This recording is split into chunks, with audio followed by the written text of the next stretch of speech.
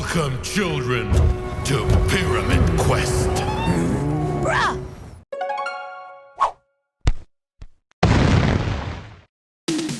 I'm all alone with my microphone. Here we go, it's all for the glory of Gala. Okay, the glitz and the glamour. I'm a hit, I got swagger.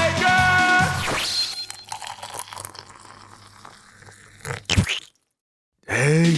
Every night I scrap on my tie and hang with these guys. I'm alive, it's all for the glory of Gala. Okay, when the clock strikes 9, it's singing time. Okay.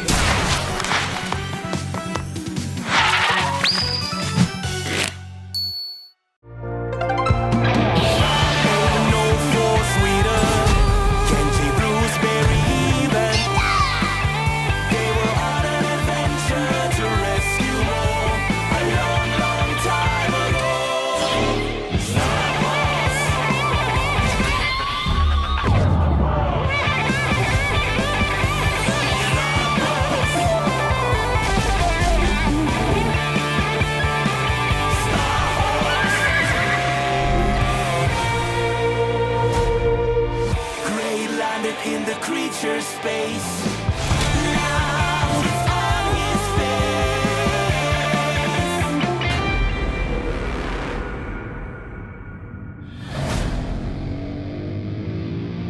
Dark Lord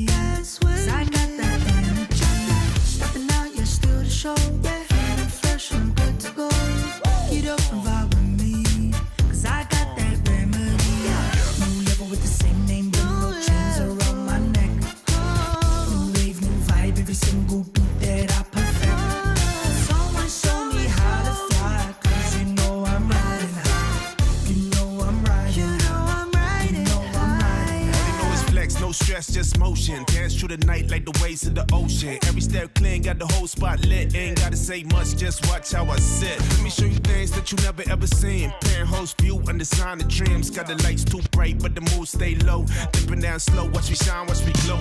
Come on.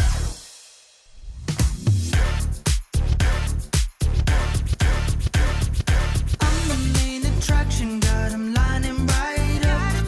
I don't need permission, yeah, I'm turning the music up. Too hot to handle, got this whole place fired up. I got the motivation, and I'm never giving up. I'm the main attraction, got 'em lining right up. I don't need permission, yeah, I'm turning the music up. Too hot to handle, got this whole place fired up. Welcome to Dallas, Texas, hosting the very first Battle of the Regions, where 8 teams from around the world aren't just playing for themselves. They're fighting for their flag, their people, their pride. Teams brawl through the Spring Split monthly finals. They earned their place here at the Brawl Cup and now stand ready to represent their region on a global stage. With 2 LCQ slots and 1 World Final slot on the line, this weekend will shape the competitive scene for the rest of the year. Here comes the Mo. Luffy taken down by Joker, but now it's Lenar, and it's not enough. Turret to use. Humble, 50%. Crazy Raccoon have fallen short. From the heart of Dallas, Texas, let the Battle of the Regions begin.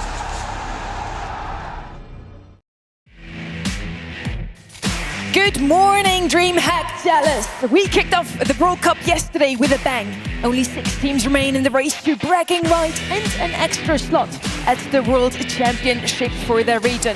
But that was just a warm-up. Today, it's all about surviving the elimination round. Day 2 of the Brawl Cup starts right now. And of course, I'm not going to be alone again today. My name is Sunny. I'm super glad to have Ark and Kenny at my side here today. Fellows, any matches that just didn't let you sleep last night? I'm going to go out there and say there's one that comes immediately to mind. No, I can't think of a single thing. No shockers yesterday. We're all good in North America. Woo. Who would have thought? Yeah, Kenny, you're going to get some bashing later on. I heard Ark is already teasing that. As if I haven't gotten it already. Are there, on the other side, any matches that you're looking forward to in particular today? How can we not look forward to the first match of the day? We get SK versus Zeta, Battle of Titans. I think this is an SK roster that have been absolutely phenomenal this year. Zeta Division have looked into big shape. Both of them have 2 Grand Finals wins this year. What's not to love? That's so true. Ark, for you? Same one for me. I mean, we're starting off with the best, in my opinion, an SK Zeta. Who cannot get behind that, right? Curious, though, to see whether Loud can cause an upset against the world champs. That would be kind of interesting to see on our second match. I'm looking forward to those matches as well. Also, I think I predicted a little different today than you, so I'm looking forward to that. Really? First up, though, we have 8 teams that qualified for the Brawl Cup. Only 6 teams remain as we had to say goodbye to Revenant X-Spark and Tribe Gaming. Kenny, what happened there? I'm just curious why Tribe Gaming has been associated with me so much. Look, my North American region is strong. Our number 2 seed is still present. Elevate are a bunch of dogs, and they're going to get it done today. We are going to survive. We are going to survive. I mean, North America, right, stands for nearest airport, if I'm not correct? Okay, buddy. All right. It was very unexpected, so we want to have a little closer look at just how that happened. Tribe Gaming, they're here heavily represented at DreamHack. They have a little car over there, so yeah, very represented. And still, they already are out of the competition on day number 1, Ark. Yeah, but in all seriousness, though, I'm really all for this in the sense that, for South America, what a result. Going back to Bucharest in 2021, that was their best result until this period in time. So it's great to see them back on the scoreboard. And for Toxic Lotus, I mean, fantastic for mainland China. 6 teams remain. We have to say goodbye to another 2 after today. So let's see who's it going to be at the end of the day. First up, though, we want to talk about which teams we want to look forward to, which teams we want to keep our eye out for. They were just walking through yesterday with a win rate that, is way above 50%, Kenny. Yeah, I mean, SK obviously walking through their competition yesterday, but today is where the heat really starts to get dialed up. I mean, obviously having Zeta Division on the other end, this is something that I'm looking forward to. I think this could be a prelude to a possible grand final scenario as well. I think the top 3 teams coming to this event were the ones that we just saw on the graphic, and so far all 3 of them meeting expectations. Well, Let's see which team is going to meet expectations today, which team might have to also leave unexpectedly. Again, Tribe Gaming, we had to say goodbye to them. Revenant Esports also had a great run. They had some great showings, I feel. Yet still, it just wasn't enough to make it to day 2, Ark. Yeah, it's a grueling competition, no doubt about it, and only the best survive, and this is why day 2 for me is so exciting. I mean, SK Gaming, Zeta, these are 2 teams which are so hard to draw a line between as to who is going to come out on top, and it's going to be a tough situation for whoever loses that matchup, because then they're going to be in that situation where that last match of the day is going to be crucial for them. And I'll talk about yesterday, though. We are on day 2 now. Now it really comes down to the grit of things. And Kenny, I want to hear from you again. Which matches are you looking forward to? And do you expect something, a little upset today to happen? One I'm going to put on the radar for sure. And genuinely, we were talking about this yesterday. I think Toxic Lotus were obviously, in hindsight, very underrated. But even still, they've had great showings in the past. The fact that they got their first ever best of 5 win at an international level yesterday is a little bit shocking, especially in front of a home crowd. These guys don't have the same caliber of competition. They don't have the same benefit as a lot of our other contestants from different regions. So the fact that they nailed those drafts, major shout out to Star Dragon, their coach who was on the stage. He was cooking yesterday. Loud, obviously a good composition of players, have a lot of experience. I'm not ruling out them taking down whatever it ends up being between Loud and Humble. That's going to be an interesting match. 2 very loud teams. On one side we have Symantec there in Humble, and then Loud, a team that brings in the vibes. And we did a little vibe check with all of the teams, not just them. Let's have a look.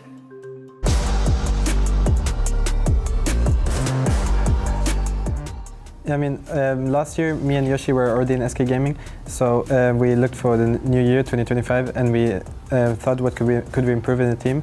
We all agreed on that we needed a bit more help in the draft, and that's why we contacted OP. And for now, it has worked really well, and we're happy with the team. Zeta ディビジョンは、オフの時とオンの時の差がほんまにすごくて、オフの時はちゃんと僕たちの仕切りじゃなくて仕切りっていうのがあるんですけど、そういうのもこなしながら、でオンの時はちゃんとスクリームしてガチで集中しますし、で仲もいいですし、ご飯の時もいろいろありますし、そういう面でゼタディビジョンでチームめちゃくちゃいいですね、雰囲気も。One thing I like about the current Elevate roster is I feel like we're friends before teammates. Like we can make each other laugh and be unserious in scrims, even though we shouldn't be. But I feel like it's always a good time. I feel like you also get rage baited too much. Like winning every single scrim since the start of the roster. I didn't expect that. I don't think we're losing any scrims since, yeah. I mean, we still have to. Right now, the last 2 weeks we have really high win rates. I think we have the highest one, no? In Brawl Cup, we do. In the last 1.5 weeks, I think. We have the highest one. We didn't scrim yet for Brawl Cups team, so let's see. Because not every team is preparing, and we had our own region EMEA. We only scrim from there. So let's see how it is now. But yeah, our scrims are always on point. ゼータディビジョンを表すとしたら最強です。Yeah, the word that describes us the best is chaotic. He's doch, but because Yoshi is a really big doch. I just love that little moment. The chaotic, humble roster. Luki says, we have the highest win rate, right? Just checking. Yeah, super fun. And then on the other side, we have Vegeta saying we are friends before we are teammates. I think that's super important. There's many different parts that make a really good team in Brawl Stars. And esports really, especially in Brawl Stars though. We have team chemistry, synergy, communication, mechanics. And there are teams that shine in different parts of all of those little elements. But then there are some that cover everything, Ark. Yeah, Symantec there, just so humble, just forgets that he's got a 67% win rate, yeah. And but Vegeta, I mean, I'll be honest, I've never seen him be serious. So him saying that we can be unserious, I think, again, I think this is part of his character at this point. Oh, it's just part of the team vibe. And honestly, I think vibe's very important. Like they said, I mean, a pretty common theme was they all seem to get along pretty well, and that's part of it for sure. You definitely don't want it to be a transactional interaction, I guess you could say, with every single scrim in practice. You got to be a little unserious. You got to learn to let loose a little bit. But when they're on that stage, make no mistake, they are absolute competitors. I definitely feel like at least have fun. If you drop out today, at least if you had fun, if you were there with your friends and had a great time on stage. Power of friendship. Yes, ma'am, Sunny. It's going to be great. Those elements that I just mentioned, synergy, communication, all of that, one thing I left out is the draft. And we did see some different picks yesterday. We have seen that the same 3 brawlers have been picked in all 6 regions pretty much, with the Chester up there, the Hank, and now we have a couple of new ones coming in, Ark. Yeah, for me, things just really yesterday was everywhere, wasn't he, really? I mean, you can just see how it was such a common pick for Humble, for Zeta, and everyone now has got their eye on that brawler. It's the one that's not really flashy enough in terms of the bans. You're looking at more like Kenji for that kind of stuff, and Lumi, of course, as we know, but certainly for Draco as well. We saw a lot more Draco than I was expecting to see yesterday, for sure. I mean, Gus as well, I feel like is elevating slightly forwards. B was always taking the spotlight, but now Gus is kind of equal to B in that regard with a 6, and the Hank as well, as we know yesterday, isn't going anywhere. Yeah, and in the ban category, I'm not shocked at all. I think we all kind of knew it was going to be Lumi or Kenji. The only one missing from this that I feel like got a lot of hype and certainly is not delivered is Jae Young, newest brawler in the game, support asset.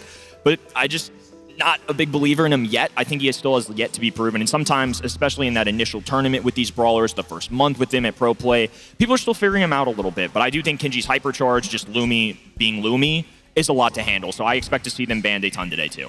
No surprises there. Lumi still our most banned brawler as of now. Maybe the teams have already swapped again. Every single day could be a slightly different meta. We also had that little show match in the afternoon, our Brawl Arena, and I think for that we also have a different meta going on. So if this mode comes into the game in the future, I'm super excited to see also if we have a little bit of a change there as well. Now, we asked you once again, what are your favorite moments from the Brawl Cup so far? You were able to post just anything you like on our socials, and we figured out which ones we liked best, and we're showing those right now, Ark. I mean, there might be another Edgar here today as well, as I know Karis might be in the building. So, but someone did find Edgar. Jimbo, BS54, says that he did. So, yeah, I mean, that's a great cosplay. It's fantastic to see the community really coming together for that kind of thing. Shout out Jimbo. Had the opportunity to meet him yesterday. Phenomenal man. Had some recording sessions with him where I've certainly been beaten badly by him in Brawl Stars. Little mixed reactions there on the predictions, by the way. So we are getting a little frisky with it, folks. We're going to talk about predictions a little later. First up, though, Most Wanted Sisters here. We do have that little photo booth where you can take your own pictures. Just make sure to always put hashtag Brawl Talk, Brawl Cup, hashtag DreamHack Dallas 2025, and maybe you're featured tomorrow, Art. And of course, I was gonna say the big story of yesterday. I mean, one thing you've got to say about Tribe Gaming is that they know social media, and this is what I love about this as an organization, because you know they've still got their spirits in the right place. You know, you can't kind of like shy away from what is just the glaringly obvious. You know, run with it, roll with it, meme it, speak the same language as the community, and you're going to do pretty well. I'm very sure they had this graphic prepared, but for other teams, not themselves. Probably pre-made already, super ready for the whole weekend, and now dropping out on the first day. I'm so sorry for them, but the show must go on. And as you said before, now South America gets a time to shine thanks to Tribe dropping out. So sometimes just unlucky. Well, if you're watching from home right now, if you're watching from right next to us and you have your phones out, make sure to also go over to event.brawlstars.com to get your predictions in. You can earn Pro Pass XP that goes towards your Pro Pass, and you can get those star drops, the Astral Cold Skin, and many more pins and fun little gimmicks. So make sure to do that right now. Get your predictions in. And we're talking about predictions already, so let's head over to ours as well. And as promised, there's a little switch up, as I think I voted something else as well. Oh, interesting. Uber did it too. Let's go. He covered the homework though, right? So, studied as always. Look, Barney was on the money yesterday. I feel pretty good copying his homework. I'm just going to ride. I maybe need to ride the hot hand with this. We don't have Prediction Master Trav here, so we may have found our guy. I mean, I just wanted to make two people happy here. It was really easy to make both Symantec and Roll happy. Roll asked me to vote for them, so I voted loud. Okay. Symantec was like, People please pleaser, don't, I beg you, so you don't jinx this. So I made two people happy. I mean, I win anyway, right? In this one. Well, I mean, if your prediction's right, you win. I also win because I made two people happy, is my point. I don't know. Power of friendship. Like big believer in the power of friendship over here. I don't know if we're on board with this. Going on here, I feel. We're going to talk that out in quite a little break. We're going to be right back.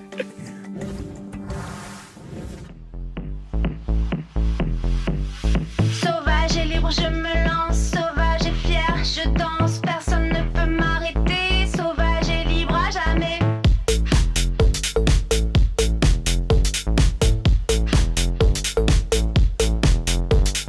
Plus de chaînes, plus de limites. Je cours, rien ne m'évite. Sous la lune, je suis en feu. Un éclair roule dans tes yeux.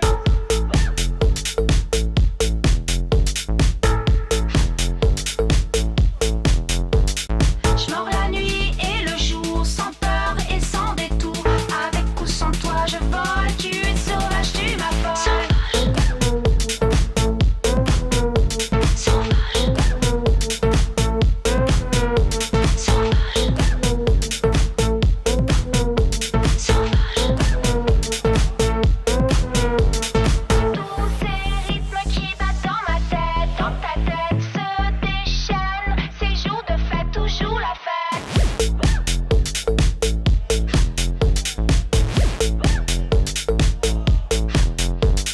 Je suis là, ici et maintenant. Rien n'arrête mon élan.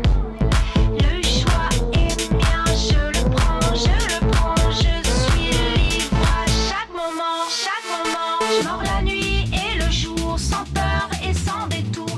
Avec ou sans toi, je vole. Tu es sauvage, tu m'affoles.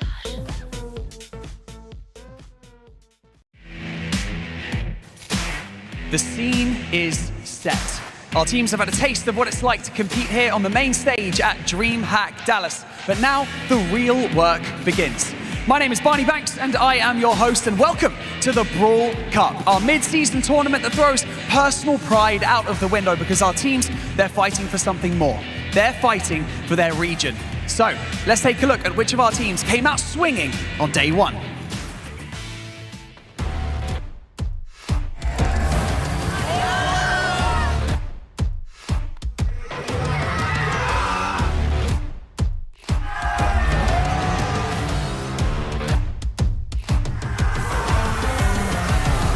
Always exciting to play against Zeta. 圧倒的にストレートでバチバチにボコボコにしに行きます。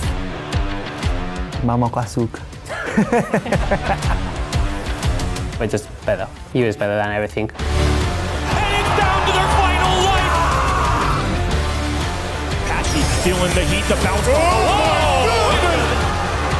The evasion is going to be there no matter what.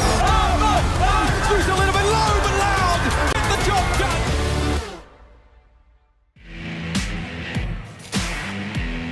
Yesterday, 2 teams were sent home and 1 region was eliminated. So reality has now set in for our players that they could be next. No room for mistakes, just Brawl Stars Esports at its finest. And so it is time to kick off day 2 of the Brawl Cup. So DreamHack Dallas, are you ready?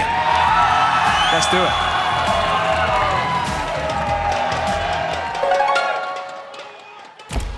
Welcome to Dallas, Texas, hosting the very first battle of the regions, where 8 teams from around the world aren't just playing for themselves.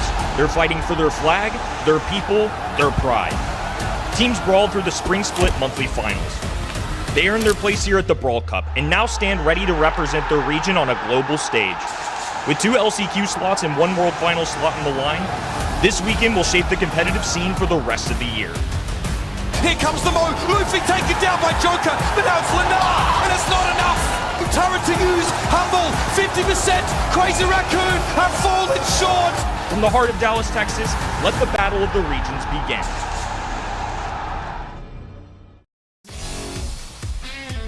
We're back with day 2 of the Brawl Cup, live from DreamHack Dallas. Yesterday we saw 8 world-class teams take it to the stage and throw down in a Texas-sized showdown. Today the pressure turns up.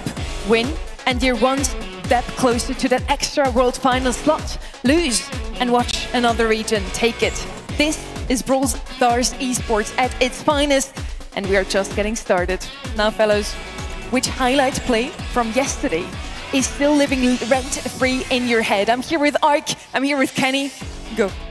It's got to be the Shade. I mean, it was an absolutely unbelievable set there on Hard Rock Mine out of our Chinese mainland team. Unbelievable. I mean, the amount of supers that brother cycled. I can't, I mean, he's moving at the speed of light. I couldn't blink and you miss it kind of action. Whizzing around the entire map so quick. Yeah. I was chatting to Adrian backstage about that very thing, and he said like that was exactly what the design of that particular brawl was meant to do. I think for me, it was the way the Tribe was clinging on for dear life in that final match, in that knockout phase. And there was a moment there for me when they may have been able to bounce back versus Toxic Lotus, but it wasn't to be, as we know. And now, NA's hopes lie with Elevate. Yesterday we had our group stage phase GSL format. 2 groups of 4 teams. The 2 best teams of each group made it to day 2. And now the top 4 can still fight for their lives here, can still fight for survival and stay in today. We're gonna have to say goodbye to another 2 today, Orc. Yeah, this is the thing now. It is the crunch time of day 2. In Group A, of course, we've still got Elevate, Revenant, Xbox went home yesterday. SK Gaming and Zeta Division will be up first here today in Group A. For Group B, we've got Humble, Loud, Toxic Lotus, and Tribe Gaming, of course.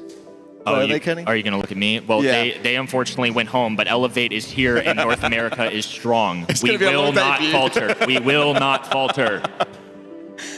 Predict which teams you think are going to win today and cheer for your favorite teams over at event.brawlstars.com. Our predictions for the first match, pretty even here. SK Gaming is playing Zeta Division, EMEA versus East Asia. And yeah, why are we so in unison for this one? Why is SK Gaming winning, guys?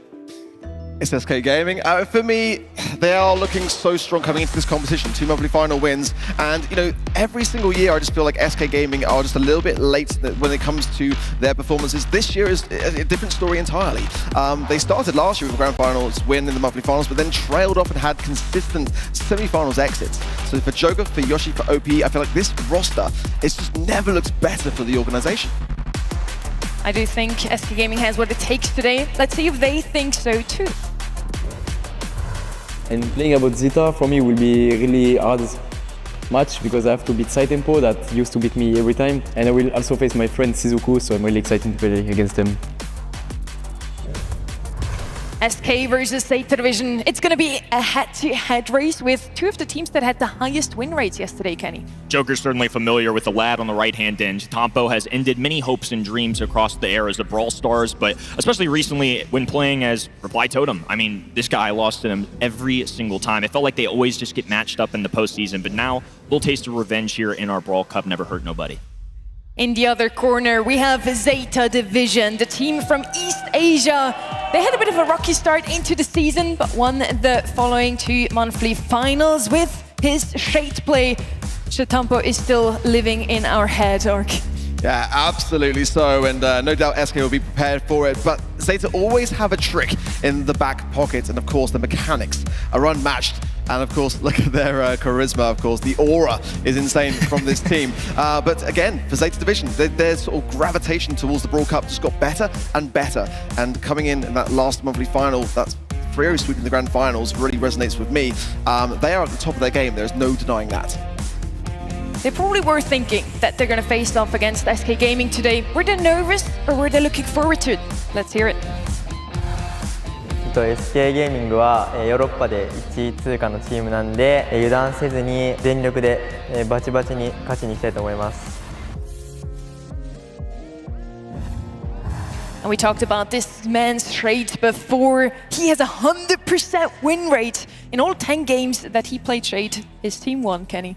I think today an underrated storyline as well is going to be a battle for the Shade. One thing when watching scrims of both these teams leading into the week, SK not afraid to bring out the Shade. We saw what it can do yesterday in a perfect draft setting. It's a brawler that will excel. I don't consider it an S-tier brawler. In Tampo's hands it is, but maybe for a generic player like myself, it's more of a B kind of feeling. But if you get the right setup, you have the best mechanics. It's just hard to stop. This is a match we were all just waiting for. And now it's time to meet our teams. But first up, Ark, do you still feel like SK Gaming has something in the back pocket that could surprise Zeta Division? As we know, they haven't been the strongest in the draft in the past. Is it going to be now that SK Gaming comes up with a new pick that Zeta Division just can't handle? Timing for me feels right. With Joker leading this squad, I feel like, as we were mentioning before, a man which goes back historically with this very squad. The only time that Joker's ever been able to get the win of Tampo was at the SBS Masters in Japan, and that was the very event where we saw Crazy Raccoon come third, and Tenzai was in tears as he really wanted to represent his home region successfully, and they failed that. They came third, and you can see how much it meant to them. Well, now for Tampo today, this is what it's all about. For this region in East Asia, they are so humble around the region, but they're going to want to bring it home for themselves. Now, our players are ready. Let's give them a warm welcome to the stage.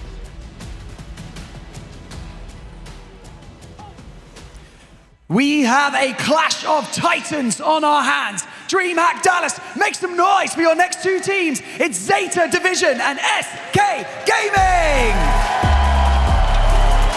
Zeta Division is Shitampo, Levi, and Shizuku. SK Gaming are Ope, Joker, and Yoshi.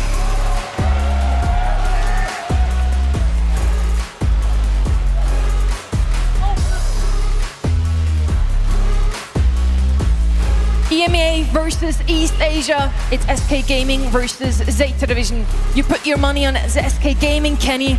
You still feel like that? Looking at Zeta Division's faces, they look pretty locked in.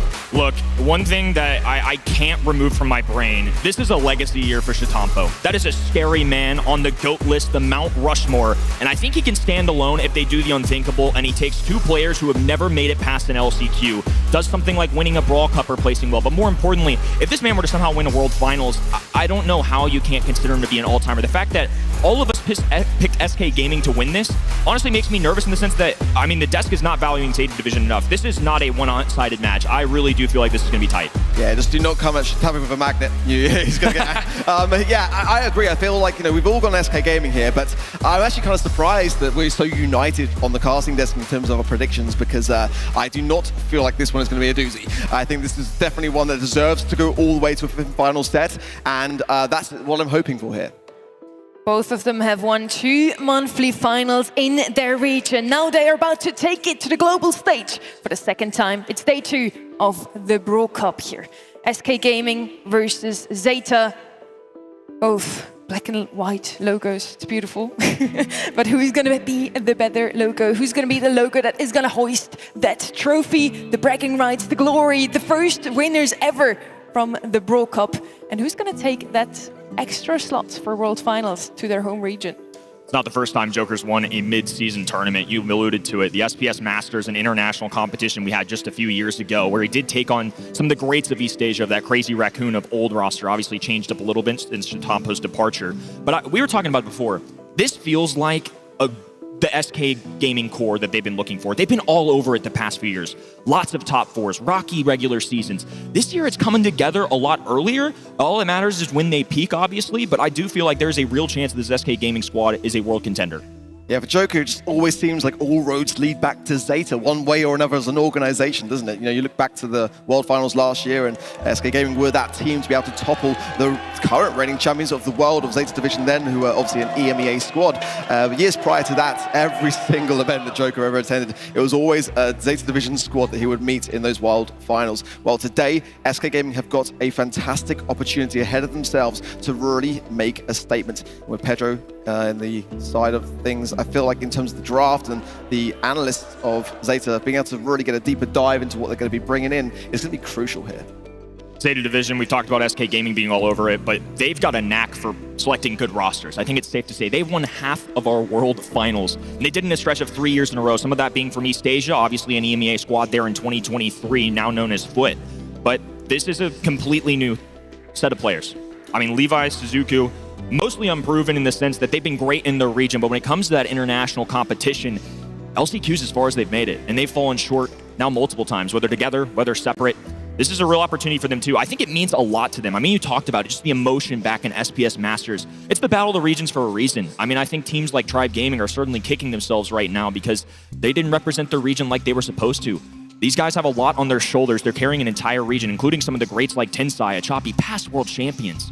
Just looking at the org itself, Zeta Division has hoisted some trophies before. They have been back-to-back world champions. On the other side, we have SK Gaming waiting to win their very first international tournament. Wouldn't be the first one for Joker.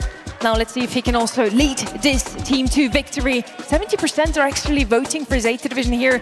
Only 30 agree with us too. Yeah, I'm kind of, it's nice to see at least the poll, which is looking less one-sided than some from yesterday, but even that is still, I feel, a little bit slanted. Kind of wild as well to think back to the World Finals last year, both of these two teams losing to Humble and wanting to make a name for themselves here today. We're starting into the very first draft of today. SK versus Zeta. Shade is going to be banned out from the side of SK Gaming, as well as Gus and Hank. No surprises there, as you don't want to hand that Shade to Shatampo one more time. Let's see if later on we do see that 100% win rate gets slanted a little bit. Buster's going to be the first pick here. Something we've seen from SK Gaming yesterday, and it worked well for them, Kenny. Fink's on the rise as well, so I'm keeping an eye out for him. Keep note too, especially with this map pool, we've got Layer Cake right now. If we get there later, Triple Dribble. This is where Shade can pop up. Both of these teams really like that brawler. They used him a ton this week. Buster is a first pick, a little interesting. I don't think we see it all the time, but he is one of those free brawlers in ranked that you all should be looking out for. A phenomenal brawler, so lucky that you all can get your hands on him, no matter what player you are.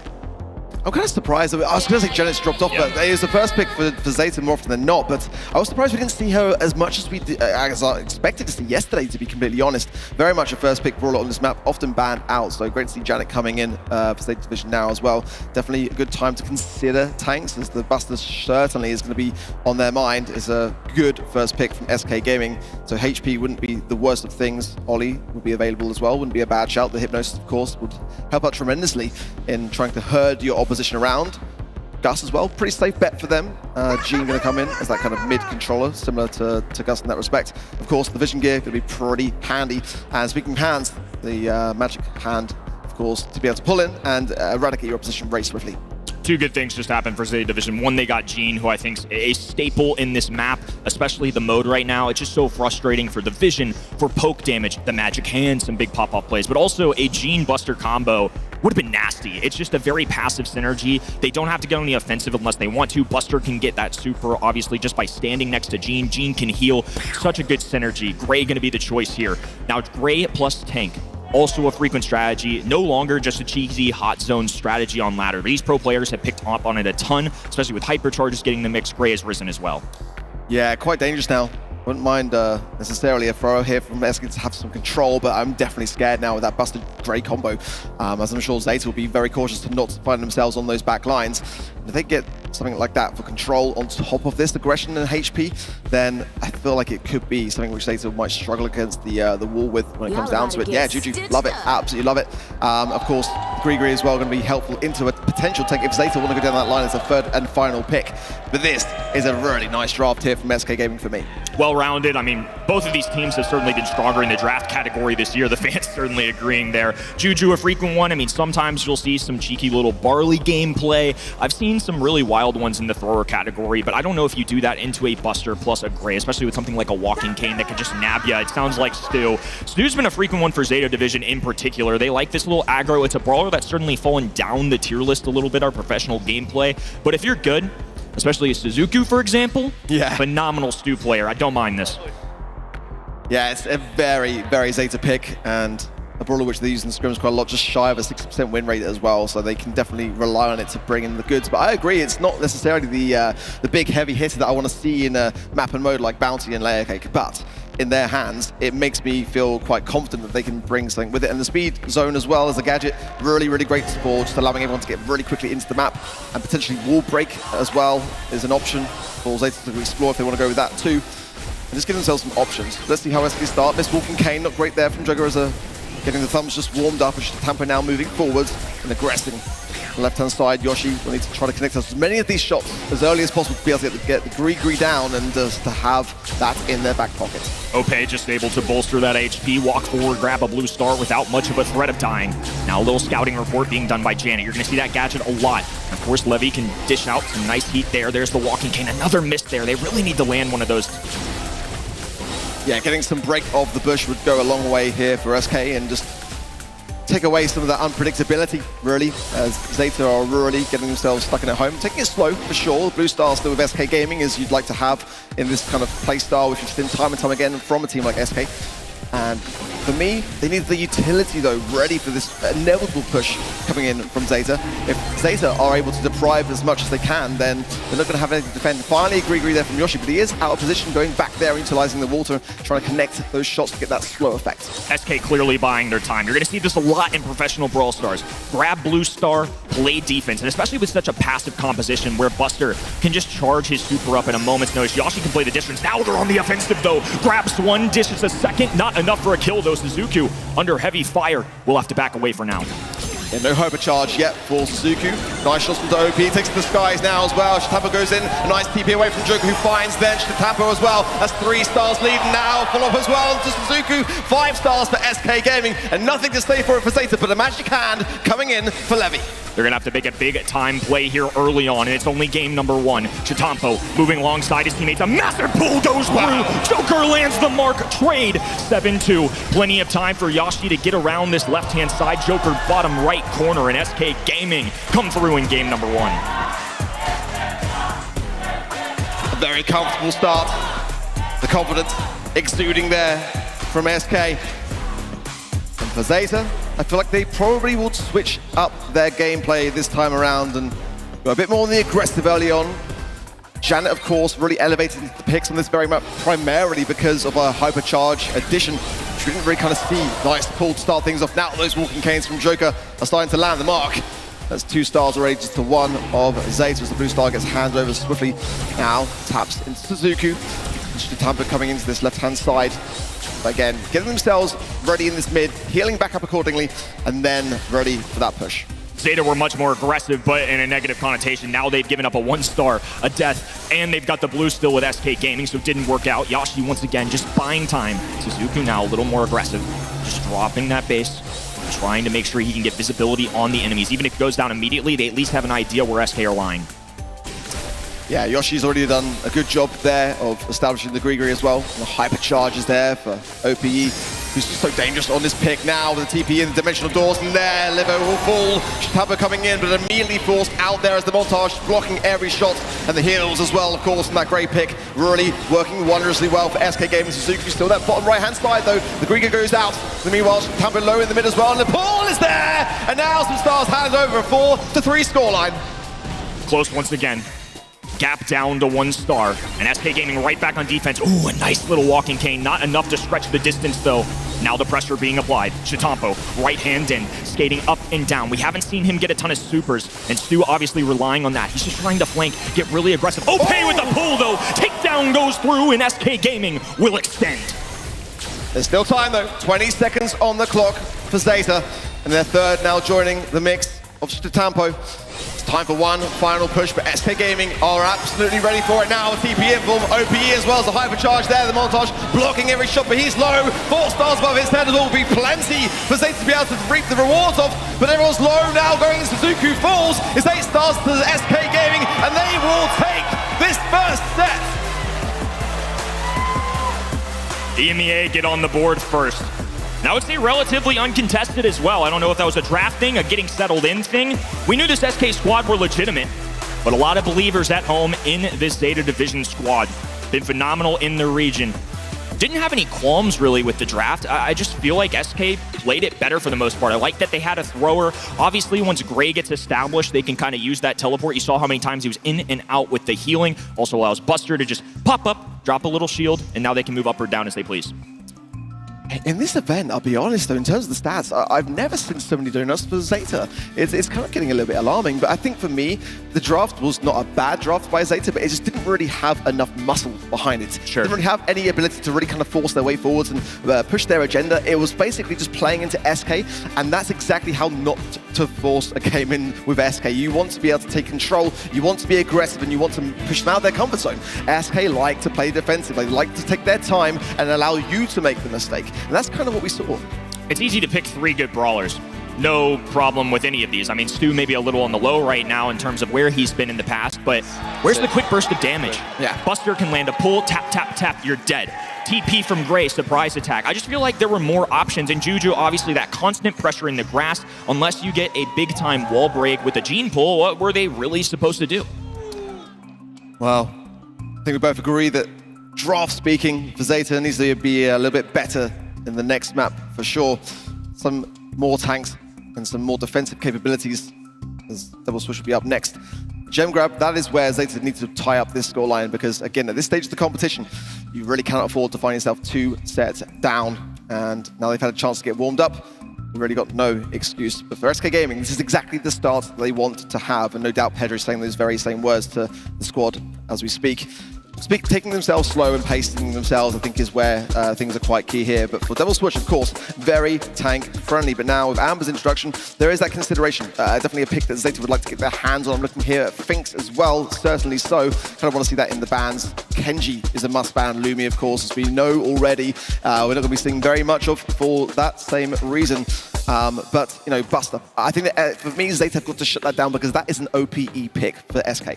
Looking out for Lily here as well. Tara at the top of leaderboards right now in the professional scene. I just think the ability for Lily to get sneaky, have a hypercharge, it's just so hard to dodge. There's some standard bans on that top right-hand side, which means SK Gaming are going to have that first pick. So this is where they get more selective. Shockingly, Jackie has shown up quite a bit in SK Gaming scrims, and I think in particular that's mostly due to that Buster you alluded to. Yeah, they haven't banned it out on the side of Zeta, so I feel like that is the first pick-worthy brawler here for SK Gaming, for OPE especially in his hands. Every time I see it, I mean, his win rate with that particular brawler has probably got to be one of the highest in the world. They're going to be going with Chester. Actually, I don't mind it. Going with the tank counter option, I think can make a lot of sense here on a map like Devil Swoosh, as they're expecting potential tanks here from Zeta, who also would allude to that Buster pick as well. Themselves Draco as well, I feel. There's definitely got a spot here as a brawler that I saw a lot more of yesterday than I was expecting to see. Other tanks on the board, so we mentioned Buster.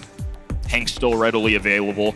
Amber, somebody that's obviously climbed back up, especially with the hypercharge and that open lane for visibility, for constant damage. Really nice. Several options, though. I mean, Pam's shown up in the mix in the pro meta. Didn't see her much yesterday, so maybe just a practice thing they tried out and don't go with. But, of course, our #1 most picked brawler, always a safe bet. Since that additional movement speed, it just feels like every single region has paid note to it and getting the rewards. You know, prior to that buff, there wasn't really many people that were even experimenting with things. And it just meant, yeah, this is what I'm saying. Now I think that Zeta might be cooking. And SK are clearly feeling okay with that just a pick. They kind of would have felt themselves that this might be likely to happen. So the fact that they value Chester more means that they're willing to go into that counter and play a bit more passive, a bit more defensively in that regard as well. But I like what you were saying about the Pam pick as well. It's still one of those kind of odd brawlers to see come through, but one that I'm not seeing many teams experiment with. But SK do, very much so. It's kind of like their second highest pick in terms of those scrim rates. So I want to see whether that is a potential mid there to come through here. It's an odd one. It's not considered tried and tested Gene. Yeah, I like that. I prefer that myself. It's a bit safer. And of course, the vision gear can be quite crucial with that particular brawler. Gene's a more frequent one nowadays just because of that visibility. It feels like teams are just relying on the safety net that he has on the table. And Chester can obviously be able to do a great job on the lane, whatever it ends up being. If they want to get something beefy like a Buster, obviously if it's a shield, different story, but you at least can dish out a quick amount of damage. Daryl is one I did not expect, though. Obviously, the mobility, this is going to be their, not gym carrier by any means, but this is how they're going to take away gyms and get the heck out of Dodge. Yeah, this is SK Gaming kind of making up for the fact that they did not manage to land the Chester, the Buster pick, and it's definitely a brawler which is never really on my mind, but it's one that I think many don't anticipate seeing, and it can make some plays. It really, really can. And again, like I said, OP is fantastic with tanks. Like, it's just a bit secondary, though, to that Chester, in my opinion. There's the Lily, yeah. And I'm really quite shocked that we haven't seen as much of Lily yesterday as I was expecting to see. Because in scrims, she's really, really high up there in terms of the plays and the win rates. So on this particular map, I can see it working out fantastically well. Going into the realm, getting behind your opposition and flanking around the map, communicating back to your team and then timing the strike. That top left-hand side really is going to have to be checked constantly now by Zeta. And that's going to be taking them away from the objective. I think that now Zeta have got a much bigger problem on their hands. #1 seed out of EMEA. First one to take a set on the board. But Chitampo, I have a feeling won't be going too far away. Here we go, set 2, folks. Gonna be a start in the middle, each gym spawning per side, and already it's Suzuku getting sneaky. Gonna approach that grass, and he went straight up the middle. I mean, playing some mind games here, that's something you have to constantly have in your mind, though, all the time when Lily's on the field. And it's gonna keep OPE back as well, because he needs to stay in that bush and be ready for his team to ensure that strike. Now going in on the right-hand side, and there's a perfectly timed time warp there as well from Suzuku. They managed to secure OPE in that regard. But now look at the top left-hand side. Yoshi going in so deep there, breaking the bush as well. It's going to force all of Zeta to that right-hand side now. Nowhere to hide. Oh, and they remove him immediately. Oh, the pull goes through though. Opay trying to get there as well. Nice little dive in. Enough to get some good aggression, but still a 4-star lead. SK Gaming, complete control of the map as well. Buster reflecting. He's a momentum shifter. Tries to move the team up a little bit when they're facing a deficit. It's the only way they're going to be able to march forward. Yeah, Zeta are very clustered, but that is going to only aid into the Buster. That time warp is going to ensure that SK Gaming are going to have to wait their timer out here, but they've got many gems in their pocket now. It's a nice pull there from Joker, and Levi very, very low here, but able to survive on. And now the gems are dropped. Suzuki to be able to pop into the realm if he wishes, but he might not have the gadgets. He's buying his time for as long as he can, but Joker comes back in off the spawn and puts those gems back in SK's pocket. Even though they don't escape with the gems, they bought time. You pointed it out. Now they had the mid a little bit longer, were able to recover, and now it's a 3-gym deficit and a little bit more control. The red roster, top right-hand side, SK Gaming playing from the left. The 9th gym being acquired. Now SK Gaming just one away from a countdown. At Zeta Division are going to have to start making moves. Hypercharge there for Yoshi, and OP wants to go in prematurely as well. Get some good taps for his time. But look at Suzuki as well, lurking in the realm, coming in and goes in low HP. Joker picks it up, and the gems still lie with SK. Tampo too low to be able to contest it. They might just get some more with Joker here. Not a bad time to do so. Protected there by OPE, and with the clock ticking down, Zeta are so late for this push, they're not going to make it in time. Not a strong showing so far. Okay. Little extra aggression, because why not? Gonna pat the stats. SK Gaming taking another game on the board. This is shocking, Arc. We really haven't seen much life out of Zeta Division. Sure, a few pop-off Lily plays there, but set number 1 felt pretty good about the blue side, and now as set number 2 approaches, things are looking a little bleak for East Asia right now. We didn't cast yesterday together, Kenny, and I don't know whether you're aware, but 2 of my matches were sweeps, and 1 was a 3-1, so it might be a curse. We bounce back here, brother. We bounce back today. We need to see more from Zeta, that's for sure. They're just playing a little bit less aggressive than what we're used to seeing from them, and SK Gaming are really capitalizing. Oh, as I'm saying that, a beautiful pickup, double pull there from Levi, and now OP is so low, having to heal up on that right-hand side, but a shaky start there from SK. Much more even footing. Duel on the top right-hand side. 2 tanks going at it. Ope, double barrel. Now charging up that health point. Suzuku does have a hypercharged super. Gonna elect to use it right now. Ope falls. Levy still holding strong in the mid. Chitampo, low HP, gonna have to recover. A perfect shield being placed for him, though. Oh, look at that from OPE, straight into the action yet again. An aggression onto Chitampo, who's then gonna fall. Hypercharge from him as well onto Levi. I'm not sure how he's gonna fare. Low HP now, as in the meanwhile, Joker and Yoshi take care of business. Some gems sitting in the mid there as well. Oh, a nice connection there from Yoshi as well. A nice bomb onto the Tampo, who's going to have to be healing up. 3 gems now sitting, but they can't go in. Levi surely has got gadget to hand, and that pull is devastating. Oh, and the long-range takedown! Beautifully executed by Joker. And now a middle contestant as well. Suzuku all alone. Ope dashing away on the right-hand in. Shot clock available for Zeta Division. They have to act fast. Chitampo on the left-hand in. Levi popping a hypercharge. Here they come. Fast flying shots on the left-hand in. A dive forward. Lily secures one. Joker in trouble. Ope has to roll away. Unsuccessful. Zeta with a heist. Daylight robbery, a montage from Levi, just the nick of time as well. Yoshi can't contest that whatsoever, and now finally the lights are on for Zeta, but they've got to ensure this countdown. SK Gaming now pushing forwards, and Yoshi has got a super ball. What is it going to be? What is in the back pocket? It's going to be a slow as well, and OP has now got hypercharge going in. He should be able to connect with this. Well, the other is they drop the gems, and they're all scattered, but Zeta still protect them in the back pockets. There's still time, SK can recollect, but that was close. Here we go again. Levy with a takedown on the left-hand side. 6 seconds on the clock, and Ope finally has a super. Here he goes, barreling forward, makes the mark. It's enough to not get a takedown, though. Just within striking distance, and Zeta Division have life. Call me biased, but I'm glad for Zeta there because they needed something of a little bit of a lift. We gotta get you that 3-2, brother. One game at a time, brother. Start the day with a 5th and final set.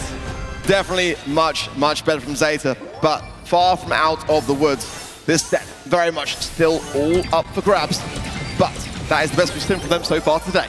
If it makes you feel any better, I'm sure Brawl Nation is right there with you. SK Gaming and Zeta Division. It's set number 2, all tied up. Yoshi owning this left-hand lane as Suzuku tries to encroach on enemy territory. Joker backlines. Ope now has a supercharge up. He can get sneaky too. Gonna be rolling right on down. Ooh, a little missed mark there. Will make the connection. It's a great counter into Buster, and he does get the elimination, but it was a little unclean. Yeah, unusual to see OP making mistakes, but a couple of pixels off in that regard. But the gems pretty much even at this present moment in time. OP is actually going to slide into one. Definitely not the ideal gem carrier to have, but now those gems dropped this fall into the pocket of Levi. Joker has the magic hand, and that's definitely got to be a concern, but realistically, who are we going to necessarily want to pull in this situation? No easy ones. Now Suzuku approaching the enemy side. Gets right in the face of Yoshi. Does have a hypercharged super. Just suiciding. Oh, the pull goes through. Instant reaction there at a Joker, and they'll pick up a nice frag. Has taken care of some of the bush, though, on their spawn side. Might not be great necessarily for them, but definitely worth doing. Zeta all hunkered down again, as Levi has got hypercharge. OP going in with the shielding, but gets taken care of very, very swiftly. And now a response of Zeta's zone going in there with a hypercharge Buster. And now Lily is lurking, going to find Yoshi surely here. And Yoshi comes out with 450 HP, low on that side of things, and depending upon the body blocking of his teammates. Look at the gems now, just 2 more for Zeta, and they'll be on countdown. Chitampo with a cheeky little gadget. Ape going to be rolling in. Not enough though. Suzuku there to recover for his teammates. And Levi will pop 1 more shield to grab this countdown. Oh, that's a nice time there from Levi to be able to utilize that montage. But SK Gaming cannot get gems from them. They've got to go.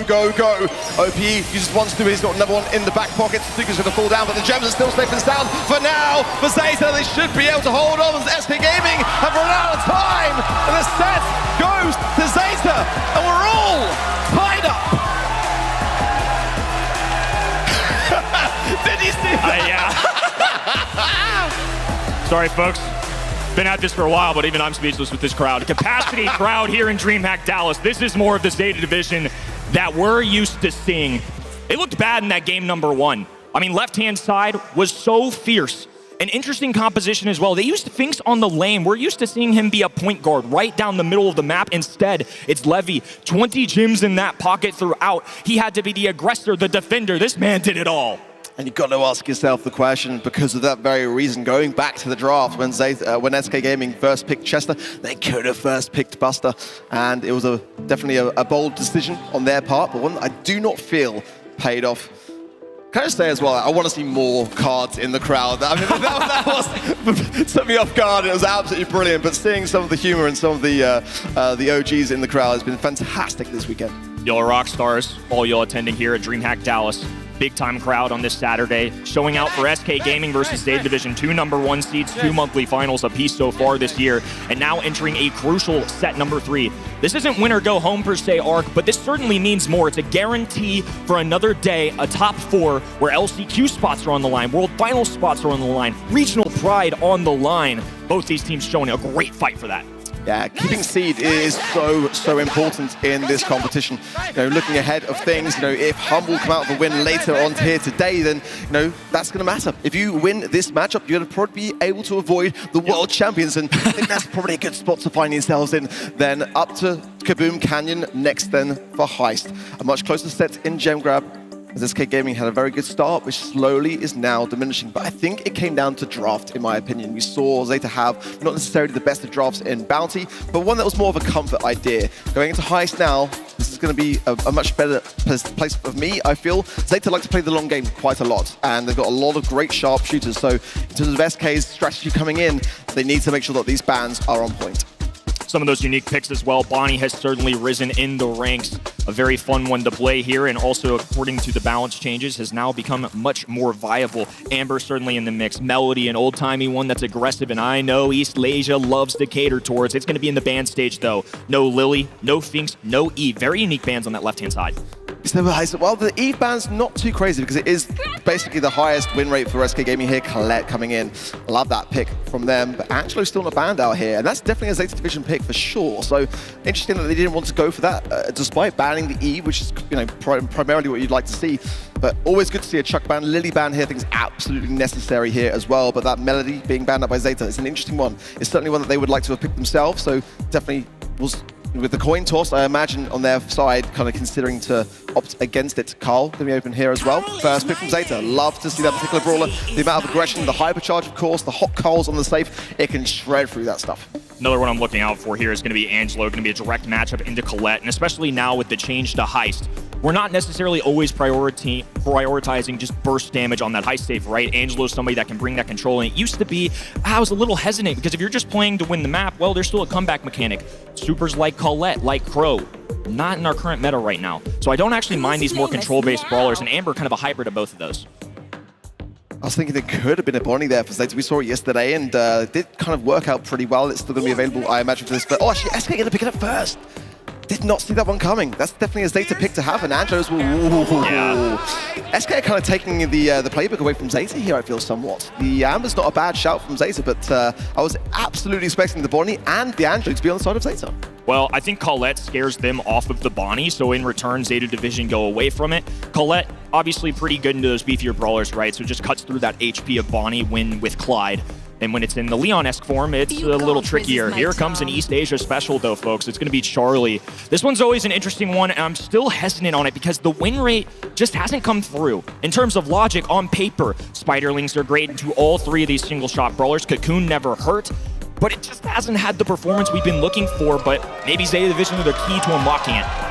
They're just trying to shut down Bonnie, leave the Charlie on defense the entire time. The Cocoon going to be great into, into the Colette, going to be great also then into the Bonnie. But I agree with you. We casted the last monthly final in this region, and we saw it so much. And as soon as that monthly final was over, no other region was doing so. But it was primarily successful, mostly in Heist. So I don't necessarily mind it, but it is a heavy risk, no doubt about it.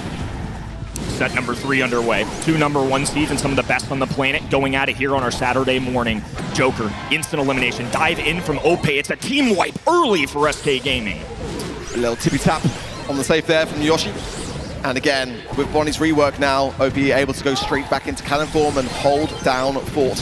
Popping in gadgets, yet again getting some good hits down to Tampo as well, and almost narrowly escaping there. Levi is now the flying hook from Tampo goes in. Yoshi gonna have to do some work here on defense. It gets a lovely tap, a very important one at that, because that is where Carl really wants to sit. All things considered, they only give up 13% on that high save. Could have been much worse for them.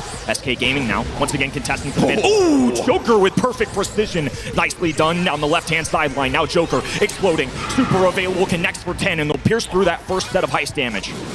Very important time to get through that stack on the safe, as now they can regroup and continue the assault. It's quite concerning for me that Zeta have not got a single scratch on the safe.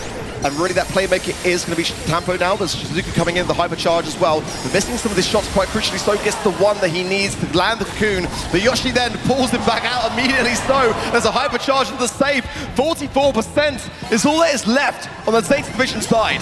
Oh, they're going to have to pop off here too. Several layers of this onion to get through on the heist safe. Levy, left hand in, dueling with Colette, lands the easy tags, but still struggling. Now Shitampo off to the races down on the bottom side of the map, looking to get past that 75% and does. Job first done, but still a long way to go. Yeah, it's so far behind in that regard, and SK Gaming has been so consistent. But look at that from Suzuki. A nice Cocoon allows him to spend all his time onto the safe, and the Spiderlings going in there as well. It's going to make it a lot harder for Yoshi to be able to get his job done. Finally finds the tap, and Sugar flies in to secure it regardless for SK Gaming, who gets this game on the board. I think Charlie's going to have to play pretty darn perfect to make this work. Look, it's just a brawler that I don't believe is high enough on the tier list. I love it on paper. It's something that I feel like you, me, all of us have brought up the last couple months. Other regions just didn't believe in this brawler. East Asia really the only one, and Zeta Division, oddly enough, were a team that I feel like never actually used it on their run to monthly finals win last time. It makes sense. I love the extra spawners, but in terms of heist safe damage, it's not crazy unless you get down the sidelines. It's just so much range you have to outgun. Speaking of the draft, it makes sense, like you say, but it's just not bringing enough bargaining power for Zeta Division here, as SK Gaming is just able to pack the punch. Chitaba goes in, and that shot from Yoshi not going to be enough to seal his demise, so OP now just making up for some lost time, but that was a swift takedown regardless. Spiderling's going to buy a little bit more for Zeta, but Joker takes care of business, and now healing up in the mid. Yoshi got super as well, certainly going to be a welcome gift. That poison is going to trickle down on the side of Zeta if they need it. Oh, one pierce there as well. Tampo's now low HP, and already a first stack of that safe is down on the side of Zeta's safe. This is trouble for Zeta Division. Now dropping some Spiderlings on the right-hand side. Chitampo playing Carl into all these long-range brawlers, and without a lot of walls to bounce off, no close quarters combat makes it much more difficult. Now he's going to be taking off, going right down to the other side. 1150, they're just going to dip. This is an interesting choice, but if SK Gaming can match in terms of damage, I mean, they're already ahead. There goes Colette, down below 30% now. They're just continuing to pummel away. And Zeta Safe is now down to the final stage. This might not be a base race that Zeta can win, but Chitampo's got to stay there. OP's choosing to leave him as well, and I think it's the right call because SK Gaming are tapping. 3% is all there is left, and this set will be done. OP misses the shot. Now he fires it 1%, and this should be okay. SK get it done. They get the set 2-1 now in their favor. Most daunting set of the day, I would say, for Zeta Division. It never felt great in the draft for me. And by all means, these guys are the pros, but I just feel like there are a lot of holes to poke in that. And even though it was 3 just single-shot brawlers on that left-hand side, I feel like the Colette pick first kind of locked out Zeta Division because that was a Bonnie frequent pick for them in practice this week. So maybe throw them off their game a little bit. I mean, 2 solid brawlers, Amber and Carl. I just don't know if this is the best spot for them. And then again, the Charlie to end things off, just, it isn't cutting it for me. It made some sense in terms of like the counter, but it just wasn't good enough. And like I said, we were watching that monthly final where it was used so heavily in East Asia and just wasn't warranted in every other region. And I think it's time to let the Charlie sit. It's not seeming to work. And for SK Gaming, what an important step that was. They can continue to keep this pressure on. And for Yoshi as well, I've got to give a huge shout out to him because it's not an easy brawler to make work in Heist, certainly not into what they were playing with. So to have that Angelo really tap in the way that he did, I think having that as a valuable defense went a long, long way. Heist is done, triple dribble for Brawl Ball is up next. Certainly, Brawl Ball is a mode that springs to mind as one that favors SK quite heavily. But, I mean, for Zeta, they have got tricks up their sleeve. We've seen this, but now the Shade thing is kind of getting a bit old, in my opinion. It is so obvious to see that I think that SK, if they don't ban it, are going to have a strategy against it no matter what. Both of these teams are going to be well equipped for it. It's something they practiced a lot leading up into this. Obviously, Zeta Division kind of known for it, for pioneering it a little more recently. So I do think brawlers like Hank, Jackie, Shade, all going to be kind of in the rotation somewhat for either picks or bans. They're all kind of associated with each other. So curious to see if those tanks or aggressive brawlers come through. Chester also a frequent one. Of course, we have to keep our eye out for Finks. It is Brawl Ball, but I just feel like he's such a valued brawler by our pros right now that he could be at the top of leaderboards. We saw in the BBL as well that Willow was played a lot by SK, and that's one of the brawlers that's really high up in the win rates for Zeta Division at 88%. For SK Gaming, Frank is a common pick at 80% as well, so looking for that. And for them themselves, their most played brawler in scrims was Shade. So they saw Zeta, and they were like, okay, we see why that works so well. I'm assuming it's going to be banned from both sides, as they both clearly want to play it. I want to see a Kenji ban, I want to see a Lumi ban. They are, of course, the common culprits, but I wouldn't be opposed to a Chester ban here. I think that the tanks can come out to play for sure, and to be banning out B and others for counter purposes can go a long way. Buster as well, certainly one on SK Gaming's mind here, but as the bans come in, they are the heavy hitters to consider. Lots of throwers can come into play here too. You mentioned Willow, a shocking one that's shown up quite a bit. I'm going to keep my eye out for Dynamite. Not going to call it too early by any means, but if you want a thrower, real possibility. Of course, with the bans coming through, no throwers being banned, so probably not at the top of list unless they see something super that they really want to pull out. So Juju, Willow at the top of mind for me here if they want to go thrower. No Hank. Jae Young getting the surprise ban, I would say. It feels like EMEA have used him more that I've seen in practices recently, so that might be more a selective ban. Certainly for Brawl Ball, I feel like it's his best mode, so I'm kind of expecting it to be seen a fair amount. Like I say, in EMEA, certainly been utilized a lot, so fair play on Zeta to be able to spot that one in their data. Lou going to come in. Certainly not the first brawler that springs to mind on this kind of map and mode, to be completely honest. It is saying, well, we are ready to counter your tank, but B is still available for that same reason as well. So keeping the walls is where Lou's going to thrive, but if SK Gaming wants to go with some wall break options and maybe even have a stew with a bit of wall break potential too, then how much is that Lou going to be able to do? I mean, they could literally pick B right here, and not only is it a good brawler to counter out tanks, but it's also a good matchup into Lou. So I do think question marks on that first overall pick. Again, Lou not a bad brawler, but with Hank out of the way, that's going to be one of the more traditional counters. Yeah, that's exactly what happened. I mean, I like B matchup. Now they get anti-tank as well. B's just a great brawler, one of the higher picked ones for a reason this weekend. It just feels like Zeta might not be on point with their draft, but let's hope that they are cooking up something hot that I'm not seeing through. And then we go to a final set. I'm biased. I am. And there's the Shade. Yeah, it's one of those things that was not banned out by either team. And as we were saying, it's a high top pick for SK Gaming. They play it the most in scrims. It's got a 68% win rate for them. So certainly it's going to be taking a lot to show Zeta how it's done. But I like the pick.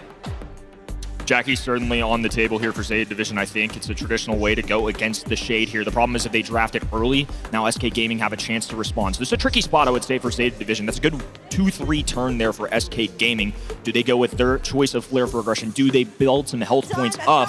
It is going to be that Jackie. Yeah, I just feel like it's a natural counter. When you see Shade, folks, you got to think Jackie. It's just one of the better ways to deal with it. Jackie didn't have the best of games yesterday, though, for North America. But I still feel like the brawler has got a lot of potential. No heals, though, currently for Zeta. And that's kind of where I'm thinking next. Or potentially something of a tankier option as well. Let's see how they want to fare this through. But I feel that Jackie's weakness is like being able to break through some of that cover, and that's an SK Gaming final pick to decide whether they want to go for it. Ollie going to be coming through for Zeta Division as well. It's actually got quite a low win rate for them in scrims, but nonetheless, I feel the Brawler has got so much weight to be able to throw behind this situation. But again, little healing on the side of Zeta. For SK Gaming now, a chance to see through this, and they got the B, but they want to keep the walls is kind of where I'm seeing this go. I wonder if they go for a flashy little primo here on the top of mine just to kind of dive in, have a goal score. Obviously, they got shade for that aggression. I think thrower would be a toughie. Ooh, Frank could be a spicy one too. Oh, instead we're just going to bring the big bad shotgun. Goodness gracious. What a direct answer into both Ollie and Jackie. I just never think of Shelly because it's just, you know, not an S-tier brawler by any means. It's the first brawler we all unlock in the game, but SK Gaming unafraid, shooting fearless here. I think it might be a pretty wise choice. The big barrel of boom is going to be wielded by OPE, and in my opinion, he is the best Shelly player in the world, which sounds like a weird thing to say. I know it, I get it. It's the first brawler that you get in the game, and one that we rarely see in Brawl Esports, aside from 2023, that little period that we had there, for good reason. But OPE is absolutely insane with Shelly, and I just really hope that Zeta are prepared for this, because I think they're going to struggle. Expect action. Lots of aggressive brawlers here. Yashi already with a big sting available as Levy just clings to that L-shaped wall. Shatampo already on the back heels and Ollie rotating, trying to find the perfect matchup. Everybody making adjustments. Nice jukes. Joker, super available. Activates it now, piercing through the wall. Gadget goes through. Levy dumps the ball off on the right-hand side. SK still with an opportunity to get one through. Great round O hive there as well from Yoshi, and great taps to follow things up. Nice slow connection, and there's the splash that we were hoping to see from OPE. Suzuki there surviving there on a slither. The amplified shot from Yoshi still available here, but going to miss one, healing up as well, and goes down to Suzuki. Nicely done there from Zeta, a good defense, but so much cover now has been blown open, and as time goes on, this game is not going to favor Zeta, not by a long shot. SK Gaming unwavering on offense so far. Zeta Division have to claw their way out of their spawn side. They have yet to show signs of the other end of the map. Jackie just with no range. Ollie has to have that super to be a looming threat, and Lou, such a big ask of him to be perfect here. There's the buck blast going through. Joker piercing through the walls. The pull goes through, the natural counter. Jackie, a great answer into that shade. Well, Zeta are holding on somewhat for dear life as we approach the 1 minute mark left, but one thing I've got to say is, like, in overtime, they're not going to have a great time of anything at all. They've got to push now. Oliver with and he lands it, throwing the needle, a lovely bounce, and they get it for Zeta. Lovely stuff, but there is still time for a response, and if SK can get it in overtime, this is not going to go well for Zeta. Unbelievable click of the button there. It was looking so bleak for Zeta Division. Now all of a sudden a little confidence exuding out of them. Pocketing this ball top right-hand side though. Goes with the ice rink down the other end. He has to hit these shots on Joker. Luckily for him, Joker's gonna have to take the time to heal. Jackie, respawn, sprinting right at the enemy side. Just has to go straight towards these walls because otherwise not a chance. Good taps from Joker going in there on Suzuki. Row Hive coming around again, but just shy there of Levi, who's going to get the ball. 20 seconds, SK have got to push this methodically slow. There's the Hypnosis as well, so Yoshi's out of play, but the ball passed through to Joker, surely healed, just straight in from OPE! And now, the ball is all tied up in terms of the goal with 10 seconds now. The boxes go down, Zeta have got to push for this really early. This is going to be exactly what they do. Zeta Division know they don't have the range, so they attack early. Levy, hypercharge though, a dive in from Suzuki. They're looking for the pass forward, and Zeta punches through the net! What clutch mechanics out of the Wizards!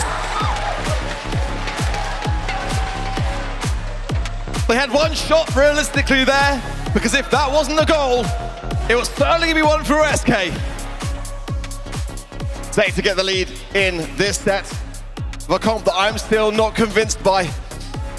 And SK should feel confident for that reason, because I think that they look stronger for me. But they've got to get this wrapped up faster. They cannot allow this to linger out because, well, they can if they want to play defensively, but it's still a bit risky to do so against a team like Zeta. And already a very promising start, as already only one member of Zeta still remains. Hypnosis still going to connect. Structure has to walk this through, and that is a very early goal in the first opening 25 seconds. SK Gaming not going to be playing with their food any longer. An instant tap there, goal in sub at 30 seconds, and once again, Zeta Division going to be pushed back. A little bit of luck, obviously, with the incredible bounce shot there to push them into overtime. Perfectly timed aggression, but Joker, same can be said for him. Kicking off to the right hand, and Shatampo so low, though, they really can't make a move for this ball. It's left to Suzuki, who's just going to throw it away. A hop, and now he has his super available. It's still not enough, though. Joker moving towards the top of the map, buying time. Thankfully, Zeta were able to respawn. Certainly felt that could have been a goal there for SK Gaming, but playing it slow again, not the worst idea in the world with the comp that they are running. Tempo low, Joker knows it going in, but the freeze is going to force him back out there as Levi then forces him back in and gets the takedown as well. Yoshi with the amplified shot, quite wide there on Suzuki for me, but now the slow going to help things out there for sure. Oh, great timing there on Tempo, but now Jackie comes in for Levi and gets behind OPE. A great timing of the super there, seals the deal. Zeta Division have to take advantage. They've been cornered the entire time. It's just been a game of hot potato on defense. And Chitampo, once again, going to be in a 2v1 scenario. Ope dishing out damage. Levy moving up the middle of the map. A pull goes through. Ope goes down. 3v2 situation. Hypercharge available for Chitampo, but Yashi taking advantage of the matchup. Yeah, crucial tap for that reason as well. He's going to be staying eyes on Chitampo, but he's now pushed himself forward. That hypercharge is going in and it's going now. It's going to freeze out OPE as well. The ball from Yoshi. Hypnosis there from Suzuki, but it's going to be him all alone versus two. Hypercharge from OPE. It's going to be able to get the ball clear for now. But that was a valiant attempt from Zeta, but no ball. 30 seconds on the clock, and Zeta need a goal. SK with complete control of the ball and the middle of the map. Supers available. Yashi just gonna pop a rattled hive for safety here. Zeta Division have to get aggressive. Connection there from Yoshi, slows down Chitampo, and it's OP that comes in with the stealing of it. And 10 seconds now as we approach things. It's not gonna be any time at all for Zeta. That ball is firmly in the pocket. There's not even enough time to get from one side of the map. There is a hypercharge though for Levy, and even he knows that that's not enough to get there to steal it. And now that means that SK move on to match point. Front row loving it. SK banners flying here today. A lot of support for EMEA's #1 seed. They've made some incredible plays. They've gotten us to a set 4, but can Zeta Division deliver when it matters most? Win and off to day 3. SK Gaming just one away from pushing Europe to another. Already a tough start. Zeta going on the aggressive, but Chitampo too low. A good slow from Yoshi, but he falls very, very quickly. It's now going to be OPE in the 1v3 to defend. His teammates respawning at a good time for it. That was a very aggressive start from Zeta, and they need that to be able to survive this series. Love Zeta Division shooting fearless right there. Unafraid to lose. Let's just get aggressive. Let's change something up. It's not working. And now Levy off to the races. Chitampo with the ball. No! Ball's just short. There's too low of HP as well. They have to make this perfect. No! Blunder out of the Wizards. No way! Their mechanics best on the planet, but they faltered there. Unbelievable from SK Gaming to be able to survive that one out, because that should have been a goal, in my opinion. Ball to the left, covered there by Chitampo as well, who has to do a big break from OPE. I feel like he might have wanted to get a bit more for his time. Jump there from Suzuki, not going to be doing too much. These taps from Yoshi really got to land, survive this, because Zeta mean business. It was a perfect start. They got the eliminations, they had control, they had a goal, they let it go, and now these walls are slowly falling down. And it's just gonna get tougher and tougher. Suzuki without a super, not gonna be able to match. Joker can just shoot through these walls, and now Suzuki just pinned. It's gonna be a 3v2. Once again, back on the defensive. Ope popping that hypercharge, gotta be close to a super, there it is, but he's going skating. Chitampo shuts him down, response, and that ball's still pocketed on top left-hand side. Gonna go on the aggressive. We'll find Chitampo as well. If Yoshi gets involved here, it could lead to a goal, but no, if Lever coming back in off the spawn, has that hypercharge.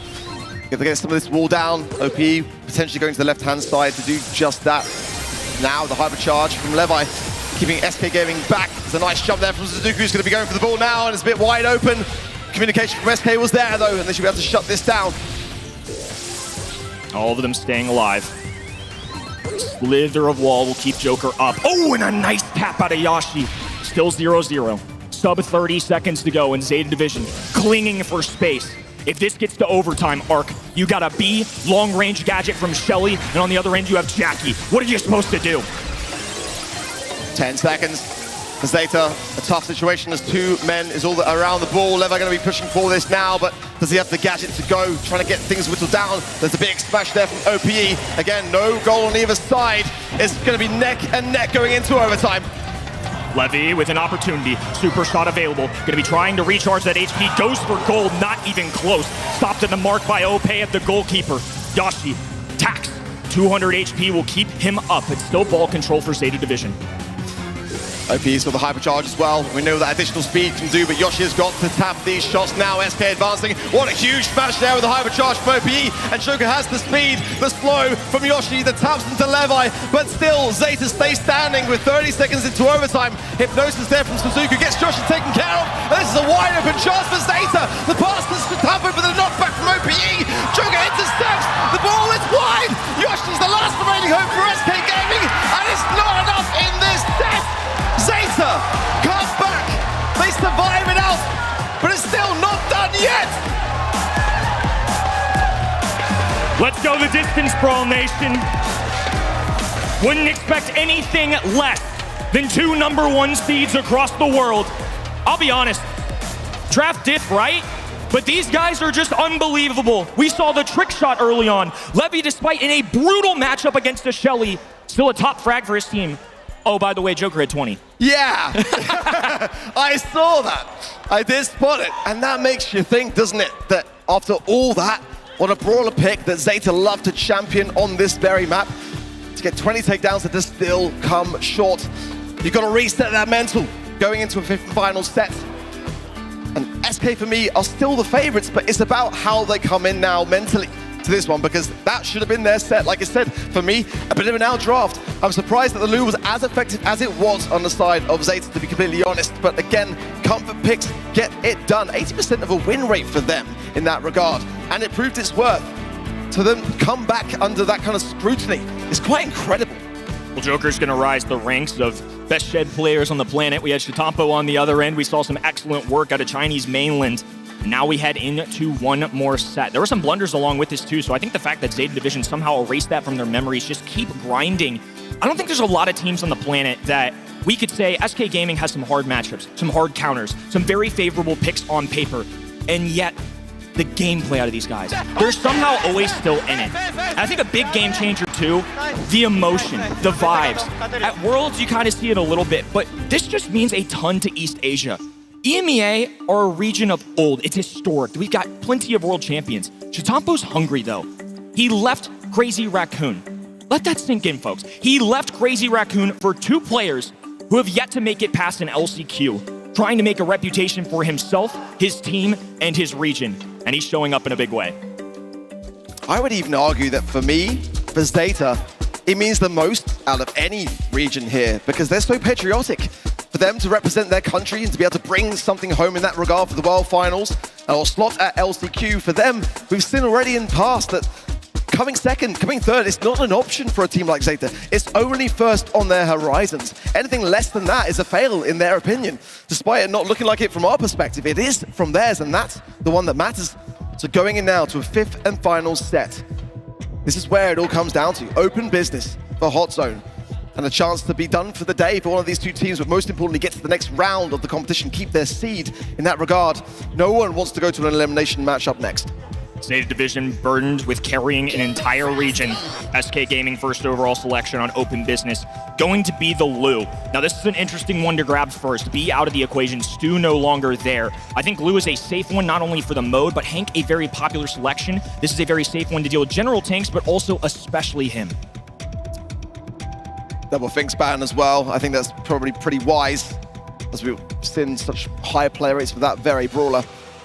The question between tanks and long range for sure now, going to be a question mark for Zeta, as that Lu going to be looming in over the situation. I still don't mind Bo in that regard, because the Lu's going to be taking up a lot of area control. For Zeta, it wouldn't be the worst idea to have something of that kind of thing for themselves. But Chester, they're going to have that kind of insurance policy with the B ban. It makes a lot of sense. Primarily the best 2 tank counters, in my opinion, to have. Kind of favoring a little bit more towards the Chester than the Lu here, but in this kind of objective, it makes a lot of sense for SK Gaming. Most frequent tanks we see on this map, Hank, Draco, and Frank. And obviously Draco surprising you and I, at least in the pre-show, with how frequently he has been picked. Always been a solid brawler, but not to that level. There comes the Hank, so Lu, a good answer. And the crowd love it. They love the Milkman. Good stuff, crowd. Love that. I love the fact that we've just got that audience participation now when it comes to the balancings, and I'm sure Adrian is as well.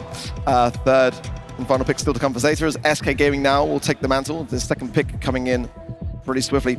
Again, I quite like the idea of the Frank myself.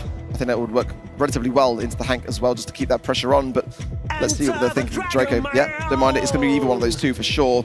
But the heals is where, for me, Draco thrives, and we haven't really seen too much of that. We were seeing Berry a little bit this past weekend, and that's where I would think that SK would be heading with this, just to ensure that Draco's survivability is there. Without that, it's a bit troublesome, especially against the Hank. With that much HP, you need to stay standing on that zone. If you lose positioning power against the Hank, yeah, it was open. Unbelievable stuff. How'd we miss it? Yeah, that is going to be crucial for SK Gaming, and maybe Zeta might be a bit worried now.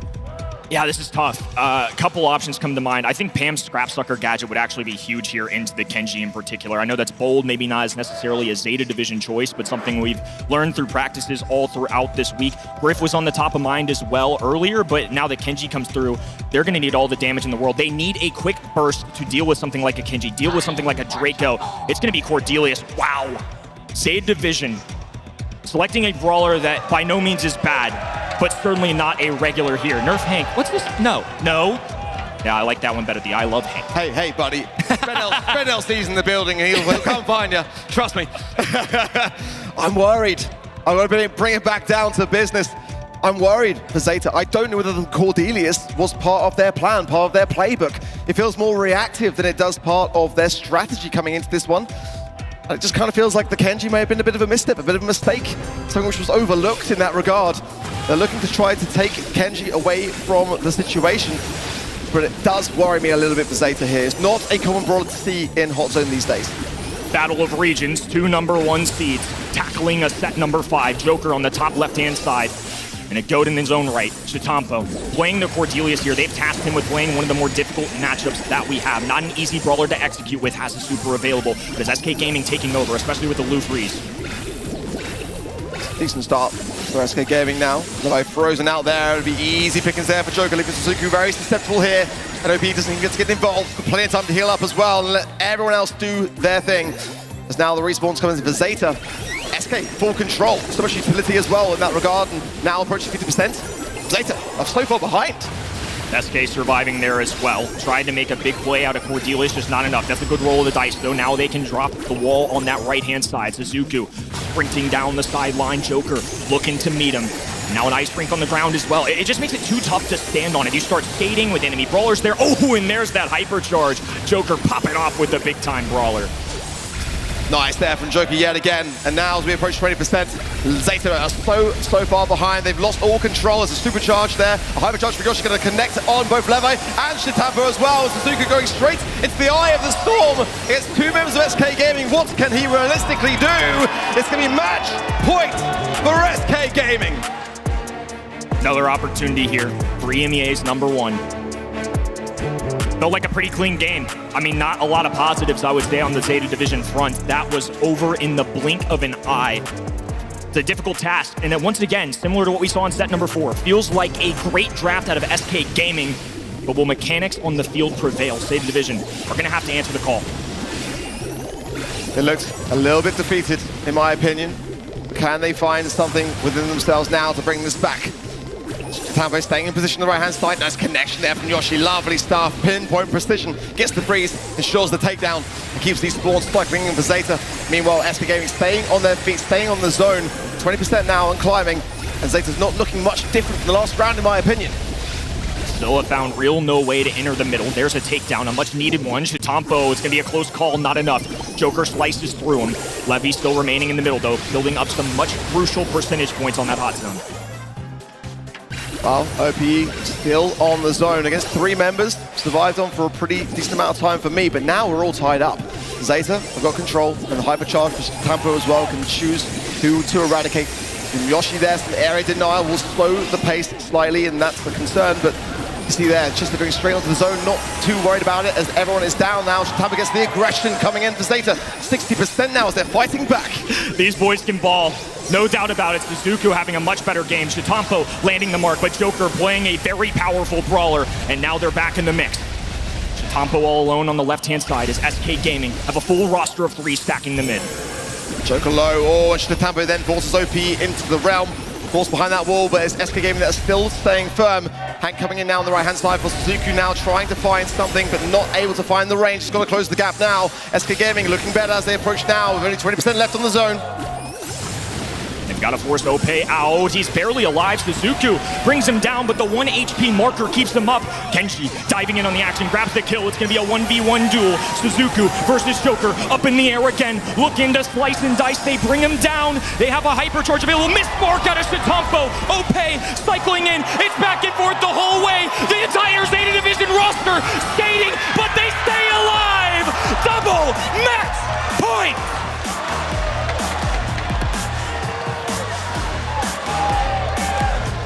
It all comes down to one game of Hot Zone. For East Asia, for EMEA, this game means everything to stay in this upper stage of the bracket.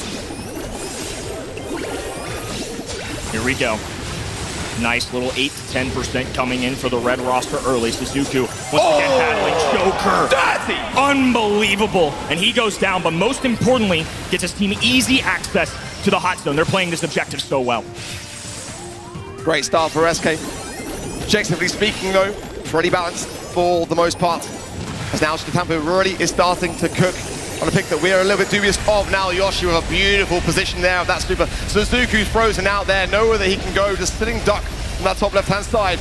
As SK Gaming now creep towards 50%. Things getting scary here as well. Well past that 50% marker, Gadget keeps Ope up, and finally, Zeta Division, a slight moment to breathe, but Joker right back in the action. Shitampo has that hypercharged Super 2, needs to land the mark. It's a must. They're gonna demand a lot out of their Great King. Suzuku now keeping OP and Joker suppressed, but Joker has the hypercharge, and when he gets that super, you know it's going to be devastating. 60% now, a 10% lead for SK Gaming. Shitampo going to be coming on the left-hand side now, has the super to hand. He's got to take OP away from the zone, and it does so successfully, but Yoshi still standing. SK Gaming going the aggressive. 80% now and closing. Zeta starting to fall behind a little bit here. This is going to be tough. 85% in climbing. The blue side looking stacked in the mid. That's a crucial hypercharge, but Ope stays up. Oh! A big time takedown. SK Gaming, they just have to punch through. 6% to go. Can Zeta Division play perfect? Imagine, Yoshi has the hypercharge. You got Joker going on the aggressive, finds a beautiful connection there, but frozen out, but on the zone. 97, but SK Gaming 99, and SK Gaming get it done! EMEA's finest, put East Asia in the danger zone!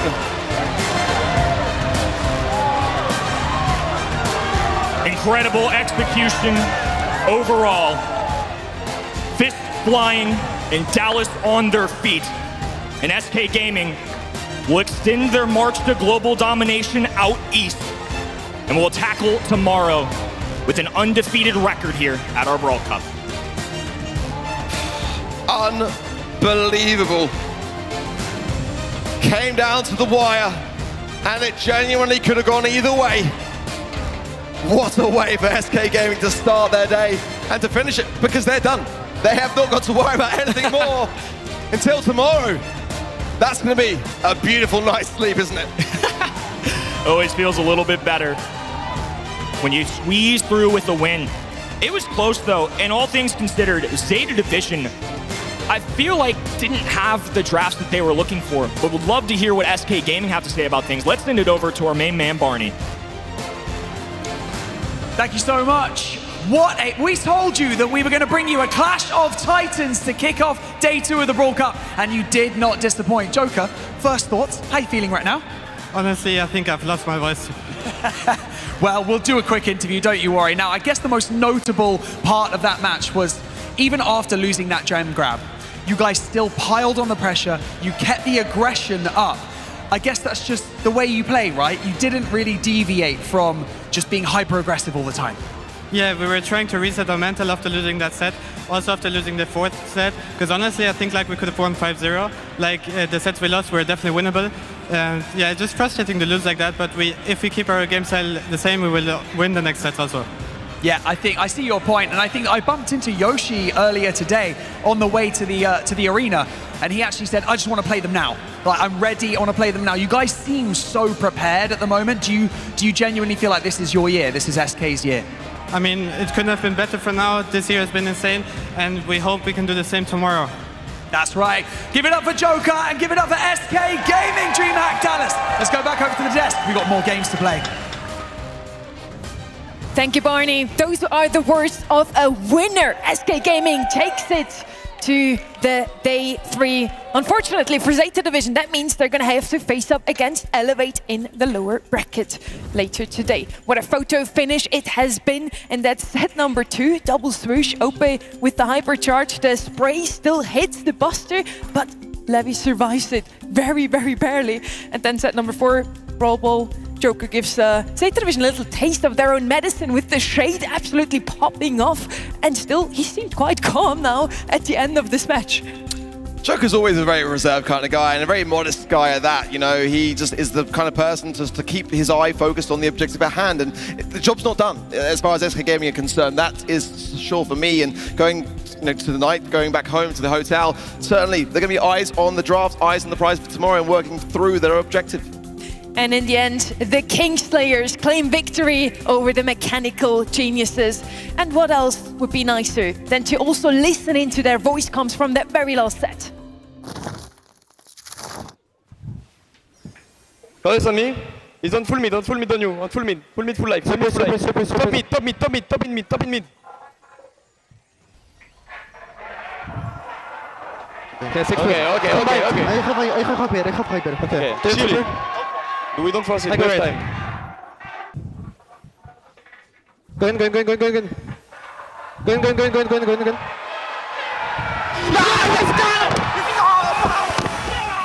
A lot of energy and excitement from the boys from SK Gaming. This clash of titans delivered an almost finals-worthy match. I wouldn't be too surprised to see both of them rematch in tomorrow's finals. First up though, you got to vote once again on event.brawlstars.com for the MVP of this match. And it's the voice we just heard. It's Joker. Well deserved. I mean, obviously the Shade gameplay was elite despite losing in that set. I like that Joker was kind of hard on them though, and I do agree. I feel like they had a lot of drafts and had a lot of winnable moments that they just didn't quite get over the hurdle. That's just what happens when you play such esteemed players like Zeta Division. It's never easy to bury them. I agree. I feel like for me, SK Gaming are just that team to keep an eye on for me.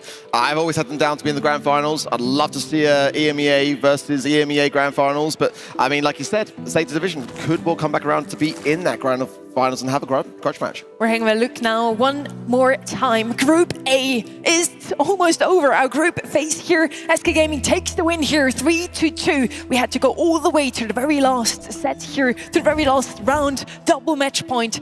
And again, Zeta Division, we're going to see them later today playing up against Elevate. Yeah, which is going to be NA's last hope. Revenge. NA hope. Hashtag. That's all we have. Get it going. Once we're wrapped up today for the Brawl Cup, it's not over just yet. We're going to have another little show match for you. Brawl Arena, the second look at this very new, brand new game mode in Brawl Stars. And it's a super cool treat because we're going to have 100 Thieves versus your favorite Brawl Stars creators of Tribe Gaming. I'm super excited for that one. Next up is going to be our next match of Group B though. It's going to be humble and it's going to be loud.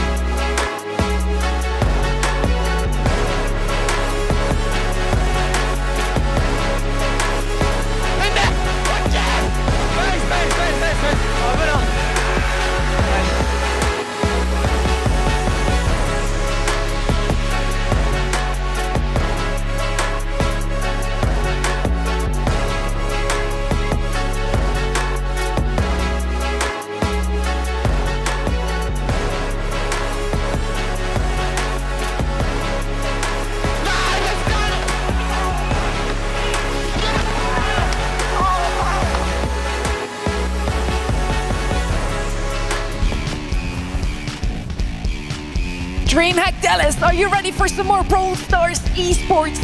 Today, this is the epicenter of our all-world Brawl Stars it is. And we're gonna have a super cool format for you. Day one is already over. We had some very tight matches. Today, it's even closer. We get our fair deal of close matches today, I feel, starting out with a 3-2 at the beginning. I was due one, wasn't I, really, after yesterday? Yeah, you were, buddy. Yeah, you were. I'm glad it was those two teams, in my opinion. Of course, now for SK Gaming, their job is done, but we move over now to Group B. Top four, of course, from today will proceed into that bracket, and that's when the elimination really starts to kick home. For Zeta Division, they've got one more chance today to be able to see it through against Elevate for Group B now. Humble versus Loud, and Toxic Lotus will still be lurking in for later on. Should be an interesting one, to say the least. I feel like still some question marks about this Loud squad, because Tribe Gaming went 0-2 yesterday. That was a shocker. The #1 seed from North America had not lost a single match the entire year, and then came here and went 0-2. Now Loud take on previous world champions. Definitely a level up in competition.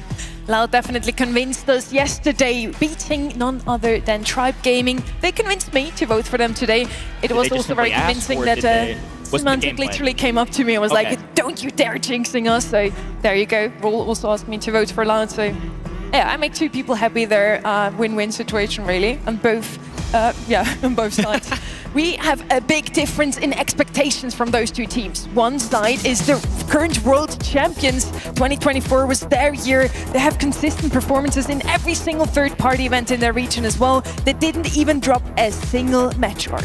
Yeah, they were getting very confident though in their media day. I noticed that less humble now than they were last year, but I think they got every reason to it as well. Little fun fact as well about Humble. I mean, they've never actually played against South America at all. Only Luki in the LCQ of 2023 has played against Datos FA. But for Semantic and for Boss, they've never played this region. Honestly, kind of a fun fact. Didn't know that. Should be interesting to see how it goes down. Loud, obviously, a massive organization entering the fray here in this year's Brawl Stars competition, picking up this squad. And early on, they kind of stumbled a little bit. So the fact that Humble get the opportunity to take these guys on, one of the better South American teams we've seen in a little bit here. I mean, obviously, it's been a little bit of a reversal. EMEA have had consistent results. And on the other hand, Loud and South America have not. As we saw as well already today and yesterday, Finks very much up there, and a beautiful pick from Humble, one that they tend to champion quite a lot, and the aggression of the Max combined with that Buster, as we've seen already today, crucial to have in your draft. Humble very often brings in those new ideas, the Barry, now the Finks. They were the first ones to play him, now he's everywhere. On the other side though, South American powerhouses Loud. It's time to showcase South American strength. They already clawed their way with a very close 5-set match into the Brawl Cup, had to reverse sweep one of their opponents. Yesterday, it was also a 3-2 set in the end against Tribe Gaming. They had to play 14 out of 15 possible sets in the monthly finals to be here today again. It's just awesome what they're showing us, Kenny. Some serious all-team cardio coming out of these fellas, because they have gone the distance. I mean, 14 of 15, and then yesterday, thank goodness they won, because they deserved that rest. They probably needed that rest just to get them into day two. We wanted to know from them what it means to them to take that extra slot for World Finals home into South America. Eu acho que ter spot extra é muito importante, porque a gente ganhando, a gente faz os times da região torcer pra gente ganhar também, que aumenta a nossa confiança, e a gente ganhando também pode mostrar pro mundo como a América do Sul pode ser forte, né? De certa maneira. Inclusive, se a gente ganhar, a gente já vai estar direto no Mundial, então já vai estar muito bom, que a gente já vai estar garantido, né? Daí dá pra relaxar. We want to look at one man in a bit more detail here. His experience is invaluable to Loud. Yeah, and of course, when you look back through Firecrow's career, you know, going back to 2021, that was the best performance of South America prior to yesterday. So, you know, going through this World Finals, it wasn't the easiest of journeys for them. Definitely a lot of sore memories in that regard, but a chance of redemption now. Now it's time. Let's welcome Humble and Loud to the stage. Dynamite performances from both of these teams on day one, but can they keep that momentum going? It is Loud versus Humble!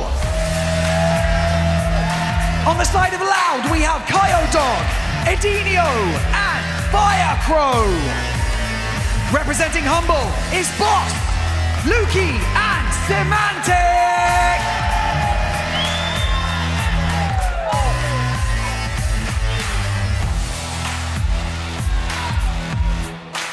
Our world champion versus Loud that has shown us yesterday that South America has more to show off than we might have expected, Kenny.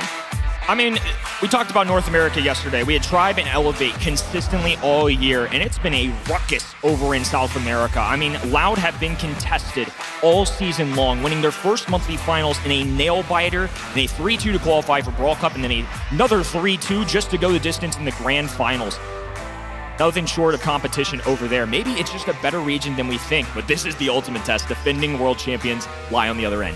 South America have got so much to prove. You know, when you look back to last year's World Finals, exiting both teams in that group stage, a devastating result for our region, and certainly one that took us all by surprise. We were expecting more from South America. And when you come back into a new season, the 2025, you look back at that sort of performance and think, you know, we've got to really up our game now. We need to demonstrate to all the other regions that we are to be taken seriously here. I'm just really looking forward to yet another close match, since Loud seems to like it that way. Every time it's a 3-2 with those guys.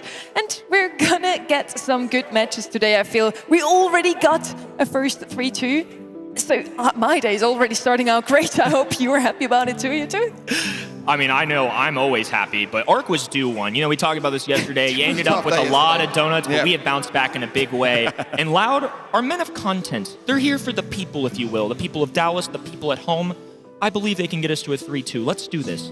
They're just doing it so it's more exciting, right? I like that. No, I'm about that.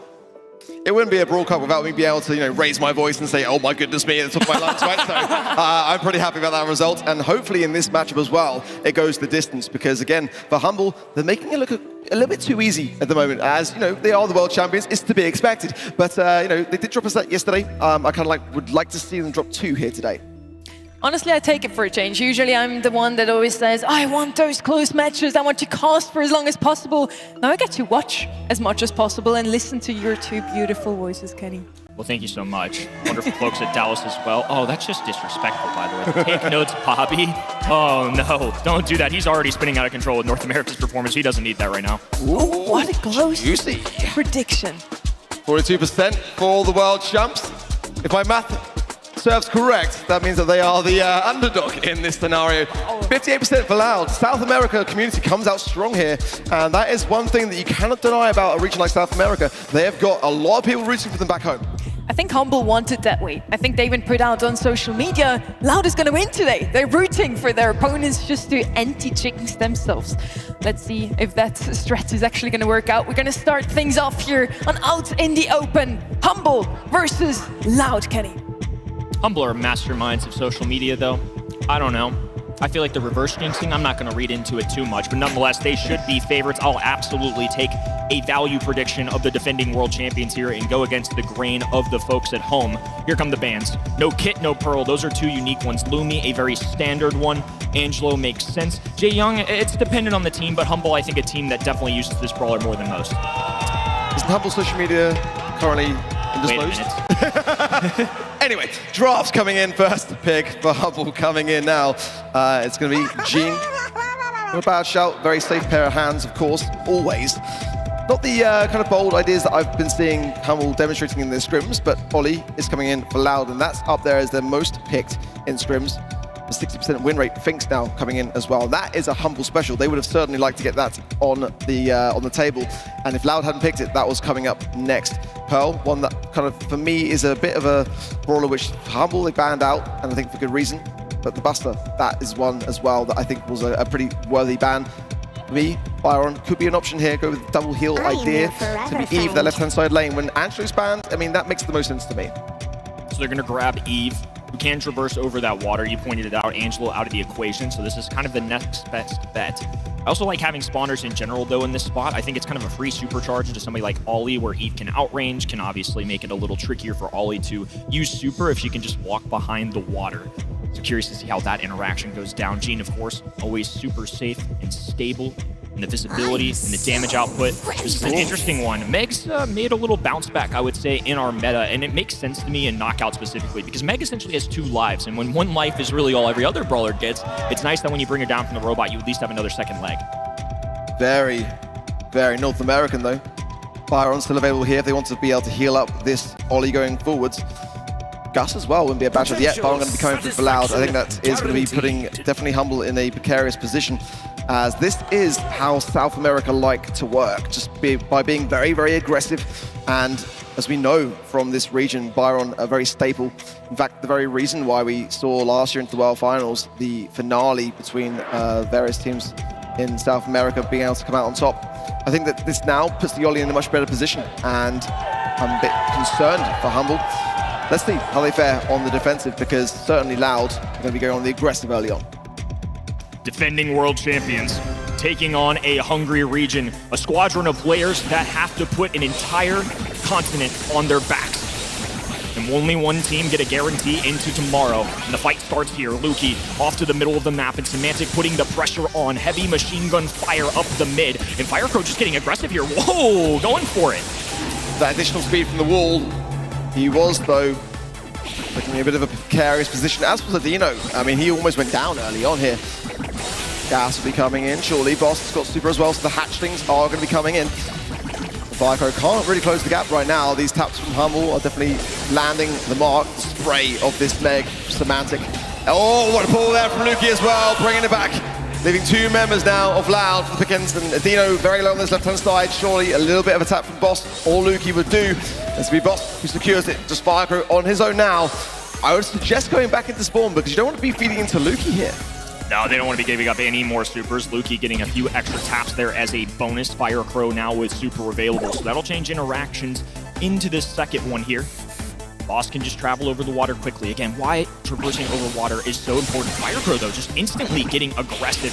Curious of the gadget choice. Yeah, that's it. He was looking for a dodge there. Has the super available. Now they're the ones putting pressure on Boss. Little extra speed due to the hypercharge. Adino in the back line. And it's Loud who started aggressive, but have been forced all the way back. Now just these hatchlings force you into the back spawn area. And Loud haven't really been in this game so far. We need to see something of them. In that regard, it's going to be a game going the way of Humble. Firecrow again going out of position there and just surviving, something that we noticed yesterday as well. Firecrow does outstay his welcome sometimes. Able to stay alive there with the help of Kyodog to get the heals coming in. Their time will not be on their side. Dino just baiting out with the springboard, going to be going in now. That might help out things a little bit on the right-hand side to get a flank behind things, but time is against Loud. They've got to go now. Down there goes Dino. It's going to be Firecrow there with the Hypnosis. The double connection, though, and that is going to be good, but not for them until Humble come back. Two men strong. They get the game on the board. Easy first one from Humble. I think part of the reason why Firecrow is willing to get so aggressive is just to charge up that super. Obviously, he can dive in and pop a gadget and just get out. So as long as he has quick execution on the button clicking, he's going to be just fine, but still not enough. That Meg second life really got him. Obviously, the gene pull going through could have been some real chaotic energy coming out, but Humble survived it all. Just too much to handle. Loud need a new playbook. Good taps from Kyodog into Firecrow, keeping him alive, but they're playing a risky game for sure. But now forcing Semantic out of the mech, it's important, but Kyodog falls to the boss. That's the person you want to keep standing on your team, especially when you're trying to push through a tanky brawler like an Ollie. Firecrow now is going to have to depend upon this Hypnosis to try to synergize it with Adino. It's going to be a tough ask. These gene heals, this Meg back in mech, it's all going to be too much. Now Adino falls in Firecrow all alone. This set is dwindling fast, Kenny. Yeah, the underdogs not looking off to a hot start here. Humble with another round on the board. Just convincing stuff. Loud really haven't taken any situation or had any advantage at all. It's really just been Humble steamrolling their way through. Now Firecrow going for a bold strategy, and this gene pull, this is an opportunity. Firecrow has super available, hops away, teammate falls right in front of his face, thinks, looking for tags. It's gonna be a 3v1, not a chance here. Humble sweep Loud away in our opener. That was a little bit too convincing for me, Kenny. Yikes. Went from the last scoreline of a 3-2, but that was a swift set. I mean, there wasn't really any moments of opportunity there for Loud, and these stats, they're not going to look great. And in terms of the drop, that's what I was afraid of.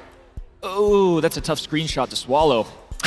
I mean, Lukey had 1 kill, and he had as many as the entire enemy team. Just a tough look. Yeah. I don't think the draft was terrible. I think avant-garde brawlers like Meg and Eve, on this map are not really utilized nearly enough. They make a lot of sense. It's really tough to push into them, and now with Meg having the hypercharge, not the best hypercharge in the game at all for all intents and purposes, but nonetheless, it does help when you've got the spawnables coming in with Boston. Lukey has always been a solid player on a Gene pick. Humble aren't trying anything too flashy just yet, and I think at this stage in the series, that's quite a wise decision. For Loud, we expected more for sure coming into this one. Despite not getting the games or the sets on the board, we kind of expected to see a bit more back and forth. Look, Loud beat Tribe Gaming yesterday, a team that a lot of people gave credit to, but that just felt like a different level, different caliber of gameplay. Humble just seemed to be above right now, but we're only in set one. No fear just yet. Loud have certainly made us used to these set 5 situations, but it's a different story when you're taking on the previous world champions. We are heading off to Hot Zone, Dueling Beetles, the map where we will be taking, and it's going to be a few opportunities here for some good brawlers. Fink's certainly in the mix. We know that Humble love this brawler, obviously, but I think it's safe to say that our pro meta in general really try to cater towards it. Yeah, tanks. But then again, South America are that region that wouldn't hesitate for a Griff, for a B, to break open things and just try to whittle things down at the long-ranged affair. Dueling Beetles, definitely a tough map to make work. I'm looking at Poco as well as one of those heavy healers coming in on this particular map. It warrants a ban for sure. Kenji's got to be banned here. Lou is definitely a brawler which is going to get played if it's not, so I wouldn't mind it. That particular brawler's out of the mix as well, but Hank, Frank, these big heavy tanks, Barry as well for the heals. Stu as well, that's something that we saw yesterday with Tribe Gaming. They didn't value the Stu ban nearly enough, and Kyodok, in my opinion, one of the best Stu players in the entire world. Seen some interesting compositions practice leading up into this event. You mentioned a few of the big bullet points, though. We have tanks, we have anti-tanks. Lou, B, Griff kind of being that buster gets in there, but Barry comps certainly come to mind for both of these teams. I know that Loud have used them to get wins in the past. Humble used it in their World Finals debut. So this band stage is going to be very important. Draco, B, and Lou gone for the left-hand end. No Kenji, no Lumi, standard stuff. And then, of course, Fink's removed from the equation as well. So now it's up to Humble to make that first overall selection. I want to see more cards just congregate over the course of the day. We're sitting in the front row just adding more as the matches go, which is great to see.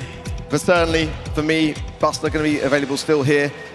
The Lou and the B-ban, big heavy tank counters already out of the equation. So I feel like Humble are cooking tanks. It's going to be Hank, first pick. Frank possibly soon to follow as well. I wouldn't be at all surprised if Loud don't pick it up. That could be one that is going to be going into the hands of Humble. But again, Poco, that healer.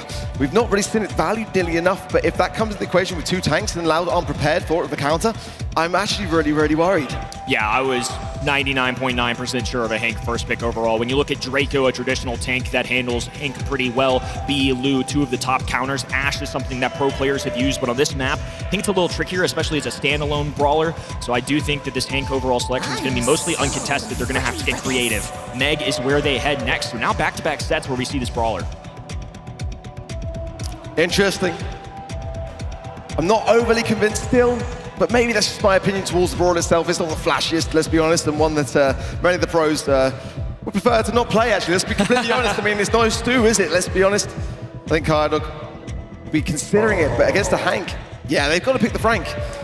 Otherwise, Humble are going to absolutely consider it as well. With so many counters out of the way now, it does allow Loud to be able to work a bit more with it. But Humble, of course, to combine with this Hank, Berry could be one of those options still available for them on the heel side, or the Poco. Combine that, Chester could be an option here as well to really counter out that Frank, especially with the bans they've got so far with the Lou, with the B. You need something to be able to have a heady hitter. Classy, that is what I did not see coming. Out comes the Lobster. There is the Berry that we were expecting, but the Lobster, the hypercharge is very, very strong and classy, no doubt about it. But prior to that, Kenny, a very, very mid brawler, one that we wouldn't see necessarily in Brawl Esports. So backdoor Barry was definitely on the table for Loud. Instead, they're going to go Barley, a very traditional choice. When you see that Barry, you want to match with Thrower. We're going to be thinking on the fly here a little bit, folks, but I do think this Clancy is meant to address with big bursts of damage. Obviously, it takes time. The hypercharge doesn't wow me because it takes so long to get there. But if Clancy can get there, and especially in the easy matchups, so I would say like Meg and Frank, we're pretty much standing obstacles. I think Clancy's gonna have a decent time, but the biggest key for Meg is bringing her down quickly, and Clancy just has such a big burst of damage. Interesting stuff to say the least on both ends. Humble up 1-0 against South America's #1 squad. Let's see if set 2 changes things up. Well, there's no doubts about it. The crowd here very much behind Humble and making up for all that slight deficit in the poll on event.brawlstars.com. The barley heals from the herbal tonic going to be quite crucial. Firecrow's going to have to be cycling them in to keep his team on the zone. It's a good start so far for Loud, but now Luke comes in with some great value in a super there to close the gap. And as quickly as that Humble retake things in a very convincing way.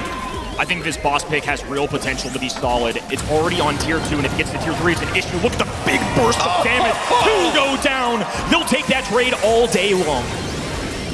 Calm down, boss. Leave some for the rest of them. My word, hypercharge already for Lukey. This game's only just got started. Humble haven't even got 50% yet, and the amount of utility is flying here for Humble. Boss already at the max stack level. Adino low here. Firecrow trying to get his foot on the zone, but not able to even close the gap. Humble are all over this game. They're not even trying to get the objective. They're just playing with their food at this point. I think most people would have looked at Griff for that high amount of damage in a quick, rapid succession, but Clancy, not beloved by most pro players right now. This is such a unique case where he is popping off. Lukey just standing on the enemy end. I mean, Barry is taking on a Frank right now. This is insane. Humble are just making this look so easy. And when you consider that Loud took down Tribe Gaming yesterday, we expected far more back and forth so far. Humble staying still standing on the zone, and they're going to be approaching now 100%, not even 20% dealt on the objectives by Loud. This is falling away from Loud. You can feel it. It's in the air, and Humble have never looked better. No life out of Loud right now. Usually a team that's very animated, relies on big vibes, but this has been brutal to say the least. Humble just look unstoppable. In terms of scrims leading up into this week, above and beyond the best team even heard in any interview, wanted to make sure that they were #1 walking to this event. They're confident. I don't know if they're cocky, but I mean, it doesn't matter if the execution goes through, but what a start from Loud, finally showing some signs. Lovely stuff. Radino, a great connection there. And an important one at that is going to be giving Loud a little place to breathe here. Semantic, though, coming back in immediately so. That connection, though, wasn't nearly as clean for Radino. And that's going to be utility lost. The Semantic does clear things up. Humble making up for lost time. Kydog now out of mech as well. Feeding into Boss and Lukey as well. Not the wisest of calls. Suggests going down realistically and respawning back in, but will linger a little bit longer as now the scoreline is all tied up. Last call doesn't do much. Boss still able to remain on the point. Nadinho, his focus clearly on breaking down that wall. Semantic gets pulled. Hypercharge super does not matter. He survives. Kyo Dog falls as well, and Humble extend their lead. This is going to be really tough. Loud started so strong, but comeback for sure in the cards here for Humble.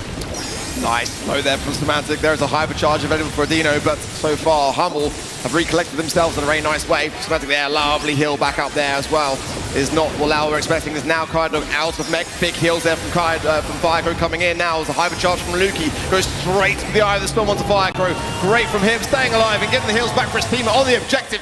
Humble are getting things back under control.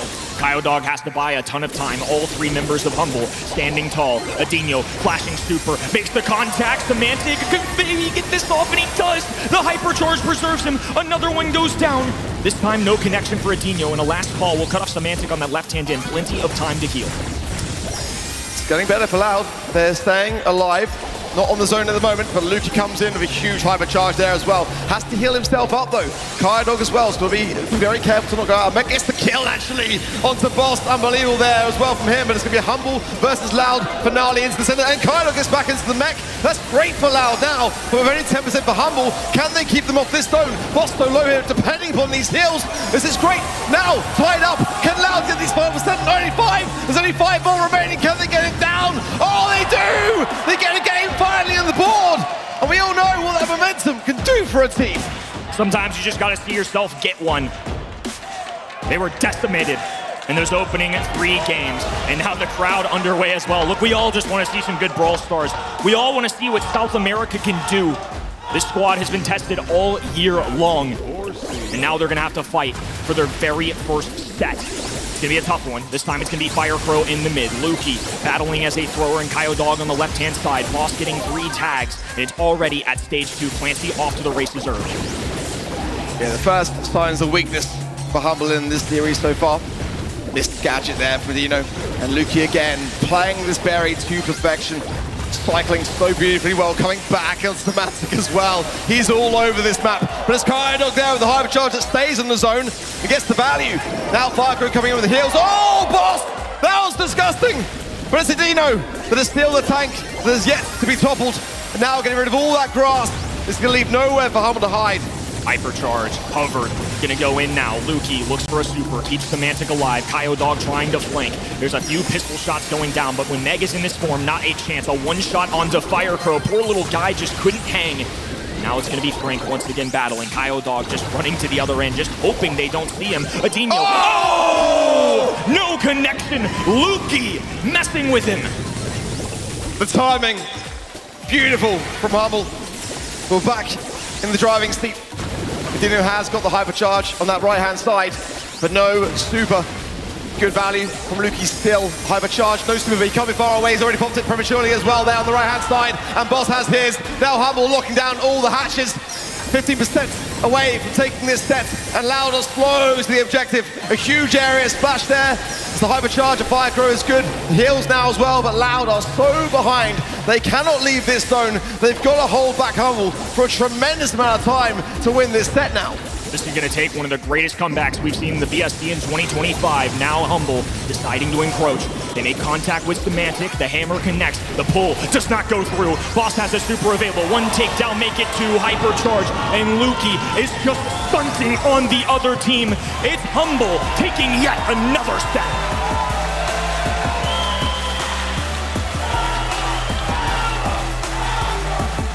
Small spatter in the works. A little deviation, but nothing that the world champions couldn't muster. Loud now have got a big problem. Oh, look at those stats as well.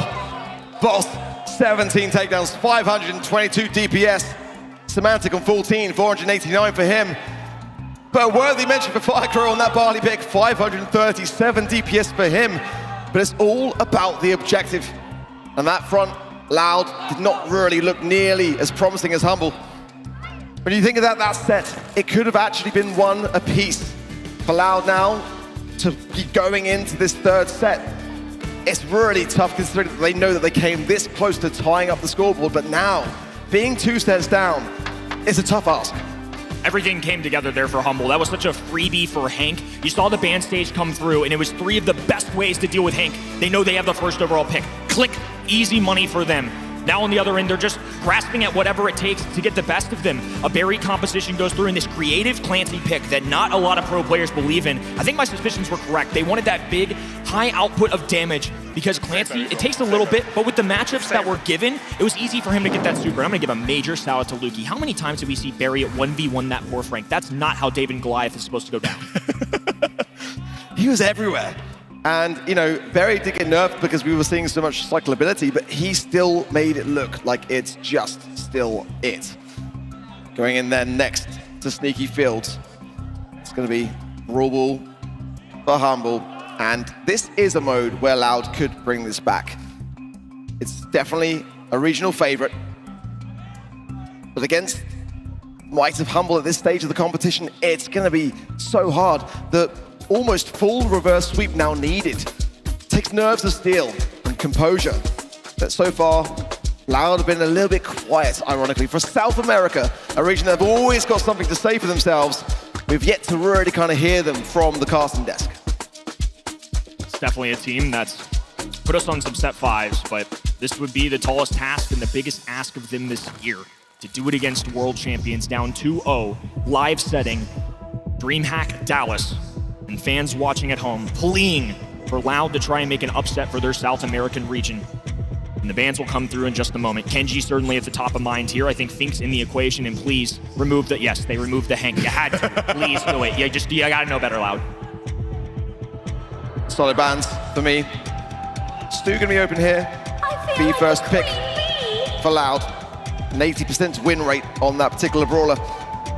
Chester still going to be available as a potential tank counter here for Humble if they wish to go for it, but they like the tanks themselves. The Primos, the Franks, they'll bring them out and without a hesitation. Ash as well, very much up there. Jae Young as well, not banned out. Definitely a good mode for him. One that we've seen banned out quite frequently, so on Brawl Ball. It's an option here for Humble if they want to go for that as well. And Max for speed. Who's already seen Lukey really gravitates towards that potential brawler, combined with the, yeah, there you go, nice stuff, good stuff from Humble. there's just a lot to keep in mind when B comes out, because we want to get aggressive or want to go for those tankier brawlers, which are often the goal scorers, as we'll call them. You need somebody who can walk that through the net. And now that they have Jaeyoung, yeah, they're going to go for Ashe. I think Ashe a pretty good selection to go with this, because I think when the big brain thinking comes through, if they wanted to get something aggressive like a Shade, which teams have leaned more towards recently, I think you still have to worry about wall break and other things like that. Jackie gets in the mix, is still available too. There's just so many things that these pro players have to juggle. I think this is about the safest 2-3 turn they could have asked for, especially Ashe with all the spawners. Of the tankier brawlers, can at least handle B a little bit better. I'm still scratching my head at the spike ban from Loud. I mean, we saw it played by Humble, to be fair, and there's the Frank. Yeah, but then Humble still have a Chester in the back pocket if they want to go for it. That's my kind of reservation there, that Loud might have to double down on this tank, to be completely honest. Maybe add a Primo, which is, again, one that Humble wouldn't mind having again. Yeah, exactly that. This is good from Loud. It makes a lot of sense on paper, but they've got to put it into practice. At a bare minimum, it's going to be entertaining. El Primo and Frank have to be side by side, just like you talked about. If they go with Frank, they bring in the wall break. We see B Frank, we see B Stu, we see B Griff. This is their way of going around that, and now they get a big, beefy brawler. Humble are going to have to find a way to handle all of these health points and the range of B, and I'm not sure there's one particular answer out there that's perfect. They have multiple goal scorers. They have an aggressor in El Primo. They removed a counter for Frank, and that's going to be, that's going to be Nita Bear. At least they're going to have an extra spawner. Humble have used this brawler quite a bit in Brawl Ball in particular as a way to deal with these beefy brawlers, and now that they have a spawner, no, Nita's not going to keep up with the range of something like a B, but it's a pretty good solution into the Primo and the Frank in particular. Yeah, I really agree. I think that the Nita into the Primo is going to be getting a lot of value if Humble don't feed it. That is where I'm thinking their mind should be at. Pick Doug in the crowd. Love that one. Yeah. Keep the cards coming, guys. I'm feeling it, for sure. I don't know if we're going to see a Doug. I would put my money on saying no, but hey, the players are watching, right? Kicking off here, Fire Crow. Battling against Lukey. It's going to be a trade. Bruce the Bear lives on, though. Adinho, top right-hand side, cornered by Semantic Boss. Super shot, bang! Punches one through. What a perfect tag and a follow-through shot along with it. Not the start, the Loud we're hoping for. The huge area, side lane clear there from Medino. There's now the hypercharged Bruce coming through. Lukey then clears up the left-hand side, waiting for the ball from Boss. Two straight to the hands. Medino, that may have thrown him off, to be fair. Good connection there onto Lukey. And Loud clear up. Should be a defense now as Kaidog in the corner gets stunned by Bruce. Oh, dirty stuff. Humble, though, have got to get this ball. The robotic rat should take care of Firecrow. And Humble now bouncing with that Jaeyoung between work and play mode. Now the heals coming in from the party mode as well. They're still not enough. With the respawns coming in, thinking better of it. They've got the first goal on the board. They can afford some time to themselves in the mid. That was a very depressing takedown. Seeing B just useless in a corner, single shot brawler, no big sting available, so just had to take it. Hypercharge is going down, though. Adinho using the stats to march forward, going to activate, explode all of those rats, but most importantly, takes down every single one of those walls for B to have easy access.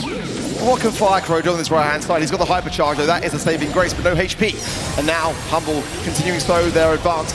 Adino struggling with the Bruce Bear as well. Semantic has the additional speed. Didn't find the shot onto Kaidog there, though. He might be able to defend this potentially here, but not with these shots from Boss. It's an easy goal for Humble, and most importantly, a match point. South America feeling the pressure right now. They'd still have another life, but Humble would be guaranteed an escape into day 3 if they win this game right here. It was a good fight in set number 2, but set 1 and so far set 3, pretty dominant stuff. Loud, pressure higher than they felt all year long. This is going to have to be pretty darn perfect. Now it is a full maximum reverse sweep. I don't want to see if they do break up the map. I want to see Firecrow use these pushes to the perfection that they deserve and advancing forwards, get this ball as well. If they can get a few shots from Semantic. I want the B, I guess, to have more space to maneuver. Good pressure. Boss, the last man standing. A good break as well. Can Firecrow secures? Should be able to, but it's taking his time. Why didn't he shoot that ball in? What a fumble for South America. That was tough to watch. I can't believe it. I mean, shocking. Like, that was, sometimes it's one of those questionable 50-50 calls that we just don't know because we're not playing the game. That was a goal. You can't do no excuses. Unforgivable. Loud are flustered. You can see it in the gameplay. And against the match point, it's now or never for them. For today, they'll have a second chance. They will not be out of the competition if they do lose this. But not a way to go into the next phase of the competition by any means. You want to be able to land something on the board to really be able to have a mental going into a later win. Loud really are not looking their finest. It's got to be said. Especially given how the set's been played out. Humble have just had so much control, so by giving away that goal, they have no leg to stand on. Lukey just throwing down shots. Bruce the Bear contributing. Adino trying to grab the ball. Oh, it stopped at the goal line, but Boss, super shot available. Semantic right there with him, drops those rats at a perfect time. It's just too easy for the world champions. Humble are walking over this. It really is a doozy. Adino going to break the entire right-hand side now. It didn't work out well last time, but now Fargo has the hypercharge going in straight is the eye of Lukey. Bruce the Bear stunned backwards as well. This should be a goal for Loud, but I don't want to speak too soon. No! No, Loud! Not like this! Just heartbreaking. Gonna be a huge uphill battle. And if they somehow find a way, we'll make the story that much better. But right now, they are collapsing on a global stage. Fire Crow right around this ball. Semantic from a distance, just looking to strike. And Lukey throwing up a heart to his competitor, because that is just something we have not seen in a while from these guys. It's a big push coming in, hypercharge there, stunned for the Bruce Bear as well. Dino is he cannot get the ball, and Humble have got the goal which they need. It lets Lau can advance forwards and get something to stay for it. There's not enough time. Calistic now 5 seconds down. The Loud are going to be going out of this stage. And one more chance for today. But Humble silence their opposition for South America. They are also now in the danger zone. Certainly not the way Loud wanted to perform today. Riding the high of a 3-2 victory over North America's #1 yesterday, but today, done and dusted in this opener. No signs of life emotionally, and certainly in that Brawl Ball set, goodness, that's one of the most brutal sets I've seen in a long time. A tough loss for Loud. They've still got smiles on their faces. There's still a second chance later today. But for Humble, again, they've got it done. And they've looked so convincing in the process. It's a scary prospect. Still very much back on top of the world as they were always going to be. Let's head over to the stage for Barney and hear what Humble have to say. Thank you so much, Ark. I've got Boss here from Humble. What a performance. You know, I've got to say that leading up to this on social media, you know, Semantic's been saying, don't vote for us. It appears that the anti-jinx has worked. It was a 200 IQ play. To walk us through, you know, how comfortable that match was, because you guys looked extremely strong. I mean, we prepared a lot to this match. We were confident on making a 3-0 because we know their strats and the stuff, so yeah, we just prepared for that and we drafted them.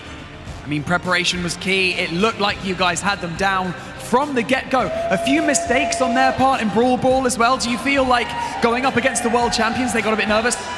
I think they had shown pressure after beating Tribe. I think they had confidence on us, but we are just the world champions, current ones, and yeah, they can feel that. I think finally, I just want to ask you, you guys must have seen backstage watching the SK versus Zeta match, after seeing the way that they performed, after seeing that match go the distance, any doubts creeping in, or how are you feeling about those two teams? I mean, both teams are so strong. I don't really know which one is better. The match was actually so close. So I'm confident that we can beat them, and I'm excited to play them. Humble is truly the word. Ladies and gentlemen, give it up for Boss and give it up for Humble. What a match. Let's go back over to the desk. So we're going to eliminate some teams. Thank you, Barney. Boss seems pretty confident after yet another 3-0 win. Good job to them. And for Loud, this is definitely out of their comfort zone. We talked about it before. They like those close matches, those 3-2s. I believed in the South American supremacy, but they had to end their run on a couple of missed goals. Hey, what can I say? You know, we're no North America in EMEA. We are top dog here. And yeah, I mean, tough match, wasn't it, really, for Loud? They just didn't really seem to have at any moment an answer for the world champs. I mean, yes, Humble are still looking better than ever, but we expected to see a little bit more from Loud, let's be honest. Our storylines lined up perfectly. We called them the master of synergies, and they bring in the Barry, the Hank, Jae-Young, and Ash. It just worked out. And thanks to the mastermind behind all of this, Humble wins yet another match here. Semantic with the MVP vote. You get to vote on Brawl Stars, event.brawlstars.com to get that Pro Pass XP. Make sure to do that also for our next match lined up soon. Yeah, we are in Group B now. It's already round number 3. We're waiting for now. Humble will advance to day number 3, so we're not going to see them again today, Kenny. Yeah, nice to just get a good night's sleep. Another easy push through. Look, this wasn't Loud's best work. We saw much better out of them yesterday, and I was already kind of feeling Toxic Lotus riding the high of yesterday. I mean, after that, I feel like I have to go with Chinese mainland, right? It's going to be another tough match to predict for not only us, but also for the people at home. Once the Brawl Cup is wrapped up for today, it's not over yet. We still have a little treat for you. We have yet another show match. It's going to be Brawl Arena, the brand new game mode in Brawl Stars. I'm super hyped for it. Yes, again, I get to cast it, so I'm super excited for that. And it's going to be 100 Thieves versus your favorite Brawl Stars creators from Tribe Gaming. So we still get to see a little more Tribe after the break.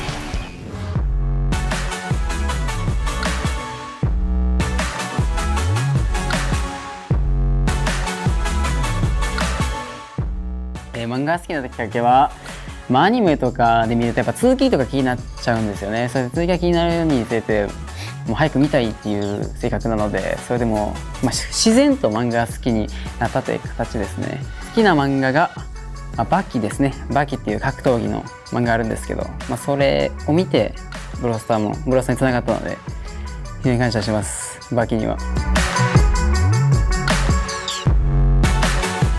まず YouTube を頑張るようになったのはヤピマルさんっているんですけど、その方を目指して一緒に動画撮るにつれて、俺もこんなんなりたいなとか思ってやりました。でキリタンポさんは僕の中では神様です。メンタル面とかそれでこそもう落ち込んだ時とか動画とか、何かしら見れば元気出るので、ブロスターってゲームってメンタルゲーなんですごい助かってます。そういう存在です。でファンアートに関してはもうとても嬉しいですね。やっぱ応援にもつながっているので、これからも書いてくれたら嬉しいです。これとかめちゃくちゃ可愛くて、ちゃんとシェードも号泣してなんか嬉しくしてくれてますし、これとかもちゃんとなんかシェード多いの。シェードめちゃくちゃ多いですね。シェードもめちゃくちゃいいですし、こういうのめちゃくちゃ可愛くないですか。ほんまにちゃんとゼータポーズしてくれてめちゃくちゃ嬉しいです。シェイドがいたからこそ、3月のマンスリーカセットもありますし、とても大好きですね。でもコスプレに関してもゼータと話し合ってもゼータがするってなるなら全然します。ゼータ次第です。We're back with more Brawl Cup. We're back with the lower brackets here for all of those teams we're going to see right now. It's the last chance. The final chance to still make it to day 3. If they still want to have a shot at that world final slot for their region, they need to make it through this round first. We brought a new, fresh pair of casters in here. You should watch the matches in the back. Any highlights that you already know will not let you sleep tonight? I mean, come on, that SK Gaming matchup, I think, versus Zeta Division was incredible. Definitely game of the tournament so far. Hopefully we get it again or something that approaches that if Zeta can continue to fight through. the last set that we saw between Loud and Humble was crazy. I really did think they had a chance. That aggression that they had with El Primo just to fall right on the goal line, it broke my heart. But it does put them here in our elimination matches, so at least we get to see him again. He was mad. He was mad at Loud.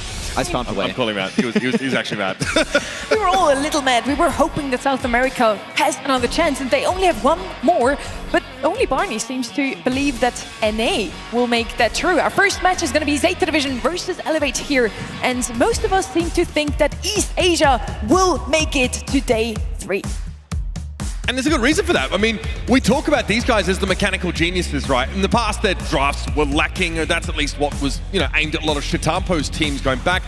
These guys have got incredible experience. They're just cracked individuals. This is the perfect environment for them to show what they've been working on this year. It was the clash of titans between Zeta Division and SK Gaming. They went all the way to set number 5.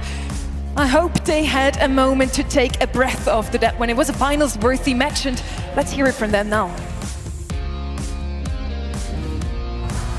世界大会の枠に関しては嬉しいんですけど、まずは日本のゼータってチームが強いぞってところを証明したいなと思います。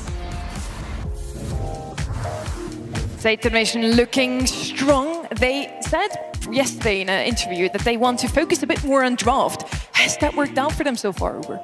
I mean, I think so. I think their drafts have been materially improved. You can see here Suzuku has been able to play some of those really powerful tanky brawlers, and the best teams here all share the same thing, is that they do have that individual that can pick those tanks up and basically run away with the game. Let's see if we got some more tanks for Suzuku. He's hoping for it. On the other side, we have a tank-heavy region. Usually NA is known for that, and they're the last hope for NA here. Elevate. Tribe Gaming is already out of the race. Ready. We had to say goodbye to the front runners. They were simply outdone at pretty much every single turn. The draft was a real hurting point. And the same thing happened for Elevate yesterday when they faced against Zeta Division. It seemed like a lot of those times the draft went to Zeta Division. Elevate, I think they were a little bit confused in terms of, are we getting baited? When are we going to go here? It was hard for them to form something cohesive in terms of the draft. But they get a rematch. It is so rare to see that at a tournament like this, that you have the chance to go up against a team after already playing them on stage. They've had all night. This team, of course, had plenty of time to look at what went wrong for them, try and mix those issues or fix those issues, especially the ones that appeared in the draft. I think this team's going to show us a little bit more. Now, they're realizing they're the last survivors of NA, the last hope. They're representing an entire region here in front of a home crowd. You better believe they're going to stand up to the challenge. Yesterday, Evex looked particularly good. They did take a set, and they took several games off of Zeta Division in their match yesterday. Against Revan and X-Park, they completely 3-0'd them, and I think Revan and X-Park, they weren't too happy with that performance, had the chance to, hear how they're feeling behind the scenes. And it goes to show just how much pressure Elevate did put on them yesterday, that they are bringing some pretty serious stuff to the Brawl today.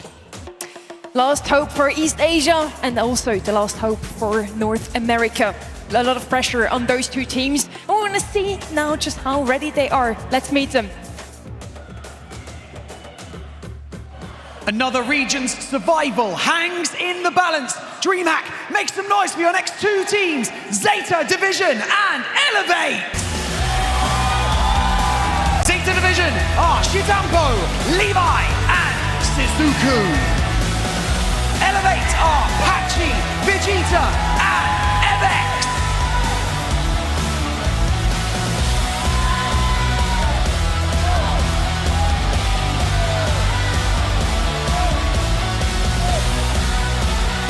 They're looking ready now. Zeta Division looked a little broken after their match against SK Gaming. It had to go all the way to the very last set, to the very last round of that as well. It was double match point, but they seem to be ready again. I mean, they're always ready. They are so good. That was an incredible game. I think watching Shitampo play the Cordelius against the Draco on that, hot zone map, just the raw mechanics there. He almost got them over the line almost on his own. That's how incredible that team is. And Elevate remind me a lot of Zeta Division. Also very mechanically inclined team.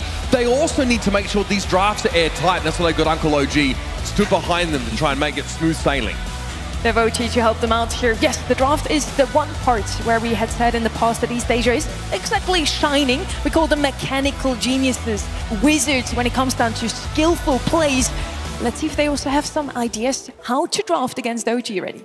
I got the chance to speak with their analyst, Latox, behind the scenes just a moment ago, especially after their match versus SK. And he seemed to be, a little displeased with their performance, okay? Because they went all the way to set 5 in terms of outdraft is what he said. A little resistance from the players in terms of the things that he wanted to go, because this is actually a quite classic Zeta Division thing. And also in East Asia, where they know that they can mechanically diff enemy players in other regions, but in some cases that does hold them back from outdrafting. Because he conferring here with OG. Vegeta, 10-foot gaming warlord that he is, looking across. Just, again, there's a lot of discussion about like what role the coach should have, whether it's you tell the players what to play, they play it, or more of a, committee. It looks like on Zeta Division, there's a bit of back and forth here from the players. I don't think this is emblematic of the true odds of this matchup, but I really do think Zeta Division come out of that SK game with a fire in their belly. What is this prediction? I feel sorry for Elevate in this one, but they should take it as motivation to pop off even more. Last hope for NA here. We have to say goodbye to Tribe Gaming. We don't want to grey out that flag just yet, says Elevate. But so does Zeta Division. They still are hanging on by a thread here. Both of those teams, both of those regions are on their last chance. In terms of how they're feeling, I also spoke with Evex behind the scenes, and there was a bit of a mystery also. This was before we even saw the results of SK versus Zeta Division. Confusion, they didn't really know who they were going to wind up facing, came right down to the wire, so limited preparation time in terms of what they're going for. When I spoke with Latox, though, a bit of frustration with him as well, because he knows that there's potential for them to play 2 matches today, and over yesterday, their repeat maps in this map pool. That's the tough part about, being unable to cleanly get yourself into the bracket stage. Losers here in day 1 and day 2 have to play, pretty close together matches. They didn't get much of a break with how quickly Loud were dispatched on that stage. Gus is going to be the first pick here for Zeta Division. Obviously, we're heading over to Hard Rock Mine here, so a very solid and safe mid. 2-3 now available for Elevate. Something that we saw quite consistently in this matchup between Elevate and Zeta Division yesterday is that Zeta, they can go something quite consistent. Elevate, they feel inclined to outdraft them if possible. Tara now coming out here on Hard Rock Mine. That's one's going to be able to sneak all the way back, utilize those bushes to get in the back lines. It was quite troublesome as well for Zeta Division to deal with yesterday, so some real potential there. They're going to have to be quite knowledgeable also about the lane matchups so they can get through those shades. Maybe something with piercing could help. Now, I know that Elevate haven't had much time to sort of prepare, but they have left Shade open here pretty late into the draft. That's obviously a really popular pick here for someone like Shtitampo.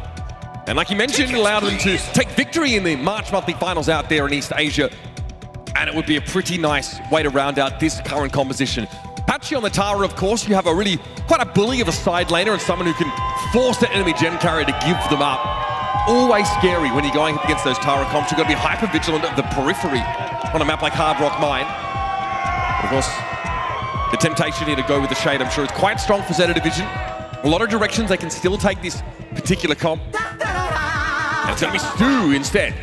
Stu is going to have trouble with those Tara Shades since he has a single target brawl. Wow, okay. Elevate's putting the gloves on, I guess, with Rosa now trying to penetrate the backlines. Now, this is actually one of the worst matchups for Buster in the entire game. But they also leaned into a similar mentality yesterday. On Pinhole Punt, they decided to play into Zeta Division's Buster using a Jackie. It didn't work. That would have worked in North America, but versus Zeta Division, and just the way that this region plays Brawl Stars, it is a battle of the regions, after all.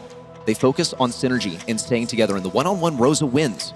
But in a team fight, she does not. Here we go, folks. Jumping into our first set of the series is Hard Rock Mine. Winner advances here in the bracket phase. Loser will be going home. And like we mentioned, this is North America's last stand. Already off to the races. Suzuku trying to establish some dominance there on the left side. And here's the strat from Elevate. They're going to be building these bushes out to mid. It's going to diminish the value that Levy's able to offer on top of this. Gus, Shtitampo might like to break open some of those walls. He's already gotten rid of the right side. Takedown as well onto Shtitampo. Elevate with a minor advantage right now. Both sides are just trading out the gems that spawn closest to them. Long range takedown for Levy, who's running that vision gear, which is going to make those bushes not as valuable. Strong stuff here for Vegeta, allows him to fight this Buster a little bit more effectively. Help from beyond cleared oh so easily, and Patchy is down to one shot as soon as he returns to the lane.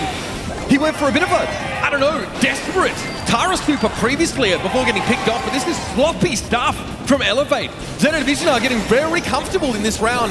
Chitampo's been able to snatch up all those 3 gems, and Vegeta's going to come forward in the grasping roots, but so easily redirected away from the gem carriers. The synergy is here. Suzuku pulled away Vegeta from the heart of their operation. That's a countdown now for Zeta Division. Shitampo running away with it. Suzuku providing as much pressure as he can. He's going to fall, but that's okay. Evex now pressuring into the back lines. Levy's able to pick up number 9 and 10 and stay as safe as can be. He's got 2 brawlers now to act as a buffer zone between him and all of Elevate's might, but they don't have any utility. Patchy could be close to a super, but he's going to have to close around versus Suzuku. Now going for Gus, if possible. No, taken down by the gadget, and Zeta Division run away with game 1. Okay, in terms of ways to start a series, that's not what you're looking for if you Elevate. No. Really difficult. Patchy looked shaky there on the Tara. Plays that left-hand side of the map, but just straight up loses a duel and then throws his super out to no effect. Throws it at a Buster, the Buster just shrugs it off and goes back to being a real nuisance there. The draft is fine, completely acceptable. I think the Rosa definitely is, something that furrows the brow a little bit here. Ready, set is, it's all too easy with that slow-mo replay to drag Vegeta away from his intended target. Yeah, you get incredible peel for your teammates with the use of that ability, and that's the way that Zeta Division play this game. They play it as a team game rather than a series of 1v1s, which we can usually see from a team like Elevate coming from North America. It's also a bit mysterious because the roles aren't clearly defined on this comp from Elevate. They can run Tara up mid, but she's not usually going to be playing that well as a mid. She's going to get most of her damage up close. Vegeta taken down by Suzuku on the left side. It's just Patchy left alive, and just like last game, the teams are simply trading out gems. There's no pressure whatsoever here on Levy. Shitambo able to move up there. Evex just blown to smithereens. Oh, buddy, this is ugly. Vegeta forced back. That's super pointless in this kind of situation. Zeta Division are just stacking up these gems now, getting to 7. That super could have done something if you weren't playing against literally one of the most mechanically skilled players in the game. Levy caught himself on the indestructible on the left side to avoid the pull. We'll see Suzuku fall as Vegeta continues to amplify the pressure on the left side, now shifting around, grabbing a gem. Not really who you want to have holding a gem. Patchy would be the ideal one, but Patchy is lurking with a super. He's also got to be just one cycle of a super away from a hypercharge, which can be a game-changing ability. Just has to be cautious of the positioning from Zeta Division once again. It's an elimination on Suzuku for sure. Now a 3v2, but Zeta Division are in a safe position. It's an opportunity for Shitampo to grab number 9, and only one more for Zeta to get a countdown. Levy's not really too afraid here. He has hypercharge, so it's going to be very tough nut to crack that Gus.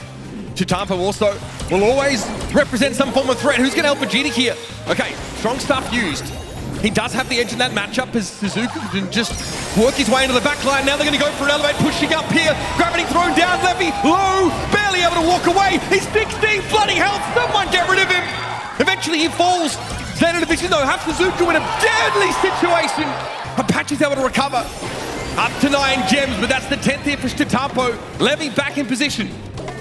One more gem is all Elevate need to tie things up. Here comes the Chester Hypercharge out. Gem carrier down for Zeta Division. Patchy's running away with it. Suzuku trying to close in. He's got just a little bit of health to his name, trying to intercept Patchy's path in the bushes, but can't do so. Shitampo now has the super. He's got to make this happen. Got to clutch it up. No, the buffer from the Shades. They've done it. Elevate running away with all the gems, and they've tied up the series.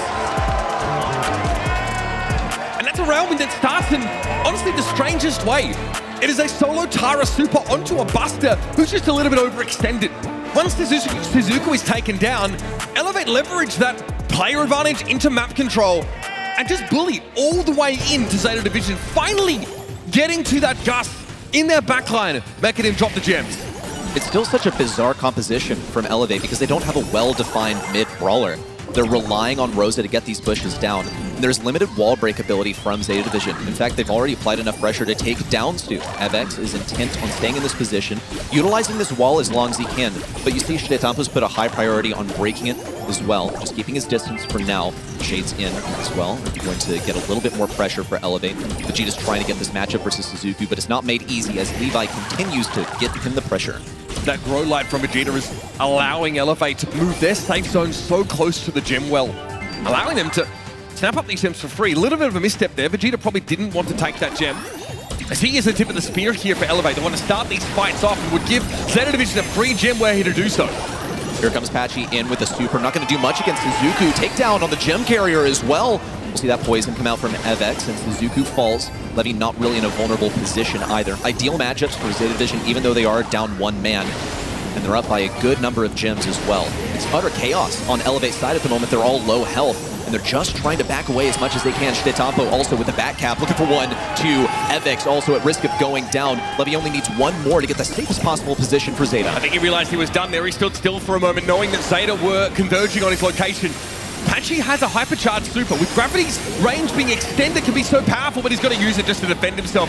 Grasping roots here for Vegeta. Levi able to knock him back, and there is Zeta Division. All things considered, a relatively clean set take. Even though that second round didn't quite break their way, there's always an element of volatility that gets introduced into a map when Tara is present.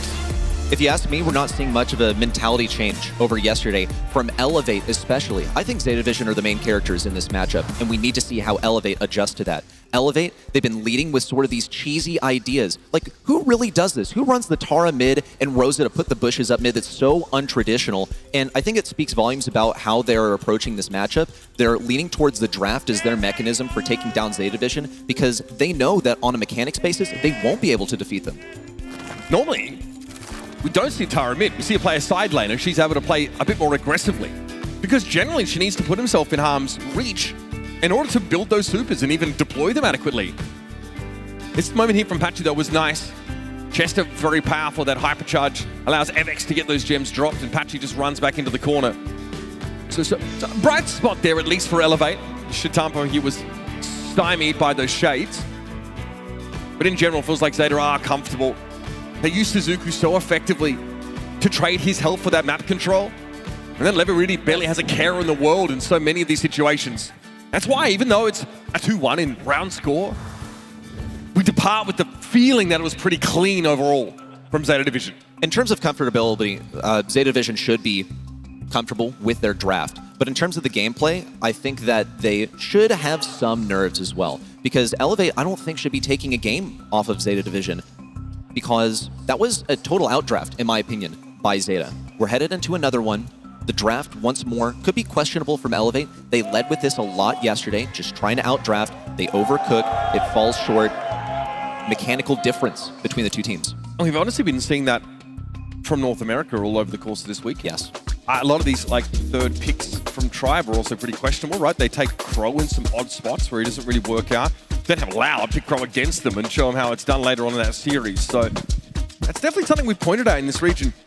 I also would say that, for Elevate, the addition of OG has been a bit more recent, right? So having him integrated in the team and, just having a bit more oversight through the drafts is something that is a bit newer to these guys. Normally they would just hang out in Vegeta or Evex's room, whoever it is, and just talk shop, kind of come up with the picks they're looking for.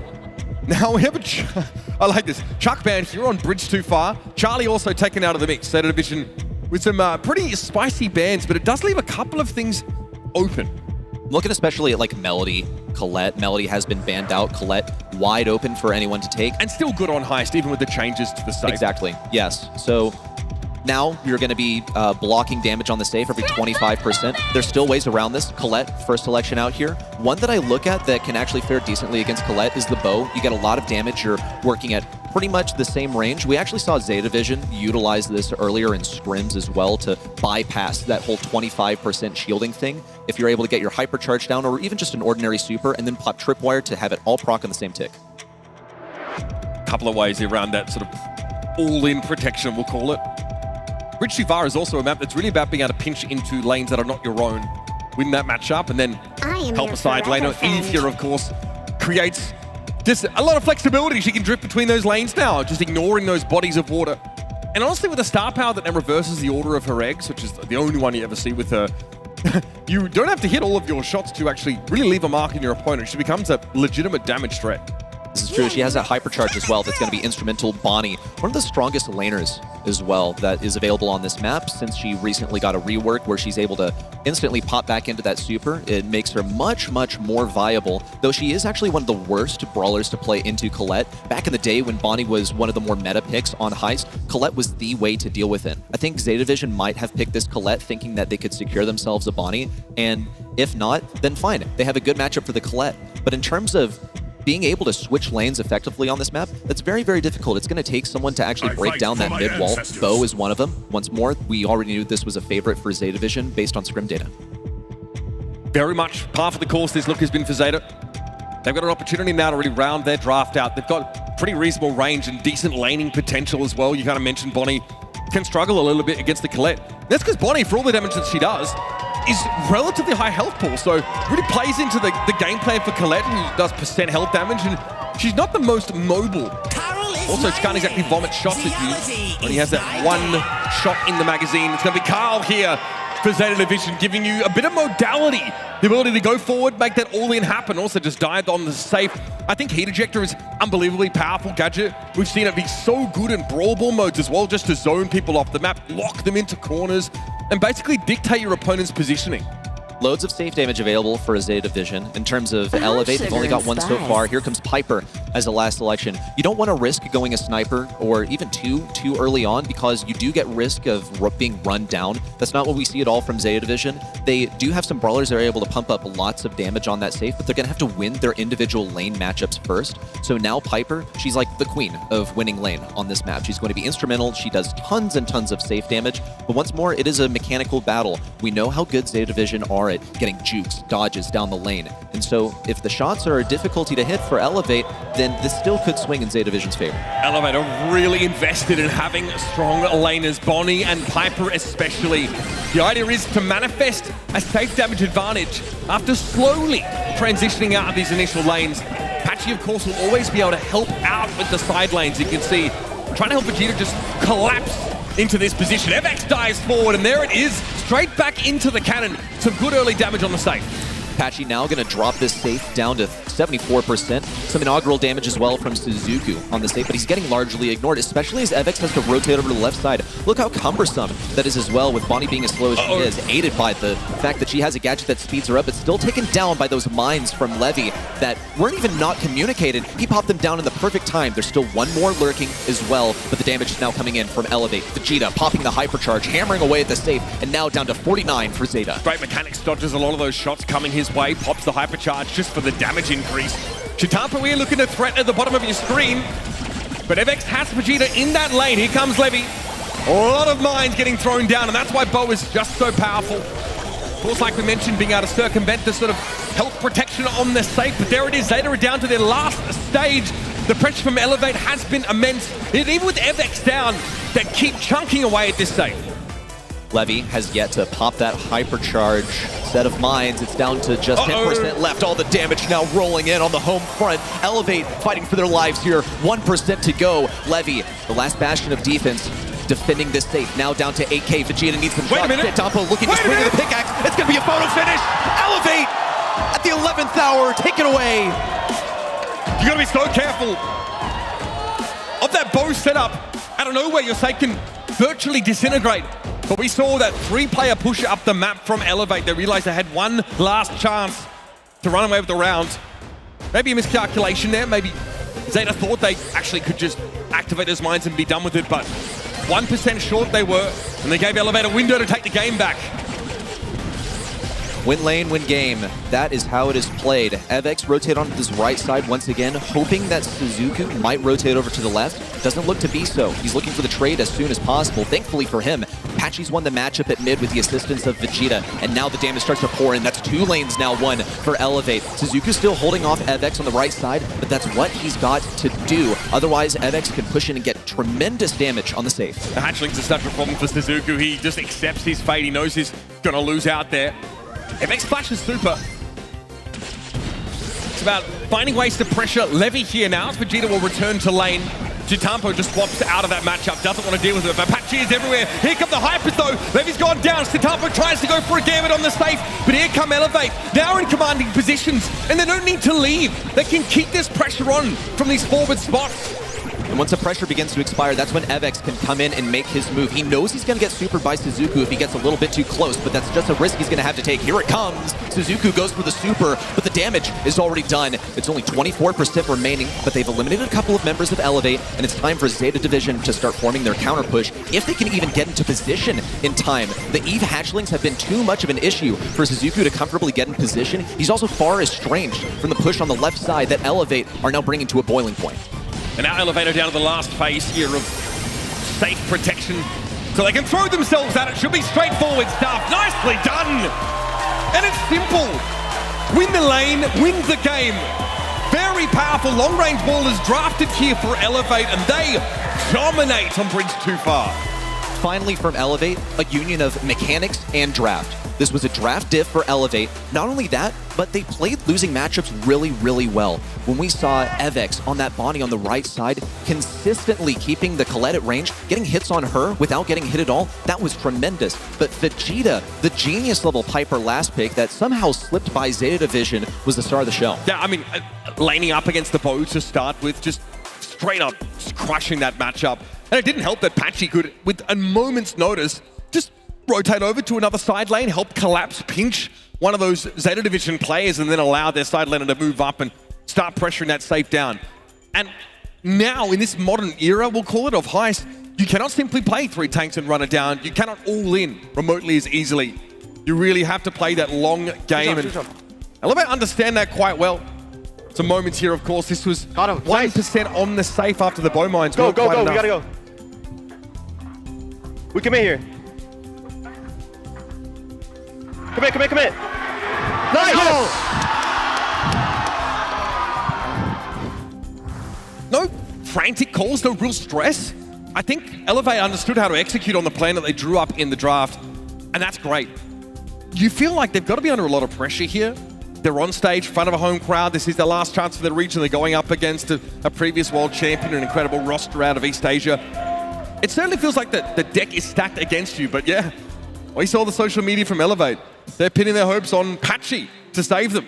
Yeah, we see UZ. Shout out to Patchy as well. He retired from the game, now he's back, and it's like he never even left, fitting into this Elevate roster like a glove and contributing some expert level drafting knowledge to the team. That Piper last pick, I think, was really, really smart from Elevate.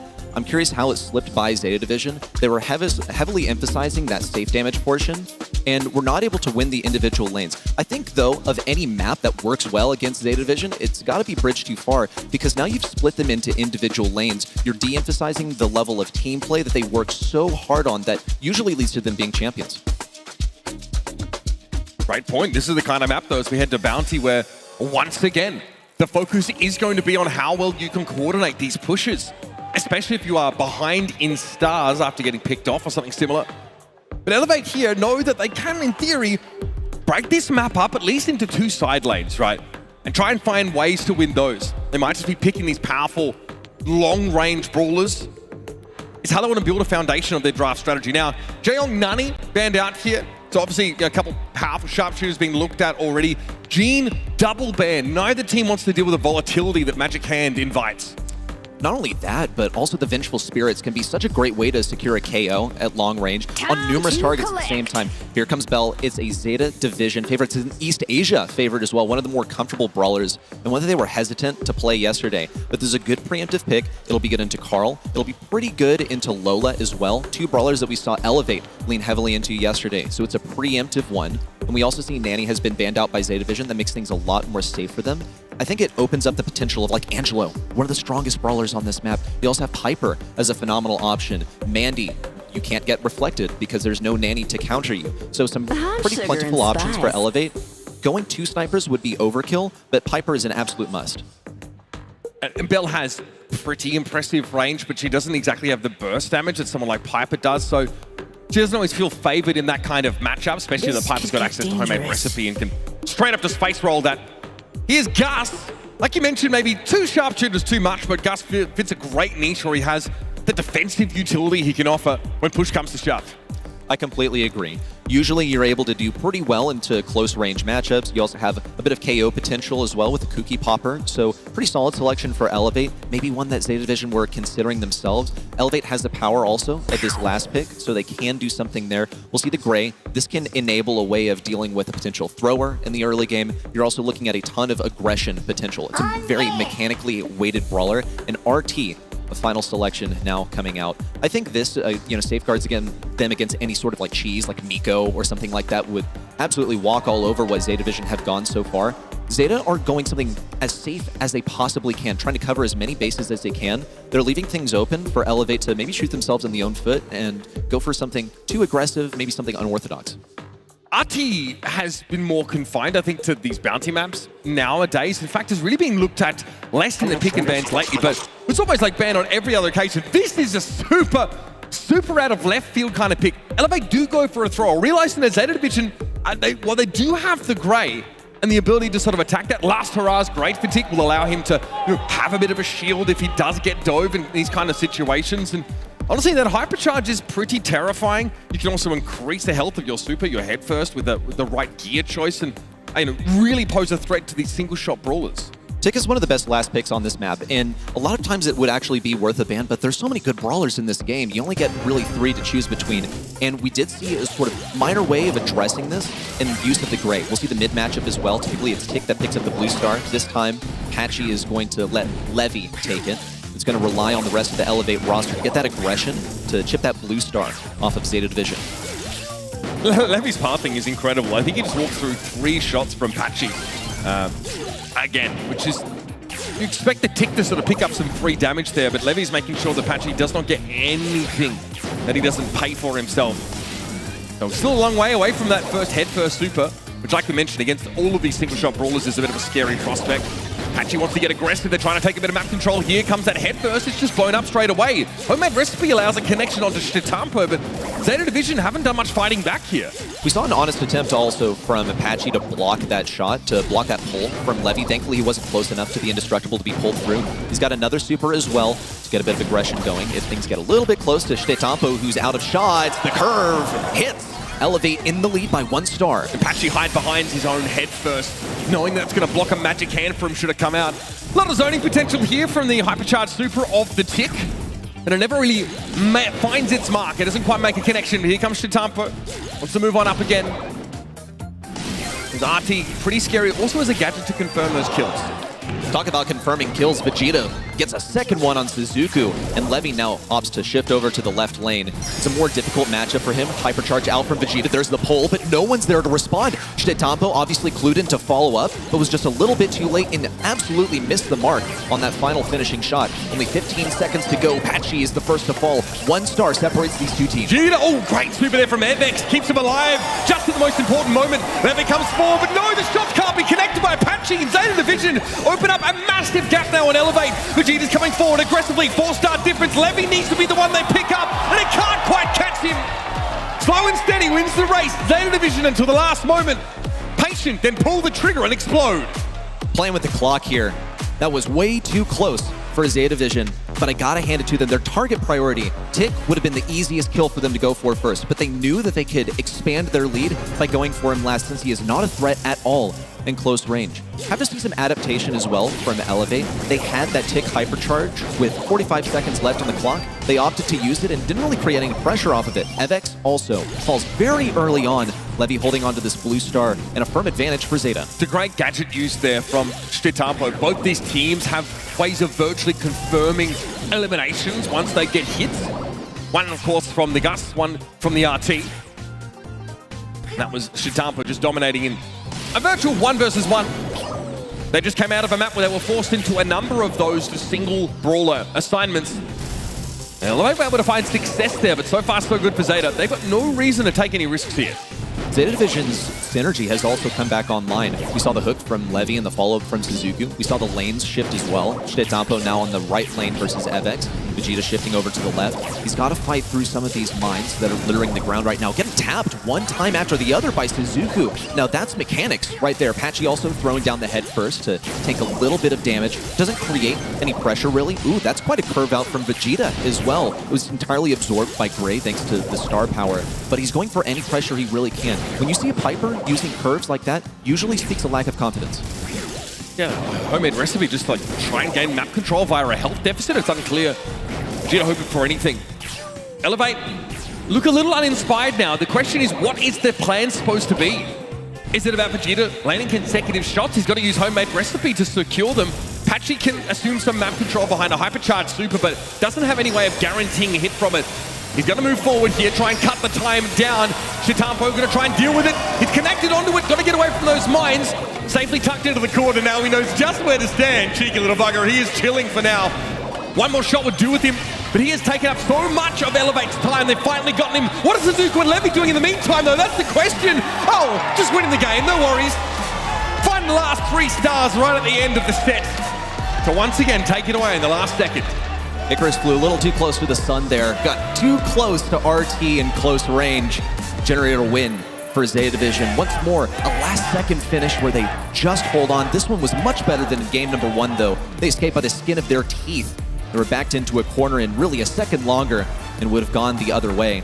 Checking out the stats here as well, Vegeta leading the battle in terms of damage, but when we saw the individual lanes, I gotta hand it to Suzuku for reliably holding him off, getting those nest eggs down in a way that benefited his entire team. Shitampa there in that top right corner towards the end of that round was just dodged an insane number of projectiles and those mines that came in from Tick. So here was obviously the game plan, make use of that head first there. Vegeta throwing out gadget after gadget here, that homemade recipe just to get those curved shots. It wasn't always clear to see what the plan was supposed to be for him outside of getting that extra damage. This is where Zeta sneak away that key round in the dying seconds. Shitampo runs interference there. And this is when they end up running into the RT. Look at Shitampo at the top of your screen. Drops the legs and comes straight forward. He says, watch out. I'm coming for you. It's a matchup that you win in close range. Like, finally, we see that RT pick actually generates something in close range. It was more of a safe one to keep anything too aggressive coming out from Elevate. It worked, okay? They didn't go an assassin or anything like that. They went for the tick that usually just gets reliable damage, gets the supers, and typically they generate pressure. But Zeta Division, they didn't bend to that will at all. We saw Shitampo in the back right, didn't really even care. The hypercharged tick super came out. No one cared at all. They didn't even think enough to prioritize him in terms of a last-minute kill in game number 1. I think Elevate, they went something that was really on Zeta Division's level. This is a more consistent draft. Outdraft, a little bit more debatable between the two teams. Zeta Division are winning on a mechanics basis. Yeah, you felt like you didn't mind the tick last pick on Hideout too much. Pretty good for their map control, but the execution of the pick didn't really measure up to at least the hyper generated. Out in the open, we're headed over to next, folks. And a number of the brawls we've already seen this series have homes on this map as well. Namely that Gaskin is really potent. Crucially, we've seen E picked up on occasion. Even here, that Angelo is the one that has great access to that left side of the map, being able to cross the water and be a real impact player all through the round from start to finish. Angelo was part of the conversation yesterday as well. Notice that Elevate banned it out. Now, they do have the last pick, so that makes a whole lot of sense. Keep in mind, we said at the advent of this match that there are some repeat maps over the course of this one. This is one that we saw yesterday as well. I got the chance to speak with Evex about this backstage as well, sort of pick his brain on how that draft went yesterday, because if you remember, they went Angelo, Meeple, and Hank, which is a pretty dissonant composition. The Meeple and Hank works if you have more of a control-based comp that's able to move forward gradually. Here comes the Brock from Zeta Division. A far departure from what they ran yesterday. This is going to be breaking open the wall at mid. Usually, you wouldn't need this if you have something like Angelo for a first pick, but is a must-ban on this map. And he has been taken away, of course. Yeah, last time we saw the Meeple and the Hank sort of playing opposite sides of the map, so when we did see Mantis of Meeple come down, catch a player out, Hank wasn't in position to get a bubble over those walls, and there was no thrower in the composition from Elevate, so it didn't really look like it matched up.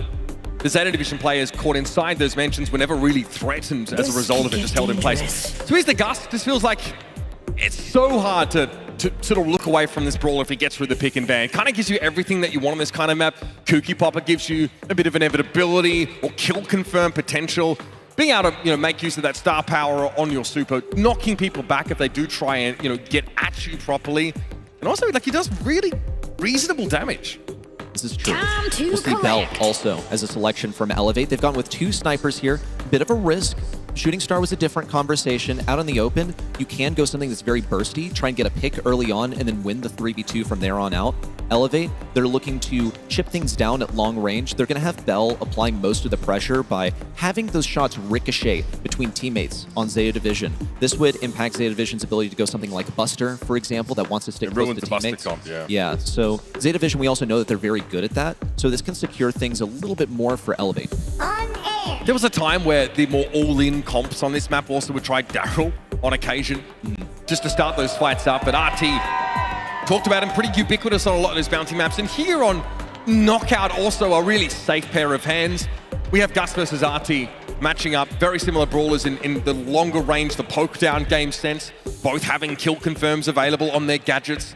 Well, where do you go here from Zeta? Do you, I mean, okay, all right, we have seen the Squeak on this map, especially on a couple of occasions, and on some of these occasions, really seeing them run away with the game.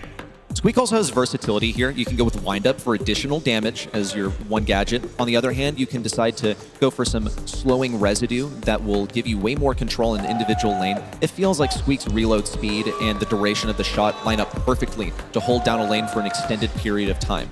So Zeta Division are going to be leading with high damage and easy control. Elevate, if they close in versus that Squeak, something, there we go, aggressive that gets in close range. An Assassin is able to take down that Squeak. But this is mysterious because you're diving into an RT that is going to have super. Against the Brock, it will be quite effective. But keep in mind, the pinnacle of Kenji's kit right now is the Hypercharge. You have to earn that by running in and dying repeatedly. He has healing on his side, but you have limited lives here in Knockout. Yeah, it might be good for a one-round win if things line up for you, but you never want to go down at a player disadvantage on this kind of map. So yes, you want to be aggressive with Kenji, but you can't take nearly as many risks in a game type such as Knockout. Let's see how it plays out. If we have the residue here from Levy on the Squeak, he'll be able to really control that bottom bush that he's already trying to clear. Typically, players will pop down that residue immediately. Nothing on the ground just yet. Zeta Division fighting for control already. And they're walking all over mid. Elevate holding back for a little bit longer. They want to get Evex into position as soon as they possibly can. Big damage on Apache and onto Evex. Vegeta holding his own very effectively, keeping Brock at max range. And now Squeak can really start to punish you, and that choke can lock you out of the map a little bit now as one after one, those globs are threatening big damage on Elevate as they try and get into the center. That was Wind Up on the right side as well. That means that Levy's going to have some pretty serious damage to offer against Evex if he decides to get in close range. But it seems like priority for Elevate is going to be farming up some utility and then surviving in close range towards the end of the game. So Zuku's on super low health. He's one shot for Vegeta. But he's simply going to back up, let his teammates do the work, and afford him a little bit of peel. Wow, the damage coming in for both Levy and Shetampo. Gets the 3v2 available for Zeta Division. A takedown on Shetampo makes it a 2v2. Levy now pressured into that poison. One more shot, it's all it's going to take. It's a 1v1 between Evex and Suzuku. He's got to get 3 shots. Super, up to the sky. Final dash in from Evex, gets the round. And Suzuku was trying to bait it out. He knew it would be coming. The invulnerability frames offered by Slashimi give Evex such a massive advantage in that 1 versus 1. The upshot at least is that Suzuku maintains his super coming into this round. Evex, he's also cycled a good amount of his Hypercharge. It's going to be totally crucial. Elevate have a round under their belt already. They could safely go to round 3 if need be and rely on that Hypercharge from Evex. Bit of damage coming in from that Squeak as well. It's going to send Apache out of commission, but only for a moment. It's going to be pretty much the same lineup from Zeta Division as well. They opted to shift Shetampo a little bit more onto the right side than previously. Suzuki's also a super, and here's the Hypercharge in from Levy, looking for big damage. Vegeta and Danger going down 90 and 45. A cycled super, dodge for Vegeta. Evex taken down, and Patchy's the last one remaining. And again, as soon as you give the map up to a Squeak, it's the beginning of the end. It only gets worse that Levy's able to build up the Hypercharge there. Patchy doesn't want to feed super to Suzuku if he can help it. He can't quite get to the gas right now, so he'll be awaiting his fate in the dying moments of the round. And bow out, we are even in this first round of Knockout. The question remaining now is, how close is Kenji to that game-changing Hypercharge? He's going to immediately position himself on the left side. What? Dash right back into that wind-up. Thought he was going to juke out Levy, but he was just a little bit behind Levy's train of thought. We'll see Elevate also retreat into that same position as they have for the past couple of rounds. This time, you don't want to fall victim to that sweet super and the hypercharge once again. What contact from Vegeta? Assassination at maximum range. Zeta Vision with a 3v2. And now again, FX has got nowhere to go. They can't get into the map, so once more, we enter the strangulation phase of Zeta Division's strategy. They simply man these chokes, incendiary fields getting dropped down by the Brock. What is Patchy cooking, folks? Okay, gets himself the 1-for-1, but when you're behind a brawler, that's really not going to cut the mustard. FX comes forward now, flashing super. It could be scary if he goes through it. Chitampo dodges one of those flashes, though, and FX does have the mark on him. It's easy pickings there. And Zeta Division execute on this plan where the squeak is looking terrifying. Still pretty good there from FX in the final moments. If he'd managed to get that second shot off, he could have taken down RT, but he wouldn't have survived a close shot versus Brock. I think they already knew that this round was over, and they were ready to simply get it over with and get right into the next one. We'll see the same rollout from Zeta Division as the last game. Chitampo opting for the mid, and the right lane belonging to Brock, but FX has decided to push up the left side super aggressively. The Elevator trying to force Zeta Division out of the map, the same the way they were forced into chokes, but because Zeta have the Brock, they have an extra lane, it's impossible to deny them these sidelines. Patchy is going to be working this long range, not against Brock, actually just dodging the shots from Brock and opting to go for RT instead, trying to assist Vegeta. Meanwhile, FX is still locked in on Levy on the left side. Huge damage on Apache as well, sends him down for a moment. Vegeta the first to fall once more. FX with colossal damage, that's the mark to shut him down. Apache does have a super, he can use this in the next round, but this one's in the books already. They fought valiantly so far, ready, set, but the end of the line is approaching rapidly for Elevate. Zeta Division seem to have their measure here on out in the open. And this is the last chance for America's last hope to have some showing here in Dallas. Vegeta's marked up, forced back, has a super of his own, but again, they've got to give the map over to their East Asian foes. Once more, FX going super aggressive on the right side this time. He's not interested in facing Levy unless he's offered a good opportunity. Meanwhile, Vegeta really playing with fire. He's one shot by any enemy on this team, and he's now opted to get back and heal up just a little bit more. Last time he was the first to fall. Elevate need to prioritize survival here above anything else, especially if they can get FX to survive till the final moments where he will be able to enforce a close range matchup. Patchy in a dangerous spot, he can't really get away, there's too much damage, it's an absolute downpour. Chitampo might be marked, but FX is trying to come forward, legs are dropped here for the RT, and he's dealt with maybe a bit of an error there from Chitampo, but Suzuki comes forward, hypercharge popped, it's down to FX now, he's got no super, no means of escape, and flying into the wind. Zeta Division once again rise high. They will be featuring in a final day of play their latest victim, the last hope of NA. There are a few constants in Brawl Stars, and the East Asian Kings of Brawl making a top 4 is one of them. It happens every single time. And a similar story for Patchy once more on the big stage against Chitampo, shut down. These last picks from Zeta Division have been absolutely backbreaking in so many of these drafts across the series. This team is a different beast than kind of the Zeta Division of old. Completely different lineup, different structure of team. You've got Coach up there, you've got Latox in the wings. You've got this team developing their draft strategy more than ever. They're aware. They know they were often criticized about being pretty weak in that phase of the game and kind of making up for it with their mechanics. But now they've been able to shore up those weaknesses now. They're able to stand tall amongst the very best teams in the world. I'm blown away by what we've seen by this roster so far, and they're far from done. Very far from it. We'll get to see what they have to offer us tomorrow, but I'm blown away by what we've seen from them today. Hats off also to Elevate for holding their own against them for so long. We're going to get to hear from Zeta Division on stage. Zeta Division stay alive in the competition, and the East Asia flag stays lit for the time being. You've made it through the Championship Sunday. Bouncing back from a loss earlier today is an extremely difficult thing to do. How did you guys refocus and stay composed coming into that match just then? 先ほどの敗戦もあって気分を保つのが難しかったと思うんですけども、どうやって気持ちの面で落ち込まないようにとか、次の試合に向けての切り替えをされましたか？はい、今の試合勝てば明日また SK とハンベルと当たると思うんですけど、そこでリベンジできるようにとりあえず今日勝って、3日目につなげることだけを考えてプレーしました。we're only thinking about, if we win this game, we're going to go face against the SK or Humble. We just thought about focused on that thing, and we try to win. Well, you've made it into Championship Sunday. Congratulations. Is there anything that you guys feel like you need to improve or change going into tomorrow ahead of those difficult matches? 明日のまた、決勝が準決勝、決勝控えてますけれども、そこに向けて準備をすること、またあるいはそのオーディエンスの皆さんにこう証明していきたいことなどあればお願いします。はい、ゼータが最強じゃないといけないので、絶対明日勝ちます。Of course, we want to prove that we're the strongest, so we're going to, of course, win. Okay, confidence is key. I like that. Thank you so much, Suzuki, for joining me in this post-match. Give it up for Zeta Division. Let's head back over to the desk because we've got some more matches to play. Thank you, Barney. We lost Southeast Asia already. Now the NA flag falls as well. It was lovely to see Elevate with some bold picks, some fresh ideas. Rosa entered the ring for the very first time in the Brawl Cup. Terra had some showings, but in the end, it still wasn't enough to beat the powerhouse from East Asia. The only set they won, once again, it's a 3-1. It is a rematch, actually, from yesterday. It was a 3-1 as well. The only set that Elevate actually managed to win was, again, Heist. Seems to be that Zeta struggles a little bit with that mode.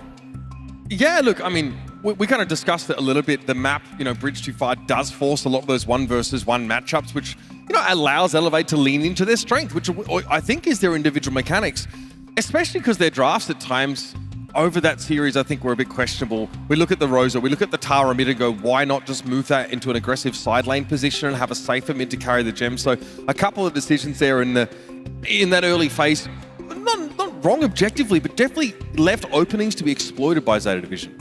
One of my personal favorites is that we have some voice comms for you ready here live from the World Cup. This time we're going to listen in to Zeta Division. いけんな。俺右か、もう行ってまうわ。オッケー。多分これ引いたら負ける。一台一応あるからね。うん。あそこ左の。してるキルしてる。俺先死ぬ。俺先死ぬ。うん。俺やったら守る。俺守る。やったら守る。ちょっと待って。頑張れよ。ナイス。ナイス。マジうまい。マジビビらんとこ。Lovely to see every single time we listen in to Zeta Division, they're just complimenting each other. Nice play, oh that was great. Tampo giving out call-outs to his teammates, and he also takes the MVP home. Shitampo, I think, according to, if you ask Levy and Suzuku, is the MVP of this team. And his response to them in return is, no, I want to have, more of a democratic thing here. I want us all to respect each other as equals. And I think he has an incredible opinion of his teammates. You can really see that they have this synergy, that they also have the comms where they treat all each other on an equal level with respect. That is super sweet, super nice to see some power of friendship coming out also from those three. We are in Group A now, and as mentioned, it was a rematch we see there in round number 1, Zeta Division versus Elevate 3-1. We are on the same result now, Uber. Yeah, look, I think we get what we want out of this Group A. We have undisputably the 2 best teams in that group advancing, and they're also the 2 most exciting, I think, to watch here. So I think we got what we wanted. Now I'm thinking about that next group and, do things play out the way we expect them to, or do Toxic Lotus continue to play spoiler? But getting SK, getting Zeta out of that group, it sets us up for at least half of our top 4 being absolute bangers. We have one more match of the Brawl Cup and then one more match of Brawl Arena. It's a new game mode in Brawl Stars. We don't get that too often, and we also don't get a MOBA usually in Brawl Stars. I'm super excited for that. We also can welcome 100 Thieves onto stage, as well as a couple of your favorite Brawl Stars creators. So see you again for our match after the break. Toxic Lotus versus Loud.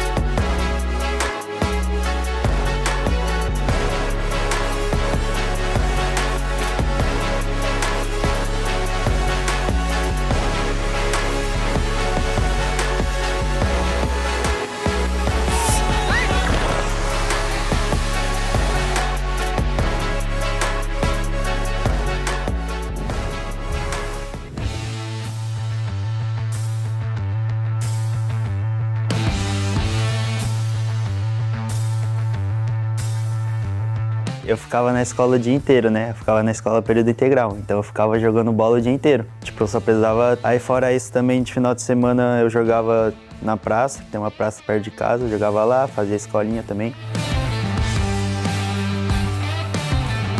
E também, acho que o que mais muda na minha cabeça é a forma de competir, porque meu ídolo é o Cristiano Ronaldo, então sei o que ele faz para se tornar o melhor, então eu sigo muito, tipo, a disciplina dele.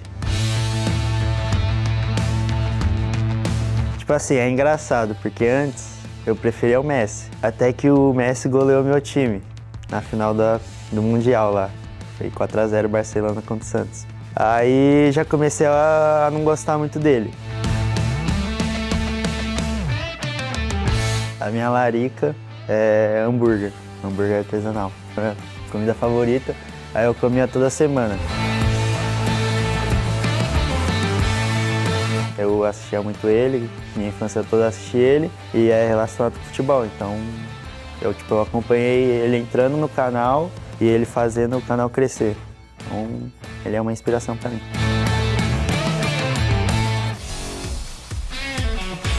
Coming into Brawl Cup, we had 6 regions fighting for an extra World Championship slot for the region. Now there's only 4 regions left. We already had to say goodbye to Southeast Asia and North America. We still have a couple of those regions though fighting now, and I'm super excited to watch 2 of those still fight for their last life. We're once again in an elimination round. It's Toxic Lotus versus Loud, and once again it's either Chinese mainland or South America dropping out. So we're going to have to say goodbye to yet another region, you two. Right, but we're going to say hello to some fantastic Brawl Stars, because this game might be one of the most fun of the entire group stage. 2 teams that really had no expectations on their shoulders coming into this tournament now are poised to enter our final day of play. Let's see what they've got left for us, because I'm quite sure they've got stuff up their sleeve, especially this Toxic Lotus team, whose drafts have been fantastic. We don't get to see much of them all the time, but they've been watching the rest of the world always, and now they're showing us what they've been working on. They're playing on a different patch as well, so crazy stuff coming out of them also draft-wise. Both of them got 3-0'd by Humble in Group B. Both of them then beat Tribe Gaming 3-1, respectively 3-2. Toxic Lotus didn't even make it close really, ready. It was a 3-1 win for them. It was huge for them as well. It seemed like they outdrafted pretty much every single time. Their mechanics have been on point as well. I think a lot of the world has been waiting to see what mainland China has had to offer, since we've seen these guys year after year after year in a BSC Pooh season, and we just have not seen them perform at this level until right now. I mean, glimpses of it. We got glimpses of it up until now. Uber, you mentioned that Toxic Lotus was watching all of the other regions. We also asked them what they think about other teams, specifically Loud. 我觉得他们队伍比起其他强队会比较容易赢吧，可能中国赛区的打法更克制他们。We want to shine a little spotlight onto the brains behind Toxic Lotus. It's Star Dragon Uber. I think he's been great. I mean, the Miko pick in Heist was ridiculous, and actually had me and Kenny scratching our heads until we kind of realized why and how the star power really empowers Miko to take on those inanimate objects and really beat it up. So, blown away. I thought the shade was also great. These guys are showing the best of a lot of regions' favored meta picks, even working the Finks into a lot of comps and making it look pretty good, even if they weren't able to get away with it against Humble. On the other side, we have Loud. Had a great run so far, 3-0'd by Humble, but then beat Tribe Gaming ready. They came back and they got to pick some of the stuff that they were comfortable with as well. It was pretty outstanding that they were able to take down the favorite of North America. We characterize Tribe as the best North America has ever been. And now to see a team from South America, a region that has not really shown up on the big stage in such regard in the past several years, is incredible. We also had a little chat with Loud. Let's hear what they have to say for this match. A gente tá confiante para jogar contra o Toxic Lotus. É um meta muito diferente do nosso. A gente vai ter que estudar bastante aí para jogar contra eles. Loud, they've been looking very strong, and also they have a brain behind their draft ready. This is true Roll. He's so incredible at this game, and we've seen him in the past really show that greatness. He was part of that greatness behind the 2022 Totem Miracle as well, where we saw him and Joker combine brains to form one of the strongest rosters that we have ever seen in Brawl Stars history. We're gonna see some great drafts, I'm sure, from both of those brains. First up, though, we need the players on this stage. Let's bring them up, Barney. DreamHack, this is their last chance to stay in the competition and claim their rightful place in Championship Sunday. It is Loud versus Toxic Lotus. Loud have Kyodog, Edinho, and Firecrow. Toxic Lotus consists of Tok, Engine, and O.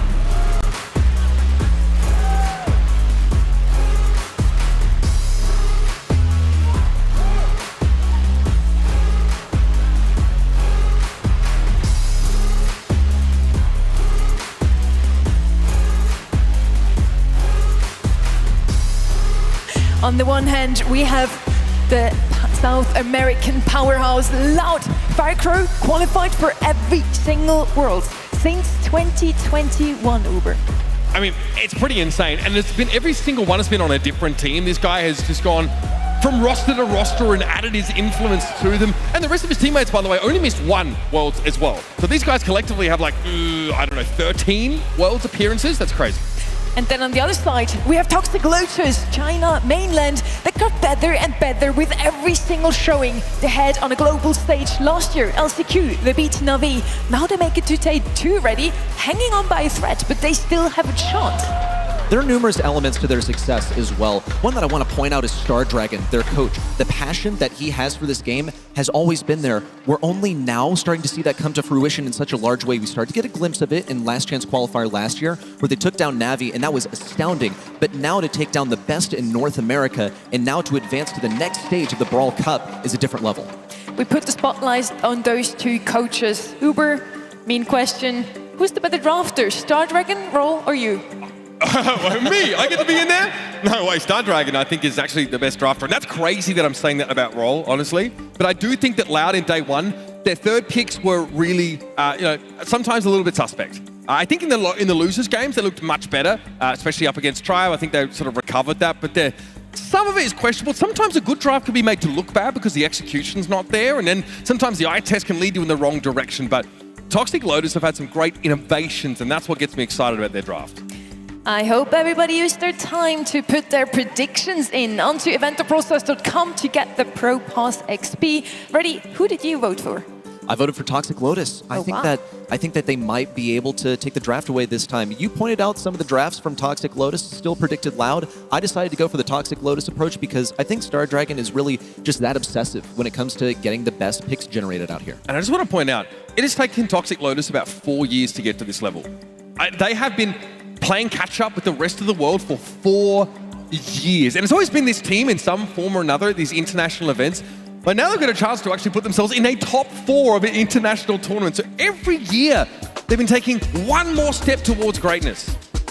Hardly baby steps at all. These are giant leaps from one stage of the competition to the next. With the consistency not even being a question, it is an advancement one after the next. We're going to start off here on Brawl Ball for a bit of aggressive action. Just to point out once again the drafting style that we usually see from Toxic Lotus. They love to get some of these cheesy picks if they can. If not, if it looks too risky, they'll go something safe and they'll win on a mechanical basis. The predictions are crazy to me. From the caster desk, Uber and me have actually been the only two voting for Loud. Everybody else said Toxic Lotus because they had such a great showing, 3-1 to Tribe. Loud made it close against them. They also won, but it was a 3-2. So you could argue that Toxic Lotus is looking a little stronger, yesterday at least. Heading into the draft now, Toxic Lotus versus Loud. We have Rank B and Stuban. And of course, whoever has last pick here has always those two bans. Lumi and Kenji are just a must ban. Yeah, it does feel like if you're second pick, you're priced into banning Kenji, Hank, and Lumi, or at least 2 of those 3. The upshot of that is that you get last pick. So you have the chance to find a really nice like pick 6 here that can take your opponents by surprise. That means the Toxic Lotus can't get unanswered G's at the end of their draft here. But look, if Lou is left open, you kind of have to take it. You do, and I think Toxic Lotus had a feeling that it was going to be allowed for them to pick here because they did get rid of Stu, one of the better ways to deal with the Lu out here. So it's going to be more challenging for Loud to fare into this Lu over here. It's going to limit also their aggressive options that they have. We did point out that they do have that last pick, but if that is a tank that they were thinking of, it's going to be facing against pretty much the best tank counter in the entire game. Again, Lou is a real problem for anyone who needs to take time to walk up on him and great at controlling that space. He doesn't do too well against brawlers that are able to close the gap in a pinch quickly and sort of get in his direction. We've seen Lily picked up more and more lately, often in double tank compositions, so sometimes even like with a Frank or something similar. So there are ways to challenge that Lou's position, but overall, even though he doesn't exactly pack the biggest punch when it comes to his individual damage, the utility that he offers and the disruptive capacity that he has makes him so desirable early in these drafts. If he's not banned, you've just got to first pick it. He's a tank counter, and this is a tank meta. So by proxy, the tank counters are going to be a high priority, and then later on, when it's safe, that's when you can start to pick up those tanks. Or you could look for something to support those tanks and punch through the tank counters. That's where something like Poco starts to come in, where you're able to completely negate the effects of Lou's freeze. Now, it is only for a short period, and his protective tunes, that's a very spammable gadget that he has at his disposal. So that would be a strong selection for Loud as a response to that Lou. Though there are ways to counter him. If you can break open the map and then approach him with B, which was banned out, then that's a pretty good approach. But once again, B was banned. So that one is now out of the playbook. Outraging Lou is something we've seen a couple of teams attempt to do. Sunny dropped a little knowledge bomb there in the intro. We didn't actually get a chance to talk about it. This Toxic Lotus team are on a different patch than the rest of the world. Obviously, the way the Brawl Stars works in China, if you've ever seen it, it's quite remarkable. The skins also look crazy different. But they've had to, go back and go, okay, what patch is this tournament actually on? Or Star Dragon especially has had to go back and go, all right, what are we actually looking to target here through these drafts? So not only do Toxic Lotus have like a lack of information, the opportunity to scrim against these other top teams, but also they're on a different version of the game and have had to adapt and adjust here to teams such as Lao. We had to remake the draft very quickly. Our expectation though is that we are still going to see that Lou first pick here out of Toxic Lotus, and then we'll proceed from there. Okay, Lou has been selected. Poco, once more, very viable option. Toxic Lotus anticipated this. Juju now coming out from Loud. It's the regional comfort picks. Got the chance also to interview Roll after their win yesterday. And the question was, hey, why are you picking Juju? Do you think that other regions just don't know how good she is? And the answer was, we had the best Juju in the world on our team. We can make her work really well. I think that's fine, right? Having a great thrower, it's not exactly the spiciest claim to make. It's like, yes, we have the best thrower player in the world. It's like, okay, fair enough, if you think so. But, Juju, not only does she dominate throwers at long range, right? She forces, less optimal thrower answers like this one here. But Willow's a little special in that in Brawl Ball, she takes on a completely different role. She has an ability to just flip the game on its head. But that hypercharge coming into the game hasn't really impacted her hugely in terms of play rate overall. No, it makes her invulnerable for the duration of her super. And generally she was quite exposed during that, but also you're not really using the Willow super in an unsafe position. A lot of times it's going to be used to get a goal scored. So there's been potential for Willow to do stuff in Brawl Ball for a very long time. It's heavily reliant though on the presence of those walls. Cool. That's going to be a struggle into the Chester especially. Once he gets those bombs down, then we'll start to see the map change shape. He has also a 1 in 4 chance of getting that as well. So it's another consideration. It's going to be a little bit luck-based for Firecrow to start breaking down the walls. He's going to have to also consider the fact that, hey, we need to leave some up for Adinho. Janice is going to be the final pick here for Loud. Obviously in a map like Brawl Ball is very good at sort of crossing their map quickly, pressuring down the person sort of carrying the ball, and can deny some of those more turtley strategies. But Toxic Lotus's composition is definitely one that's going to be going for the jugular more often than not, especially with this Max. It's a super interesting mix.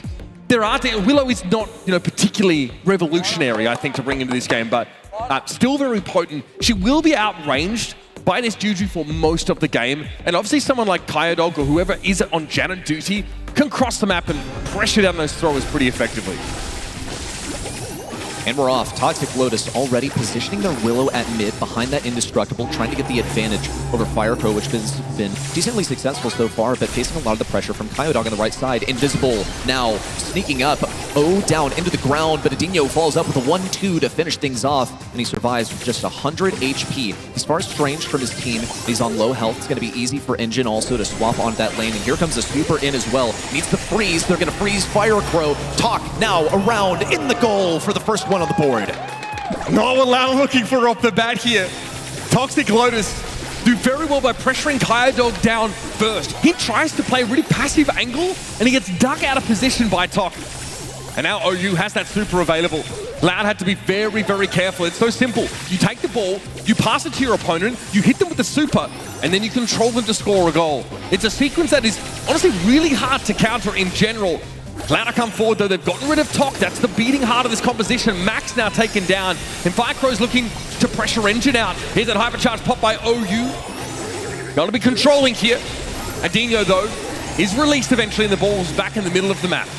Kind of a close call there as well for Loud, because O was just a small amount away from generating a goal for Toxic Lotus and finishing off the game. That is the looming threat that is Willow's super if you leave one side unsupported by a teammate. On the right side, Kyodog is at risk of getting pinched by Engine. Adinho in with the invisibility, looking for the gank on OU once again, but he's too fast. Last shot in from Adinho. It's going to confirm the kill, but Adinho falls to the poison. Kyodog on the right can get this ball in. Tok trying to intercept, looking for one. Kyodog tried to tuck around the corner, but got taken down. And Tok's running it into the corner, actually. Now pushing up the effective line of scrimmage to the side of Loud and opting to go for a more defensive maneuver. Why wouldn't you corner the ball here? You're ahead by one goal. Loud just find themselves a little too squishy to convert at the end there. Firecrow with full air control, able to bring Engine down, and OU goes into a dive. Tok is a little bit low though. Pressure starting to mount. Tok has to phase shift across the map and avoid the shots coming in from Adinho, but now they're trapped inside the goal of Adinho. It's a 2-for-1 special. Dominates them with the Juju, and it's an easy conversion to even up the game. Lucky break there on the Jawbreaker as well from Chester. Nothing else could have gotten them the stun in that manner and gotten the goal for Loud to equalize the score. It's a wide open field now. TOC equipped with the hypercharge and the super. Just needs to wait a little bit longer to get that for free. Takedown for Engine on the Kyodog to start things off. O has the method. He has the super to make someone walk it into the goal, but he needs some support from his teammates so that he can stay safe. The freeze down on the right side opens things up just a little bit around the goal. A super from O could do it, but Kyodog is sneaking into that position on the right corner. All they need to do is pass the ball to one of these Loud players. That's the first step. Loud won't be able to interact with the teammate that is mind controlled at the time. They'll only be able to look on in dismay as he walks it in. 27 seconds to play. OU now with that hyper developer. Here comes Kyodog first. This could be devastating. He's about to unleash it on them. Engine is flattened. The gas clouds expand outwards, and he's able to cycle a second super off of a Kyodog with the damage, flattening Toxic Lotus. Toxic Lotus didn't have the endurance to exist at the enemy goal for that long. They had their moment. They had their opportunities to maybe get a Willow super in, but they could not find their opening. They were so reliant on getting a pick before they decided to move in. They didn't want to risk it. They didn't want to commit. Instead, they dropped all their abilities. You gotta pop it or drop it. That is the MO when you're in such a sticky situation and you're facing a Chester hypercharge. Toxic Lotus have the max composition. You'd think they're the ones that would be empowered to dictate the pace of the game, to be the instigators there. Tok trying to do just that here, forcing Firecrow to drop a gadget down. He just gets dominated. OU's there with the damage. Adinho has to deal with the threat of the max in front and doesn't see the thrower shots coming in. Engine has this super for when the final teammate comes back. They are all back to normal. Tok in with the super, now building the charge. O equipped with a super of his own, but this ball is securely placed in the back left corner. It's going to take at least a couple of kills to get that out of its position, or perhaps O to get a kill on Adinho, since it doesn't seem like anyone else from Toxic Lotus is able to get within reach. One of the most annoying things about Willow is not the damage she does, but the fact that she does damage in ticking increments, delaying the passive healing from brawlers that are affected by her shots. It's just longer before Kyodog can actually get out into that lane. You can see the tick down now is only starting to heal up just here. So it's an extra couple of seconds out of commission. Engine, though, just collapsed onto. Nice pinch there from Kyodog, but he's going to back away in mid, and Firecrow now feeling the heat. Loud haven't had an advantage to be able to get the ball out of this corner. They might have it here. With Tok being low, the reinforcing player from Loud might be able to uncorner the ball.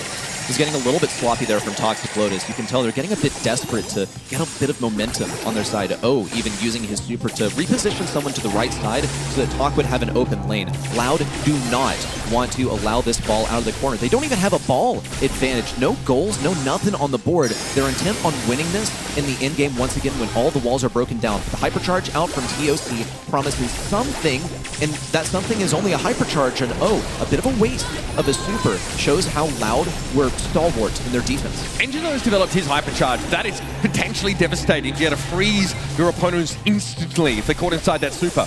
However, by all appearances, Loud are trying to specifically play for overtime here. At no point have they really tried to get the ball out of that corner and go on the aggressive. They think that they have a deterministic win in that endgame phase. It looks like Loud are going to be relying on that Chester hypercharge to do all the work for them like they did in the last game.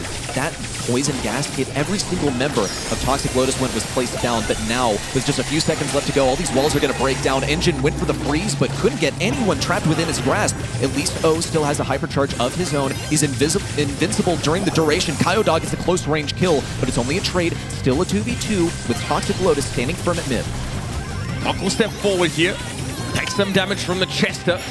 Has the super available though, so now pretty nimble are Toxic Lotus as they try and move around the map. Where's the bloody ball is my question. Finally, it's been taken out of the corner. And the super from OU eventually is used just to force Kyodog to give some space back to Toxic Lotus.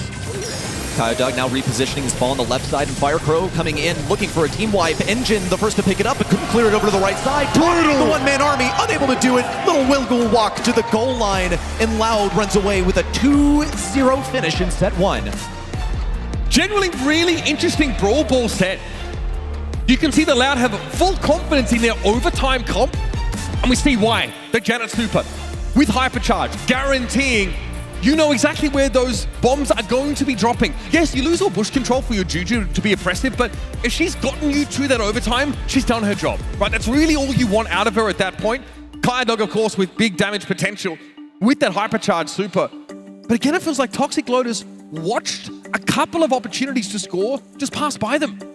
There were moments where we saw Toxic Lotus use utility, but not in the sense that they made use of it. Just, they pressed the button and then couldn't get really much beyond that point. Some good moves from Toxic Lotus. They did get that inaugural goal of the match, but they weren't able to do much beyond there. A lot of times we saw TOC was the last member remaining on the roster. There were times when also he popped his super, but no ground was actually gained as a result. I think a lot of whipped abilities overall from Toxic Lotus. It was the super from Lu. It was a hypercharge from Lu. Hypercharges out from Max as well that didn't generate any value. And there was like a Willow super there towards the end, just before this actually, where Kyodog was just walked back away from the ball. They didn't sort of try and use that to score. I think they were just under pressure. And yeah, that Janet hypercharge, you can see why she's made her way back into the metagame and it's been pretty hotly contested through the pick phase. Strong showing here from Loud, and a lot of the predictions from us as a talent team actually had Toxic Lotus advancing out of this game based on what we saw from them yesterday. But that's really solid play from Loud, and honestly a draft that you can't really sneer at. This is true. We saw that Willow, the, if anything, most questionable pick on that roster, be the star player, shining above them all. But Loud, they had the mechanical difference there. They played things out till overtime. We saw whiffed abilities from Toxic Lotus. Loud, they had the better composure above anything else. Gem Grab is coming up next. And we are on the lookout for more of these innovative picks from Toxic Lotus. It's going to be last stop, so this is the kind of map that really demands stronger side lanes. We saw Toxic Lotus play this map out against Humble, right? Where they themselves actually got a fix, right? They're one region that's looking for it. South America as a region have not really been prioritizing Finks much at all, at least not in the lead up to this particular tournament. And we've seen just how good he is, and how good he is against the B especially, or anybody with those faster moving projectiles. It just feels like if you're on a side lane with that Finks and you get super down, you won the lane instantly. There's so many brawlers that Finks completely disables once he has the super, and from there on out, not only are you protected against the enemy brawler, but you're able to cycle your super more easily. It is this positive loop of reinforcement in Finks, which makes it a top ban, but not for either of these teams. It's completely available as a first pick, which is the usual role that we've seen it have this weekend. Gotta be first pickable here, surely. A couple of other options, of course. I mean, on a map like Gem Grab, the Lu is less desirable, but still very reasonable to try and take early. I think the Otis ban here is so interesting.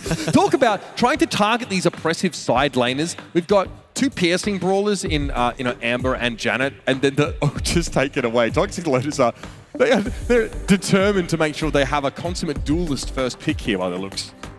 It's not at the forefront of the meta. One thing that maybe it was aimed to guarantee is that Tara, since Tara is going to have a tough time against that Otis in close range. Also, the Shades, totally meaningless against a brawler that's able to dispel them every single time with a gadget that, as of a few months ago, with the gadgets now being on cooldown, quite spammable. And as a result, they've actually entirely given this Finks over to Loud. We see 2 top picks coming out from Loud. This was deliberate from Toxic Lotus. Something I will point out, though, is that Tara is one of the strongest brawlers on this map.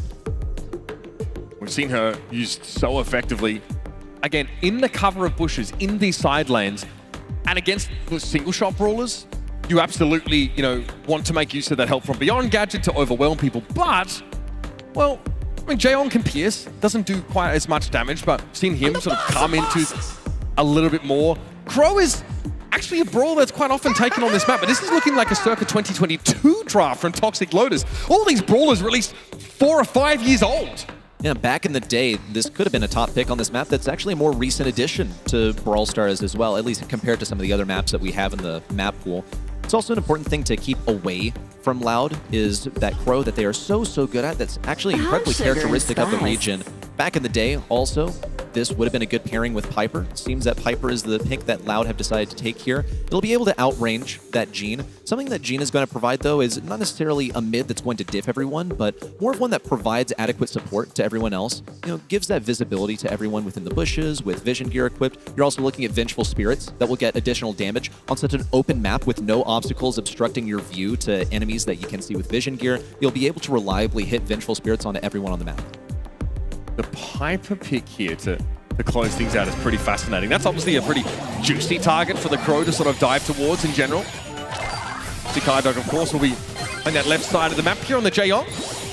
In work mode, of course, for the time being, but Ashley has that gadget, of course, to make him a little bit of a harder hitter, actually forcing OU out of the lane. Okay, bro. Yeah, it's tough as well, since Crow doesn't have good burst damage. It's more about holding that control over time. And he's able to diminish the amount of healing that Dog is able to muster. But by spamming his gadget, he can heal quite a bit over time if he needs to. Fire Crow's putting the hurt on him, and the pinch is coming out. Adinho over towards the right side, cycling back to his previous position, using the gadget, and a diff as well for Dog in the left lane is securing this throughout for Loud. And this is exactly how Humble dealt with Toxic Lotus on this map. They played the Piper. Lukey went 4-0, I think. Semantic was 0-7 on that map, just basically running it down. But as long as your mid is getting those eliminations and staying alive, and Firecrow might be one of the best Pipers in the entire bloody world. So this is a comp that fits Loud like a glove. And Toxic Lotus don't really seem like they know what to make of this. OU's carrying 2 gems, which is not really the person you want to have them, but what a magic hand connection onto Firecrow. Dog thinks about coming in and try and scoop these up. He actually gets away with a couple of those gems, and Adinho falls. Incredible trade there for Loud as well. Takedown. Firecrow claims his revenge over TOC as well. And he's not going to get pulled again. You can fool him once, but you can't fool the guy twice. He's got to be ready with his super for the next pull that could come out of TOC. It's looking good for Loud right now. They only need 1 more gem. It spawned quite close to Firecrow's side. They know that TOC has a super, and Firecrow's going to have to earn his super before he can safely get in that position. He had to make that. Oh, another hand! That is unreal! Oh my goodness, Tuck with the long arm of the law. Loud, not a damn thing they can do about it. Dog's able to hold on the 6 gems here. Toxic Lotus don't have a countdown quite yet. Adinho deals with yet another one of those shades, and Firecrow inches forward, takes the last gem, starts the countdown. When you see Louder, do not want to give up the middle part of this map, and they are terrified of Engine, as they should be. Adinho vulnerable in the back right. Engine's going to try and push in, only 5 seconds left. He missed his opportunity with the hypercharge. TOC with a last-ditch effort, but it's simply not going to be enough. How are those Jean pulls hitting? When Piper has a super to jump away and a Jean pull coming from max range, I can't believe it that they've managed to scrape through. I mean, more important than how are they hitting? How have 2 of them hit in a single round onto the Piper? And Toxic Lotus are not able to convert that because they don't control the side lanes. That's the problem. Dog's able to step up and get 5 gems. Adinho's able to get 2. Toxic Lotus need those gem pulls, and they need to walk away with the gem advantage. Different approach from Toxic Lotus this time. They've all decided to stack the left lane. Not even a consideration of facing Adinho. They've already disrupted the back lines. There's 1. Looking for 2. Dog's on low health. And O knows that it's over. He's just surviving a little bit longer, trying to enforce the close range so he can cycle out that super that's going to be so impactful in this game. Also a risk for Dog to go down. What a long-range shot from Firecrow with a homemade recipe. But here's another homing shot out from TOC to keep Firecrow a little bit lower. We see O trade into the right side. They looked for something a little bit different off the beginning of the game, and they did get the destruction on the enemy side where the gem carrier usually resides, so it's the definite plus. Yeah, that was intentional for Adinho. He kept firing despite being at 80 health because he wanted to give those gems over to Firecrow, make sure that there's a consolidation of resources for the Loud's mid laner. Kaidog wants to come forward though. Engine gets in his face, and he's always going to be the better duelist up close than Jaeyong. Firecrow though, look at they're going to split the map now, east to west. OU under a decent amount of pressure. Adinho is able to put this super down in the middle part of the map and dodge these shots, but the guy refuses to stop. He's still at 95 health. Adinho also threaded the needle between some of those shots from Engine. Perfect positioning to stay alive. It keeps Loud on the map. They only need one more gem to get a countdown. Firecrow's equipped with all the tools in the world to stay alive. He's got a hypercharge. He's got a super to jump away from this Gene super. It's a 3v2 for Loud. It's an absolute winning position. Kaidog's going to try and put an exclamation point on that by coming around behind. He is getting dropped quite low health. Now Toxic Lotus have utility on their side. 10 seconds to go and Gene pull.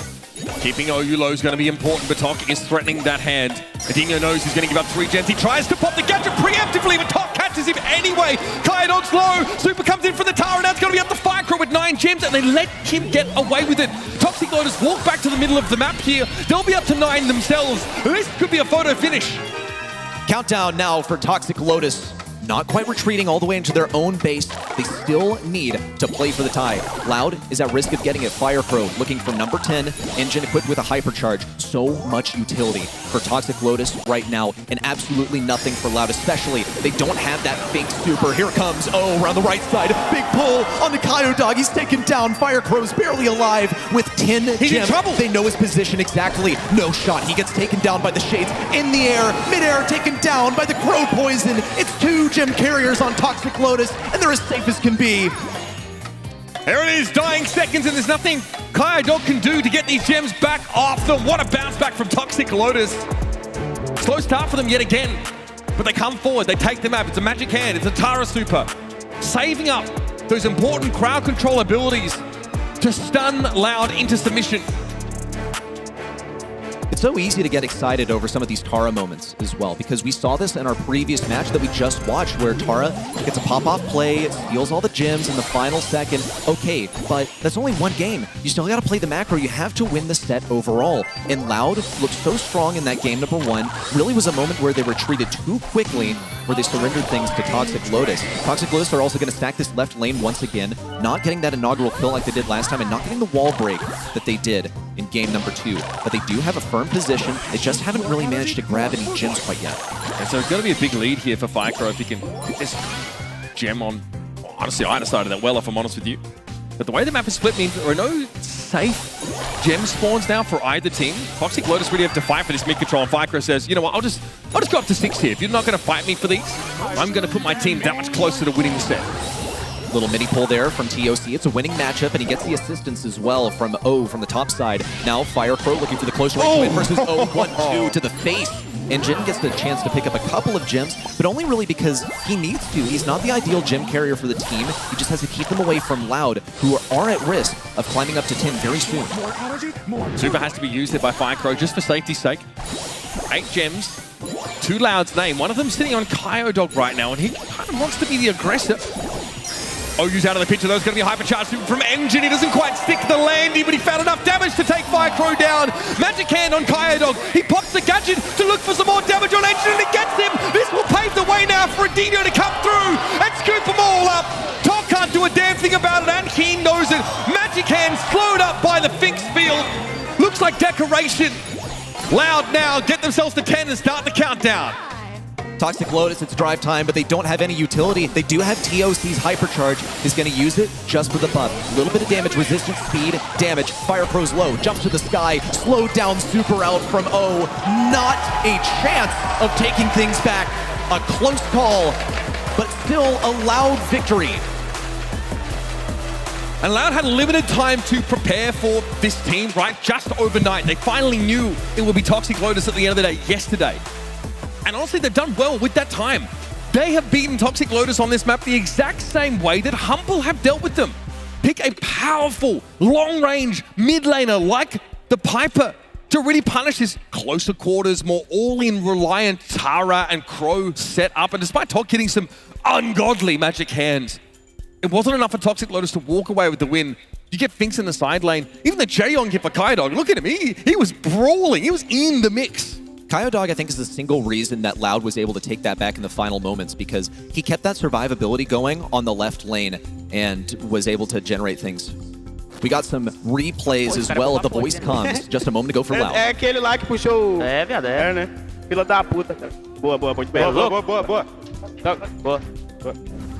Calm, cool, and collected there from Loud. They've shown up and they've done exactly the job that they intended to do. I mean, this is a Loud that were basically pushed to the very limit to even make it here. There was a real uncertainty about it. They ended up going down 2-1 in the semi-final game that they had to win to qualify. But I mean, look at this. This pool, by the way, is magnificent. But look at Adinho and Kyodog. They're healthy enough that at least Kyodog can salvage that situation, come in and pick up a bunch of gems. Engine losing that all in there is pretty important. And once again, it's another good Magic Cam, but Kyodog's the one with the gems here.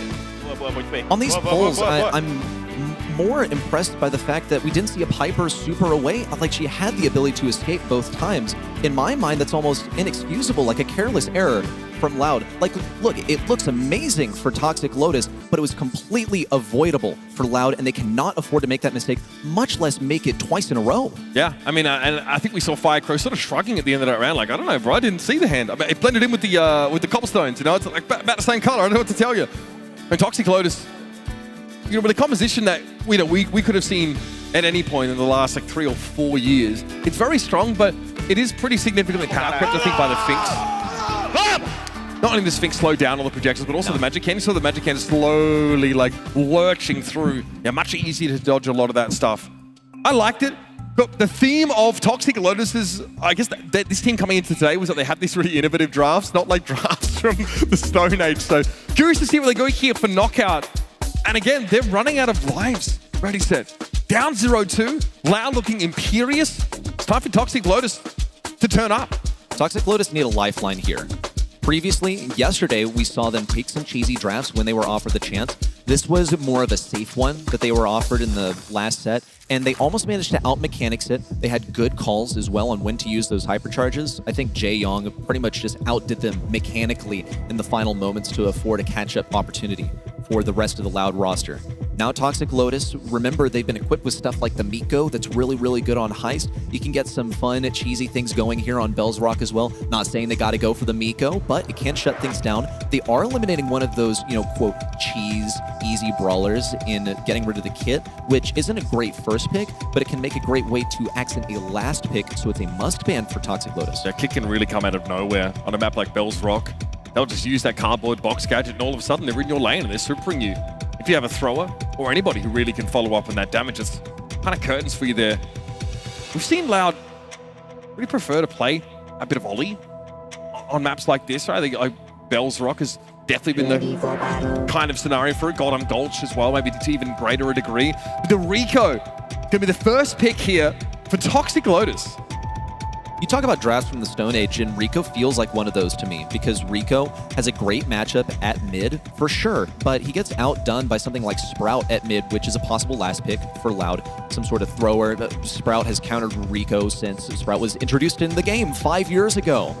So it's one that has to be considered out here. Now, he does have a hypercharge, which is really, really strong, but also he's quite reliant on destructible walls on the map. This Kenji out here is quite interesting. I think it's just a priority for Loud because they want to keep it away from Toxic Lotus. They can get some aggression off of that for sure, but we already saw what Kenji does on Knockout. Admittedly, it was more open map, but he has to earn that hypercharge to make the most impact possible. Right, yeah, out in the open it was. This is in that previous series for Elevate.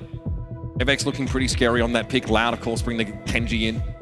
And it's usually one of the brawls that just gets banned straight away. Loud in any other map would have gone Hank, Kenji, Lumi, just got rid of those, but they don't want to deal with the G.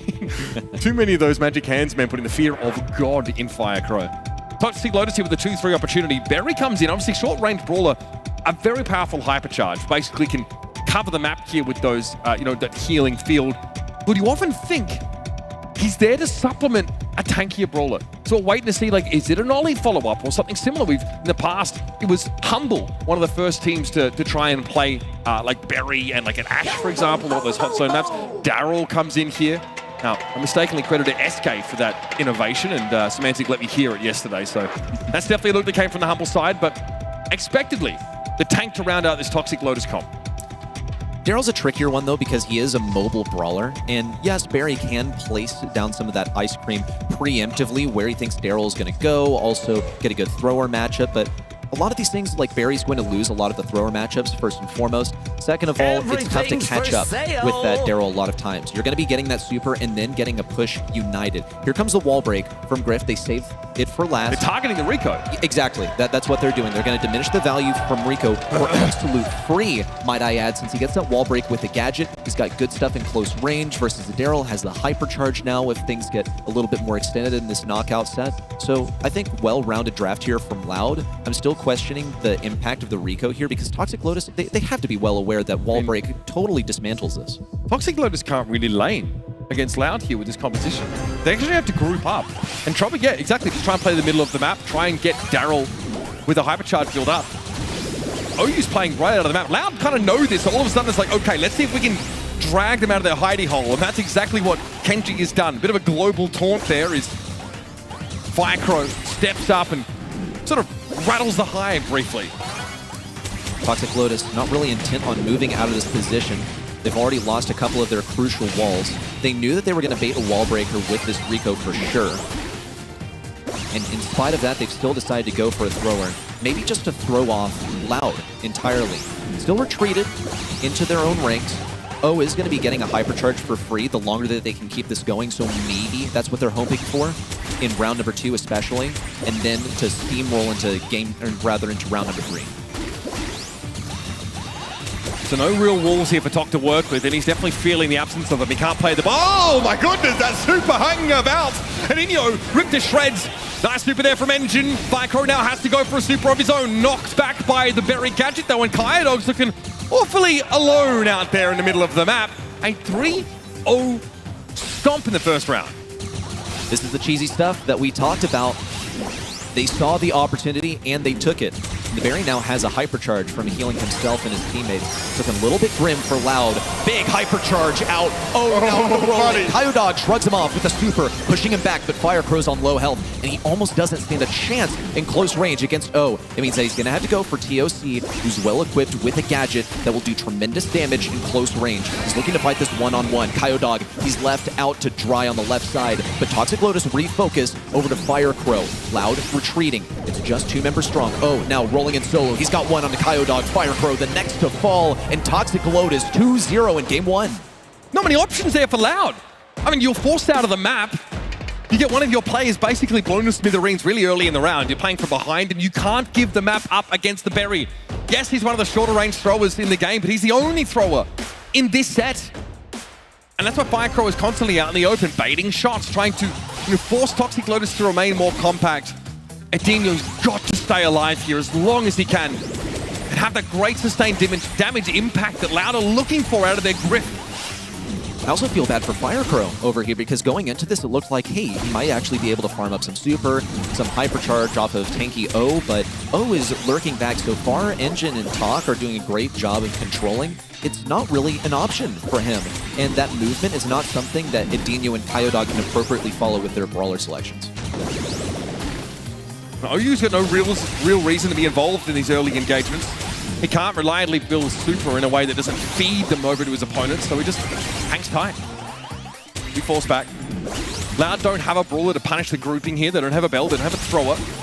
So Toxic Lotus can stick together as much as they want and get value out of this very area of effect healing. They have 2 supers on their side. Loud have been denied so many opportunities to get supers of their own, with Tok lurking around these angles, but the Poison's going to force everyone to converge. Oh, in with the super, baited out that block from Kyodog, but still taken down by Edinho in close range. Firecrow now tries to glow in, pushes things into the Poison. Kyodog barely surviving. Engine needs one more shot. He's got it. Round 1 secured. Kyodog gets stuck in the top left corner inside the gas. He takes like 2,500 damage and has to use an earlier super ready than he would have liked to. Loud have to be more proactive here. If they give this Daryl time to set up for the Dream engagement, look, he's got a hypercharge Daryl roll available. That feels like it's going to be hard for Loud to come back from. Loud don't really have many angles of entry here. They need to stay away from O and Engine, who both have their hypercharges, while at the same time somehow staying out of the clutches of Talk, who's threatening to beam away like he did in the first game. He's got that super ready. He's flashing it. Dino's nervous about it since he was the one on the wrong end of that Rico super in round 1 of game 1. The fact that Talk's able to turn that into an instant kill speaks volumes of his ability as a player. We talked about how Rico has felt a little power crept. Even on maps like this, with all the wall break potential that Loud have, he's still been able to be relevant. Got the catch it out of him, but not quite the super. Firecrow didn't want to stick around to find out what else was in the arsenal of Toxic Lotus. Toxic Lotus working for that Rico hypercharge. Talk has had 2 of them so far. Here comes the super from Firecrow. It's drive time. OU now to the top right corner. All the healing in the world. Doesn't seem to be enough. Talk now trying to circle around the right side. Beams down. Dino with the super to try and finish off. Not enough. Here comes the stun. The takedown. What a finish. Toxic Lotus with a set win. And you'll have to see it from our team from mainland China, staying alive in this elimination game. With everything on the line, they go up a gear. And Loud have no idea how to counter it. That was not a particularly close knockout map at all. Looking back at the DPS, Talk, even though most of the map is broken up, we said that last pick Griff was used to target the Rico, remove the walls that would empower him. He's still able to find so much damage on this map. Typically having mid control is paramount on this. That does now change when you have Barry, when you have Daryl that are going to get their supers for pretty much free, and then they can get that momentum towards the end. They don't need to have that prior positioning to exist within mid once the poison forces everything close. There were some hairy moments. It really did get quite close in the final seconds with everyone converging towards the mid, but we saw Talk reliably chipping things down. Look at this final moment as well. Oh, he got his super at the perfect time off of Vidinho, survived that super, and then closed in for a close range kill before the super from Griff returned. Is there a better hypercharge to have on those dying moments of a knockout map than the Berry super? So much of the map was covered with that healing for Toxic Lotus and damage for Loud. It forced them into some really uncomfortable positions. And now we're headed to Hot Zone. Still a decider here. Loud, of course, only have to take one more set to get themselves into tomorrow's games to make top 4 in the world as it stands here at Brawl Cup, and one step closer to claiming an extra slot at Worlds for their region. For SA, that would be unimaginable. And Casa Brawl like, thank God, we might have to go through this nonsense at LCQ this time, you know? No doubt home region cheering for their regions here. Mainland China would love to hear what they are saying as well. Toxic Lotus have put on quite a show. They came out of nowhere yesterday, showing us some of the greatest mechanics, some of the most fantastic drafts that we've ever seen out of this region. We know the man behind it, Star Dragon, has been working hard. We're headed over to Ring of Fire right now. It is about consistency, it is about survival, staying on that point for as long as possible. We saw some interesting selections here earlier as well. Pam being a reaction to Hank on this map was one of the more interesting ones that we saw. Yeah, kind of fun to see her brought back into the metagame. She's always been good on hot zone maps where she can drop a like a healing booster just off the point. You can sort of sit at the bottom of that hot zone and heal up and be really hard to shift. Seeing double tank compositions brought into this map. Ring of Fire is fascinating because the side lanes matter a lot. Trying to wrap around. Draco's been so hotly contested here. That's obviously a brawl that it almost always sneaks through the ban phases. Loud, they have to do the thing where they ban Lumi, Hank, and Kenji. They're just priced into it because they're second pick. Even still, with some of these brawlers being like repeat occurrences, I think Ring of Fire is just a beautiful map because there are a few different ways that you can play it. You can opt for how many brawlers you want to stack at mid. Do you want to send someone like play Recon, get in those enemy bushes? Lou, hands down, got to be one of the best brawlers that you can select on this map. And just in Hot Zone in general, I see the brawler with a super that is the same size as the zone. It's you a can't circle. enter it. Yeah. I love circles. A big old radius that you can't walk in, otherwise you're gonna die. But there are ways to react. Loud, they have one of the best stews in the world in their ranks, and that's one of the most effective ways to deal with the Lou. Really hard to catch Stu. Every shot gives him the ability to dodge out. And Lou does not cope well with those hypermobile brawlers. He really wants those tanks to fight against. B is also a really acceptable, reasonable option to try and fight against this.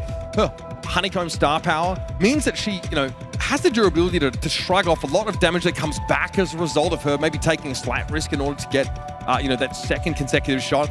Hypercharge is very powerful now that Iron Hive can catch onto multiple targets. You get a real genuine area of effect slow. And in a pinch, we've seen that Rattled Hive pick off some really important eliminations if you're positioned correctly to take advantage. Yeah, you do have a lot of damage at long range. Since Louder Red Team, I do have like my questions about whether that Rattled Hive is going to impact at long range. But, you know, we'll wait with bated breath. Here comes a Stu that we really expected to see. Kyodog, just a phenomenal Stu. Going to be an excellent selection into that Lu. Toxic Lotus, we're aware because we know that Star Dragon's been labbing out all of these possible selections. Yes, and this is also like the interaction between some of the top 4 brawlers in the game. B, Lu, the Stu, Poco, one that's being considered. The only reason that you see, well, one of the main reasons that you see being picked here is because of the presence of a Poco, since it's such an effective last pick into that Lu to negate the effects of his super. All right, wise guy, what do you do about the Stu? If you know it's coming, if you're Star Dragon, what are you trying to draft into it? You're trying to get stuff that can block his shots, especially. And, you know, even reaching back into history like Spike, you know, even just having a little plant that exists for a little while is quite effective. Anything also that's able to keep the distance, avoid giving him his super, is especially useful. Don't generally want to play a tank into a Stu. He's not an anti-tank, but you can never get close to him. Ash fills the role of a tank that has range and also can get those rats down to block the shots from Stu. So if you're gonna play a tank in a Stu, this is one of your best options. Little helpers is the super from Ash. Very powerful against single shot brawlers, of which Loud has 2. They can only deal with one of those rats at a time, and the hypercharge, well, I mean, Ash just gets more rats than he would otherwise have. So even harder to deal with, but he's a really mobile brawler for a tank. Once he builds up that rage meter, he's hitting very hard. Carl is going to be the answer to it. Has cleave damage, can cut through, you know, like a lot of those sort of spawned creatures. Definitely has the option to go aggressive on towards the Juju's position, providing she doesn't have that super available, and also go after the Lu. It's a pretty powerful draft for Loud. It's, you know, a snapshot, I think, of the most powerful, most popular brawlers at the moment. It's a draft that feels a lot like Tribes in that it's very straight down the line. It's no messing about. It's no nonsense. The Toxic Lotus have got this Ash. Whoever is on that brawler, will they be able to be the difference maker here? It's going to be Engine. He'll be trying to run Loud down at every possible opportunity. TOC also given the most difficult role on this map. That's usually the way that this team operates. Since he's the most mechanically skilled player on the team, they're going to get him the Lu that really doesn't have many good matchups here. He's outranged by the B. Carl's not going to go anywhere near him. He's a little helpless against the Stu as well. We'll see the lane rotation as well. Kyodog now moving on to the left has a phenomenal matchup into this Ash where he outranges. He can slice the rats once they come down and attempted a burn that was baited by Engine, which is going to form a bit of time to now try and rotate. The Dino has moved over to the left side for the flank. OU's starting to get a little bit more confident here. He's actually moved out of the bushes and is starting to be oppressive.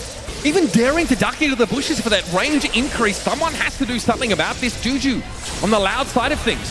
Adino, though, is kind of mirroring the same movement, though. Threatening, pushing forward, breakthrough even used there to start to put pressure on Engine. He will burn down as a result, and now Loud have a power play, a chance to make up some of this deficit.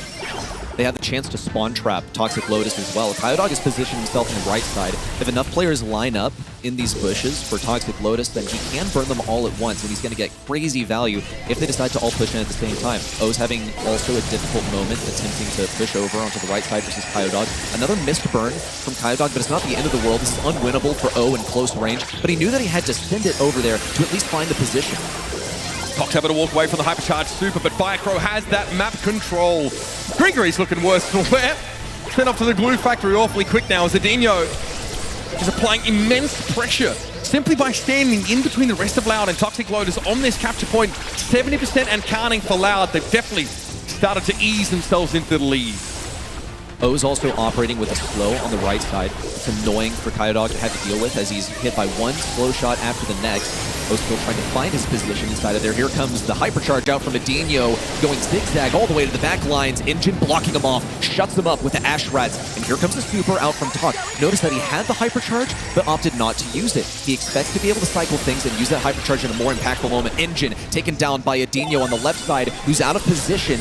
Toxic Lotus now all over this point. Now, heads up play there from Tok. He actually already had some slow percentage on Loud, so he was able to complete the full stun with the super and nothing more than that. Engine falls. Kyodog's able to find that hypercharged super, but he's not able to clear OU off the point. Toxic Lotus now have gotten to 96% and counting, and Firecrow can only look on in dismay as a 30% lead for Loud evaporates. Toxic Lotus continue to dig in their heels. Total outplay here from Toxic Lotus. They looked phenomenal on some of these matchups, even ones that they were not slated to win. Engine, just the intellect also to opt for that close range matchup versus the Carl, since he knew that he did have the Gree ready to move, popped it down under himself when Carl decided to give him some of that value for free. Then we saw tremendous value also from the Gree getting in long range matchups, taking down Edinho especially. Toxic Lotus have had a tough matchup with this Lu, and it ended up being really not the worst brawler that they had on their roster. So it's quite impressive what they were able to do mechanically. Different approach once more from Toxic Lotus. This time Engine has been able to move up on the left side. That's a takedown for Edinho. Talk also retreating back into the ranks since he doesn't have a great range matchup versus Firecrow. OU now able to move back towards the bushes and benefit from that extended range. Kyodog struggled in that previous round to do anything really about the Juju. Outranged. Juju behind the wall means that Carl cannot really threaten her. Look at this from OU, using that Elementalist gadget to get up and get some stealth by being out in the open. Doesn't really stop Firecrow from giving him a tickle. Here's another Rattled Hive now as Loud do have a bit of a healthy 12% lead to work with. Engine once more going to try and force this matchup on the top left. Edinho's keeping the distance so effectively. Now the Hypercharge in from Firecrow as well. Looking for the pinch onto Engine and Talk in the back left. Engine's the first to fall and Talk remains alive. Kyodog positioning himself in the back right corner where he was so difficult to remove in game number 1. Even though O managed to prevail there, it took an entire trade in order to do so. And here comes Engine, hot pursuit, gets him, and Loud has been forced out of mid. Okay, there's that super from Talk. It's a zoning super in every sense of the word. Nobody from Loud was caught by that, but Firecrow wants to get back into the map. A Rattled Hive here now just to signal their intent to come forward, and Engine takes a fairly large chunk of damage from it. Slowed up there by that Iron Hive. Edinho starts to come forward. Kyodog once again threatens to wrap around from behind, and Toxic Lotus are going to have an answer to this. Here's the super. Protect the pirouette comes in from Kyodog, and he decides the damage, the threat is enough for him. But Engine comes in, and look at all the little helpers now to overrun Loud. Edinho not able to deal with those single targets. And Toxic Lotus have gotten the lead. My goodness, and they keep shutting down Kyodog one time after the next. Edinho falls. Firecrow, the last bastion of offense for Loud, retreated all the way back into their base as Toxic Lotus continues to climb, now up to 85. A last-ditch effort from Carl on the left side. He does have a super, but now it's up to 95%. Oh, and TOC, so healthy right now. Oh, shielded, Blue alive. A set win. Mainland China in set 5. It's not just a set 5, it's the threat of a reverse sweep against your representatives from South America. Loud got off to a hot start in this series, but over the last couple of sets, Toxic Lotus have distinguished themselves with some pretty sick drafts. The Ash here was the last pick, and Engine does a bang-up job here of contesting that point, punishing Edinho. Kyodog often felt a little bit homeless on the map. Didn't quite know where to put himself. OU constantly pressuring him down, whether slowing shots from being in the water or just peppering him. Look at OU here in the middle of the map. Knows when to go aggressive to snatch some free capture percentage, and then when to back up and again play more defensively. One of my favorite plays that we saw over the course of this last set was when Loud got real aggressive. We saw Kyodog playing aggro in the bush that belonged to Toxic Lotus on the back right, and O decided to trade that out, take the close range matchup. He knew he was going to die. Look at this one as well. Kyodog, he decided not to commit all the way. Engine ended up taking the kill, and this was wonderful. Yeah, that's a single target brawler's worst nightmare, and now double that as well. Since B, Stu, they really have nothing that they can do into that. After that, Carl was targeted once more, and it all started to crumble from there. Yeah, I mean, using a Hypercharge super only once the Carl is down is extremely BM, extremely powerful. Loud Symbols getting up there in the crowd. They definitely need a bit more support. They have fallen off what feels like the face of the Brawl planet. Over these last couple of sets, Knockout and Hot Zone were straight game sweeps by Toxic Lotus. And now we're off to a decider. Both these teams' dreams, their destinies hang in the balance as a spot in tomorrow's Championship Sunday beckons. It's incredible. It is possible for us to see history made for the mainland China region, or we see a redemption arc for the South American continent. Which will it be? It comes down to Safe Zone for a bit of heist action to decide it all. What a map to do it on. I feel like this is so interesting, so draft dependent as well. There's so many directions that you can go in. Of course, that second pick team has to ban out the current boogeyman of the format, so to speak. But there's so much you can do in terms of bringing some decent long-range brawlers in. We've seen Colette dealt with, brought in at times, banned at others. Bell is a great option here as well. B is someone who's always going to be contested. Loud might be the kind of team also that says, give us the Piper. We'll put Firecrow on that. Try and win it our way. I have to wonder if that Miko is going to be target banned this time. It was such an issue yesterday. And Toxic Lotus, let's throw off the gloves. No Miko ban. It's wide open. But Loud are hyper aware of the possibility of this. They could get run down on the safe front. Anything that is going to generate some incredible value on top of that safe, the aggression that they wouldn't be able to deal with. This was really their downfall on Hot Zone as well. They had some great control options. B is phenomenal. She's a real KD brawler, but she cannot establish any sort of presence on the point. Really, like, sneeze on her, and then she'll be one shot, so she cannot safely reside there. Bella's a really reasonable first pick that doesn't telegraph anything else about your intent, about your comp. The safest way to start to build your team here. Loud, also, there's a question of, like, do they try and go for the Bonnie? I think the Piper is a great option for them as a last pick. Doesn't necessarily have to come up here. They can try and secure some more of those more hotly contested brawlers. Daryl's been brought out on this kind of map, have something to try and run down a team that's trying to play extra safe. It's a more defensive pick here from Loud. It's almost like they're expecting Toxic Lotus to try and build some all-in into their comp, but they've got that Daryl element now. The Charlie's here because they want that Daryl. Has the added benefit also of producing spiders that Bell is going to struggle to fight through. Toxic Lotus need to lean into something that can actually get through some of those spiders now. Maybe they want Toxic Lotus to play something like an Ember, and then they get a Crow on their side.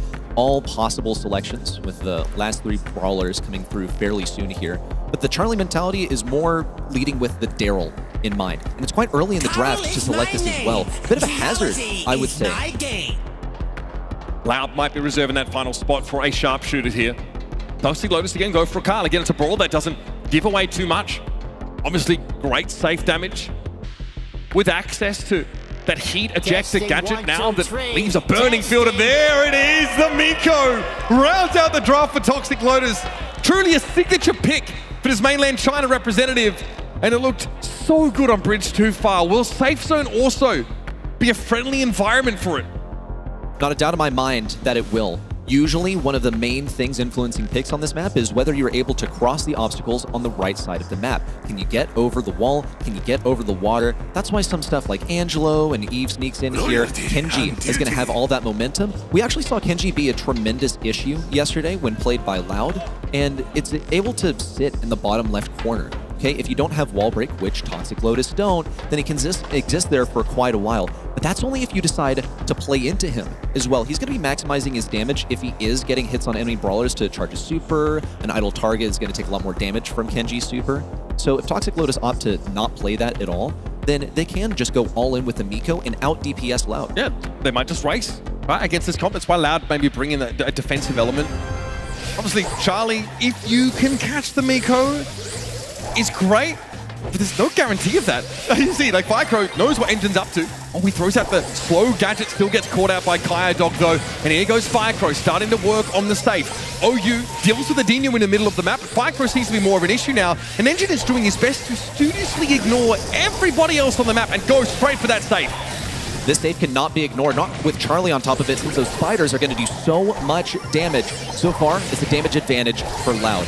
Kaio Dog doing tremendous stuff on this safe. Firecrow now pushing in once again, alternating targets between TOC and the safe. The spiders are dashing away, even though they've been briefly taken down. They're starting to return. OU now out with the hypercharge and the super combined. It's a relatively equal score line, and Adinho is going to afford a bit more time for the next push in from Loud. Only 6% to go. Yeah, I mean, that recoiling rotator was devastating. Great gadget use, but here comes the Kenji. Engine tries to jump, finally trying to take down enemy brawlers, but a hypercharge from Adinho says bye-bye safe. This should be Loud, taking away a first round.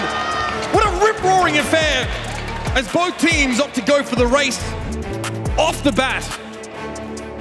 What do you do as a Bell in this situation? You're facing against spiders. You're facing against Kenji, who continues to heal himself. and the mark found its way onto Charlie when it eventually was used. You sink back into the hedge like the Homer Simpson meme. Yeah, there you go. Just cut your losses at that point. Nobody look at me. You nest egg your own safe. I don't know. Yeah. All right, here comes Adinho. Gadget pops a little early there. There might have been a bit of a miss for Adinho. Safe damage coming in. Loud struggling to deal with the Miko. Engine, job done. Gets it down to 73. Looks like Toxic Lotus have changed strategies. They're going to place OU and TOC on defense.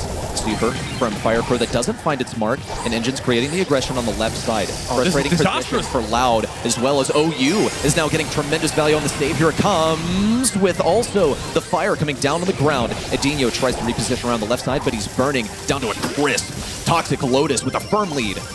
How are you supposed to come back from this? 33 to 92. A great start here for Toxic Lotus. Engine gets to do exactly what he wants to that safe. Adinho looks a little bit awkward out in the open, doesn't have a great matchup to play into, and has to be defensive against the Daryl. You don't want to be in that position. And there's really no safe damage being applied, no pressure here from Loud. Toxic Lotus can just regroup and end the round. Loud are really racing against the clock, but it's not the one in the middle of the screen. No, it's the one generated by Miko, since he's going to be creating that aggression quite reliably. Right off a spawn, a single super in could finish the job. Just need the additional speed to get to the enemy side while invincible. Engine's going to go for it. Firepro and Kyodon are well aware. They're going to get whatever they can. Hypercharge, it's super available. As much defense as possible, but you can't chip through that. Dread it, run for it, it comes to resolve, folks. The Miko super to put Engine right on top of the safe. And X marks the spot, baby. He laughs all the way to the bank. And we are evened up in our final set. It is a double match point scenario. And it's all on the line. One team advances to day 3. One team goes home. It all comes down to this. Just one rapid game of Safe Zone. The first push in from Loud, already fended off by Toxic Lotus. They've got Miko on the safe exactly where they want it. TOC also looking to really roll with the punches, just adjust with the waves. Also marking up Adinho. He's not going to have any impact on the safe. Just a couple shots from Engine will shut him down. And a sizable lead already on the board for Toxic Lotus. Yeah, I mean, they've gotten the safe down to that first stage of protection as well. It's a big, big lead for Toxic Lotus. Here comes Engine again. Adinho can't do a whole lot about it. Eventually he's dealt with, but not before he gets about 9% of damage for free. Loud have to go quickly here, or they're going to lose the long game easily. OU in close range. All right! He's able to take down the Daryl. Fire Crow on top of the safe, getting lots of damage. TOC shuts him down. What an advantage for Toxic Lotus. Engine exactly where he wants to be, taking down all of those spiders in one blow. Now Super up to the sky, 700 health. That's enough. OU now returning from spawn once again to go for the defense. Adinho closing in range, and OU with tons of damage. It's chipping down to nothing. There we go, another layer of invulnerability there for Toxic Lotus is safe. The 19% is left and they're still going after it. OU sends a couple of boomerangs in. First, it was a set win, then a match taken LCQ, and now Toxic Lotus stand amongst the top 4 teams in the Brawl world. They're taking on all challenges to advance to Championship Sunday.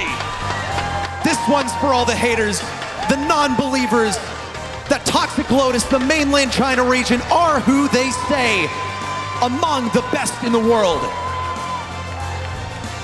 And to do it, of all ways to do it, a reverse sweep against a team that has had their name in lights year after year after year, whereas Toxic Lotus came as the wild card team, the one that was overlooked by everybody, reasonably so. But now they've truly earned their place amongst the best in the world, and they look to etch their name amongst the legends of the past. Incredible showing here. The run is far from done for Toxic Lotus. A true Cinderella story. Let's head to Barney on the stage to get some thoughts from our victors. You can tell by the emotion on their faces right here on the main stage. Not only have they secured a spot in Championship Sunday, but doing it in that fashion, in a reverse sweep. Star Dragon, I got to get you to ask Engine. I can see the emotion on his face. You know, get him to talk us through those final moments on that last map. 说一下，在最后进到第5时候，你的感受如何？我感到空前的冷静，我要赢下这一场对战，这关乎着 CNBS 的崛起。He feels really excited, and this proved the rise of China Brawl Stars. I can see the energy. He's having such a good time here on the main stage. You know what? You truly are the dark horses of the competition, like you've already self-proclaimed. Going into tomorrow, how are you going to tackle it? What are you going to do tonight?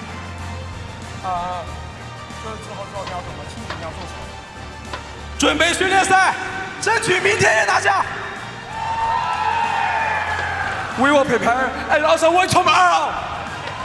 I love it. I'm going to take the microphone back off you. Congratulations once again. Give it up one more time for Toxic Lotus. I love that energy.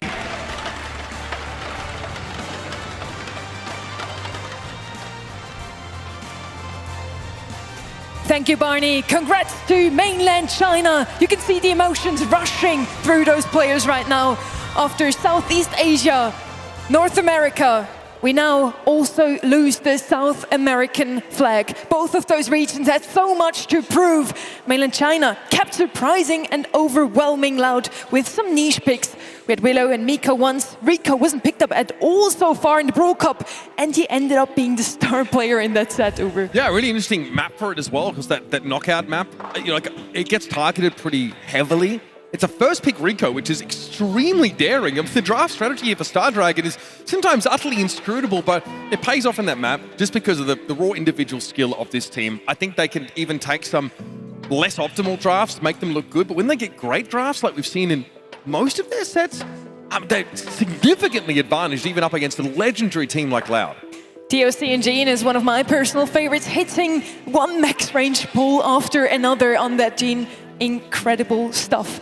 Let's hear it one more time from the team that has just reverse swept Loud. 小心小心，我上了，杀了！杀了！妈的，我的刃克他妈跟神一样，我操 ！Nice， 击拳。Nice. Let's do a fist bump. Why not, right?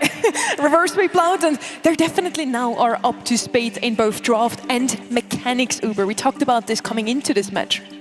Yeah, I think this is not a team that we say, oh, they're really good, but there's this glaring problem here. They're actually looking at like an extremely complete roster, which is, I think, a bare minimum what you need to stand amongst the top 4 in the world to make it to tomorrow's play. So it's great that they've got that down. Now we're looking for the magic. We're looking for moments like Tox Rico there. He says Mariko's like a god. It was incredible on a map where he was being hostilely targeted. The walls were being taken out, so we couldn't really benefit from those bounces. They've got everything they need. The ingredients are there. Can they show the level of composure needed now to stand against like your SKs, your Humbles of the world, and go even further? This is already another huge step forward for them. First, it was the set win. We got excited about that. Then a match win, of course, against Na'Vi at LCQ. Now, taking down Loud, making it into the top 4, each time continuing to further their goals. No more catching up from mainland China. You see Blow Me already. Stick around still. Brawl Cup is over for today. We still have a lot more going on tomorrow. 4 matches are following. And for today, we still have a little treat for you. We have a show match for Brawl Arena, a new game mode in Brawl Stars. It's going to be 100 Thieves versus Tribe Gaming. You don't want to miss out on that. And I mentioned him before already. TOC on that Jean, hitting one pull after another. Deserved MVP in my eyes. TOC is the mechanical god of this team. He is often placed on the most difficult brawler. When Lu didn't have any good matchups, he was placed there, and he did phenomenally given his role. We saw moments on the Rico where he was leading the lobby on a brawler where all of his walls were broken down. Put him in a difficult situation, and he will solve it. Doesn't matter if it's a puzzle, he's got the answer. With our groups now concluded, we know the final 4 teams and the final 4 regions that head on to day 3 of the Brawl Cup. From Group A, it's SK Gaming and Zeta Division. From Group B, it's Humble and Loud. I mean, it would have been, had they not just fallen, in that reverse sweep. I mean, I don't blame you for having said that, because if you look at this top 4, one of those things is not like the others. Like Toxic Lotus look like they have just come out of absolute nowhere there. To stand amongst teams like SK Humble and Zeta Division, that's crazy. I know they're going to be feeling the pressure, but honestly, man, if they just put their heads down, stick to their game, if they're going up against SK Gaming off the bat here, give us a hell of a game, boys. That was a little bit of wishful thinking from me. The predictions from my side said loud. But it's going to be SK Gaming versus Toxic Lotus. And then we have Humble versus Zeta Division, our two semi-finals for tomorrow. That's going to be exciting. I absolutely cannot wait, particularly to see what Toxic Lotus is going to be offering us on the big stage tomorrow. We already have some of our repeat offenders in the top echelons of Brawl Stars making it there. We sort of had a top 3 expectations-wise coming into this. Toxic Lotus sneaking in. It almost felt like they snuck in, but they absolutely earned their way here. I am blown away, and I cannot wait to see what Chinese Brawl Stars has to offer tomorrow. I mean, come on. Humble versus Zeta Division. We are eating so good, fam. That is going to be incredible games all the way through tomorrow. I would not be missing it for the world if I were you. Today ended with a reverse sweep at 3-2, a 5-set series. We also headed into the day in one of those, and we had some very close moments in our first match of the day. It was SK versus Zeta Division. That was wonderful to watch as well. SK Gaming, Zeta Division, it went down to the wire. And we saw moments where SK Gaming outdrafted pretty much every single time. If you ask me, it was about 4 of the 5 sets that they outdrafted. This is quite typical for Zeta Division as well. Or for SK as well. Yeah, in the East Asia region where they find themselves in a poor situation draft-wise and they manage to mechanics their way through it. And I think Zeta Division, they also sort of learned their lesson over the course of that. They're going to have some things that they can apply tomorrow to utilize. We still want to see good drafts from Zeta. I think that they've gotten much better, but now they're going up against the best drafters in the world, right? Or they're going up against like a team with Joker, a team with Kanan on it as well. Obviously, this Humble roster. You've got to be perfect. And now you've got to respect Star Dragon as well as someone who's put together some fantastic drafts for this Toxic Lotus team. So there's no excuse not to be at your very best tomorrow. And we're just going to have these teams leave it all out there. It just doesn't get any better than this.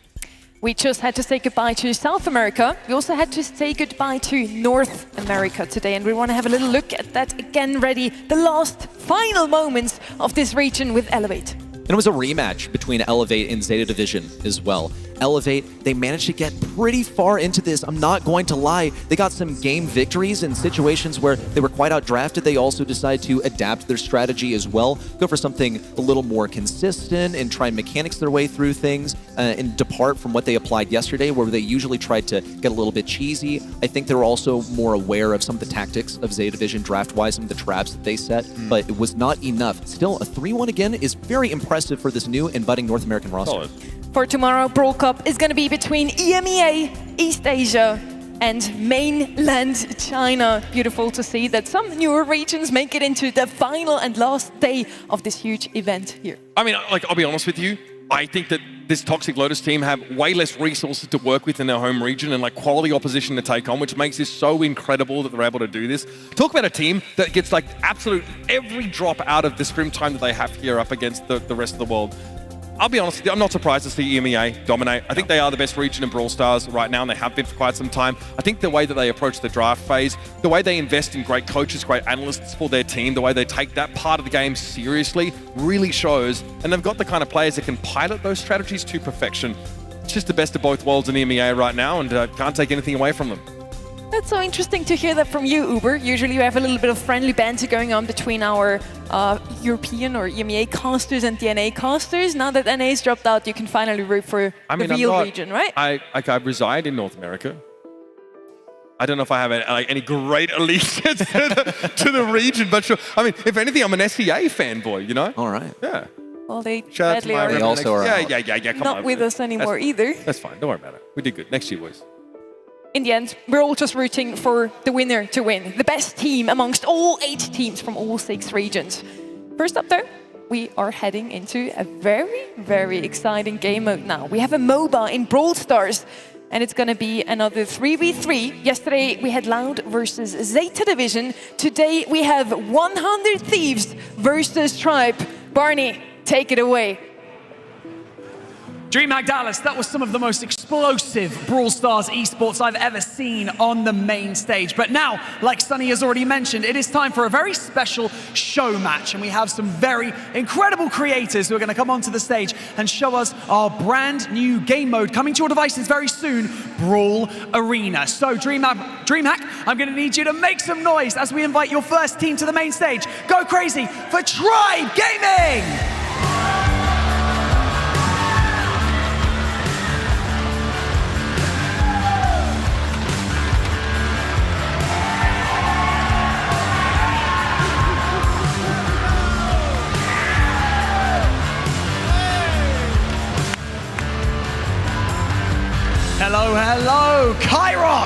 good to see you, my friend. You're looking jazzed up for this. Oh, I'm so jazzed.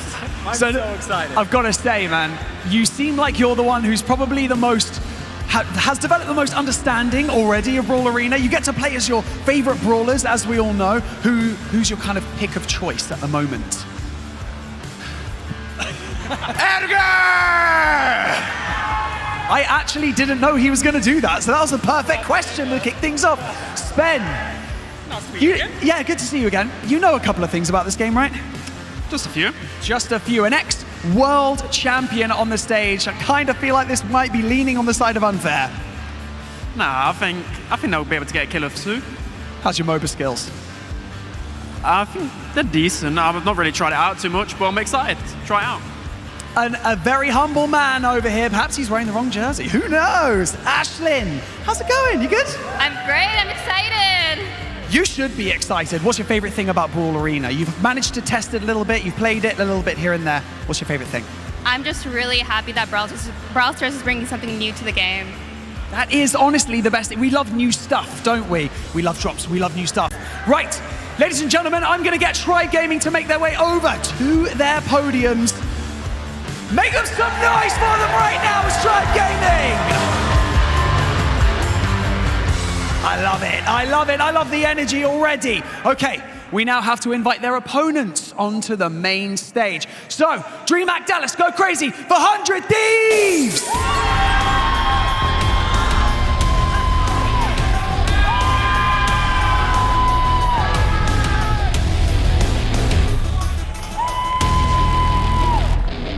Come on over.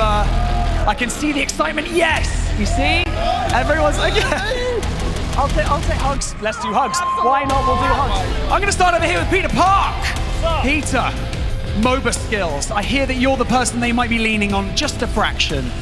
Ooh, yeah. I heard that today for the first time as well. All I want to say is, have you seen my team? I'm cooked. It's actually over, so... Brutal. I need your help, yeah. Brutal. My help? Okay, I mean, I'll try. I don't know how much I can help. Ellen, what's going on, man? You get taller every time I see you. Talk to me about what's on the line, because it's not only... Well, I guess it's pride, really. At the end of the day, it's pride that's on the line. Oh, everything, yeah. I'm about to get humbled really hard. I didn't think I was a game anyway. After today, it's probably going to be a whole thing. But you know what? If I get at least one elimination, that's a win in my book. I'm good. One elim, that is what we're looking for from Ellen. Brooke, more than one? Huh? More than one for you? Oh, for me, yes. For me, yes. For Ellen, no. Now, are the people here, are the fans and the people of DreamHack Dallas, they're going to get a chance to hang out with you today? They are. We are excited to see all of you. We are going to be at the Brawl Stars booth to hang out with whoever wants to come on over from 5 to 6. So make sure if you guys want to come say hi, meet us. We'll be right back there. You heard it here first. There is going to be a meet and greet later today, but right now we have a battle to commence right here on the main stage. 100 Thieves, take your place at your podiums. And for now, everyone, I'm going to get you to make some noise, all right? Who thinks the Tribe Gaming is going to win? What about 100 Thieves? Wow, okay. The people have spoken. Let's send it over to the desk. It is Sunny, Uber, and Kenny to take us into the match. Thank you, Barney. Super excited for this one. Brawl Arena, I've never seen before. Well, yesterday, but today, second time that we see this mode in Brawl Stars. Not yet in the game, actually. This is just a little preview. And yes, it's going to be Kenny, Uber, and me guiding you through this action. Who are you two putting your money on? I mean, I can't believe the Tribe Gaming are actually going to win something here at DreamHack. That's crazy! That's crazy! They're going to do it! I don't really believe in this team. Obviously, look, yeah, Kairos, you know the guy. He's basically all over, Supercell-based content, especially Brawl Stars. We know Spen and Ashlyn, of course, really close to the game. I think that their just individual ability as Brawl Stars players is going to go a long way here, but there are a lot of other things to consider in this Brawl Arena game mode. It doesn't play like any other Brawl Stars mode. Yeah, I mean, after all, this is going to be a MOBA format, so very different from what you all are used to seeing at home. It's going to be something brand new to Brawl Stars. I'm pretty excited for it, just to give it something new. And honestly, us Supercell fans aren't necessarily used to such a game mode unless you've branched out into other worlds. We figured that out a couple days ago.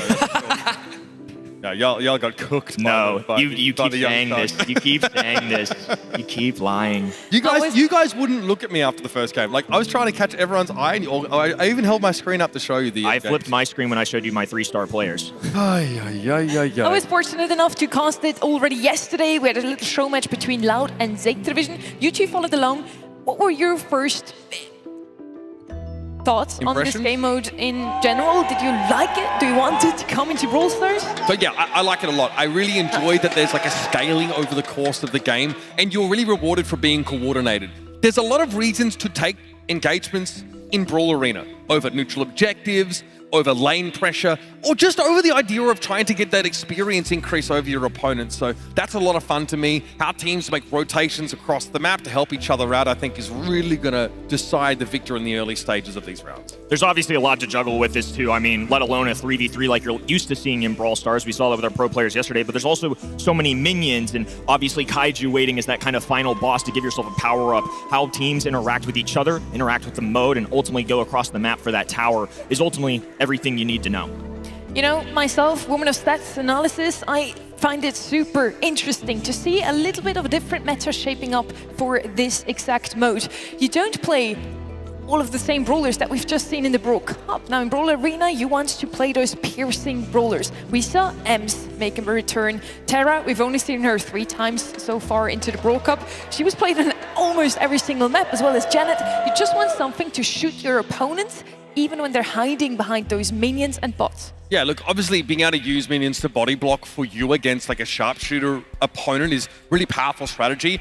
I also think just wave clear in general is very, very strong in any kind of MOBA game type, especially Brawl Arena, because you want to shove your wave of minions underneath the enemy turret. That's when the turret actually emerges from the ground and can be damaged. That's the only phase in which you could actually damage the turrets. And they share health, both turrets in either lane. So you can split your strategy, try and work both lanes at once. You can all in on one side lane and try and blow up that tower as quickly as possible, because once you have the tower advantage, you have way more control of the jungle. It's much more dangerous then for the team who loses that first set of towers to be able to contest those neutral objectives in the middle of the map, and it tends to cause the game to snowball further out of control. They fall further behind in experience and map position. Jungle, of course, is a term we're going to bring up a ton in for Brawl Nation that maybe are unfamiliar with MOBAs. That's going to be the central point of the map. It's crucial to take that. If you own the middle of the map, you're likely farming off those bots. If you're getting enemy kills, also going to charge you up as well. So the XP scaling, if you take down enemies, might be a little bit more say than some of those tiny little minions. So any interaction win that you get is important, but this isn't your standard, left, middle, right. There's a lot of different interactions and lanes that you can take on, and like you alluded to, Uber, there's no one-size-fits-all, especially since this is literally the second time we've ever seen the game modes. They're inventing it as they go on stage. Yep. It's super exciting. Not only are we discovering a new meta, we're also seeing this game mode for only the second time. It's a little preview of what could come into Brawl Stars very, very soon.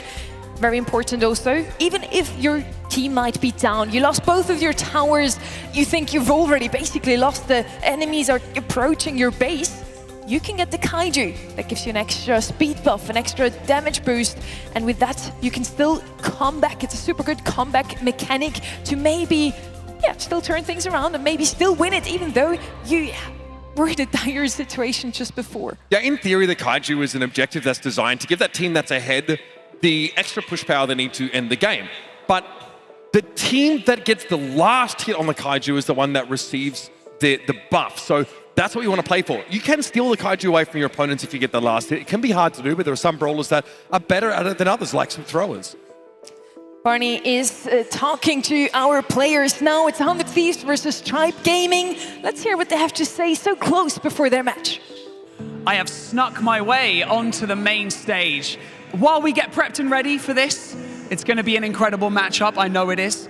Kairos, yeah. I was just chatting to you and saying, are you ready? And you were like, oh, wait, can you do it the way you did it? I was like, oh yeah, we're ready.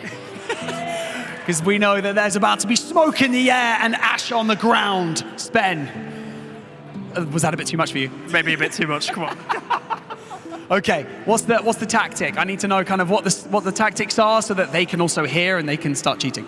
The tactics are just win. Sounds good, enjoy.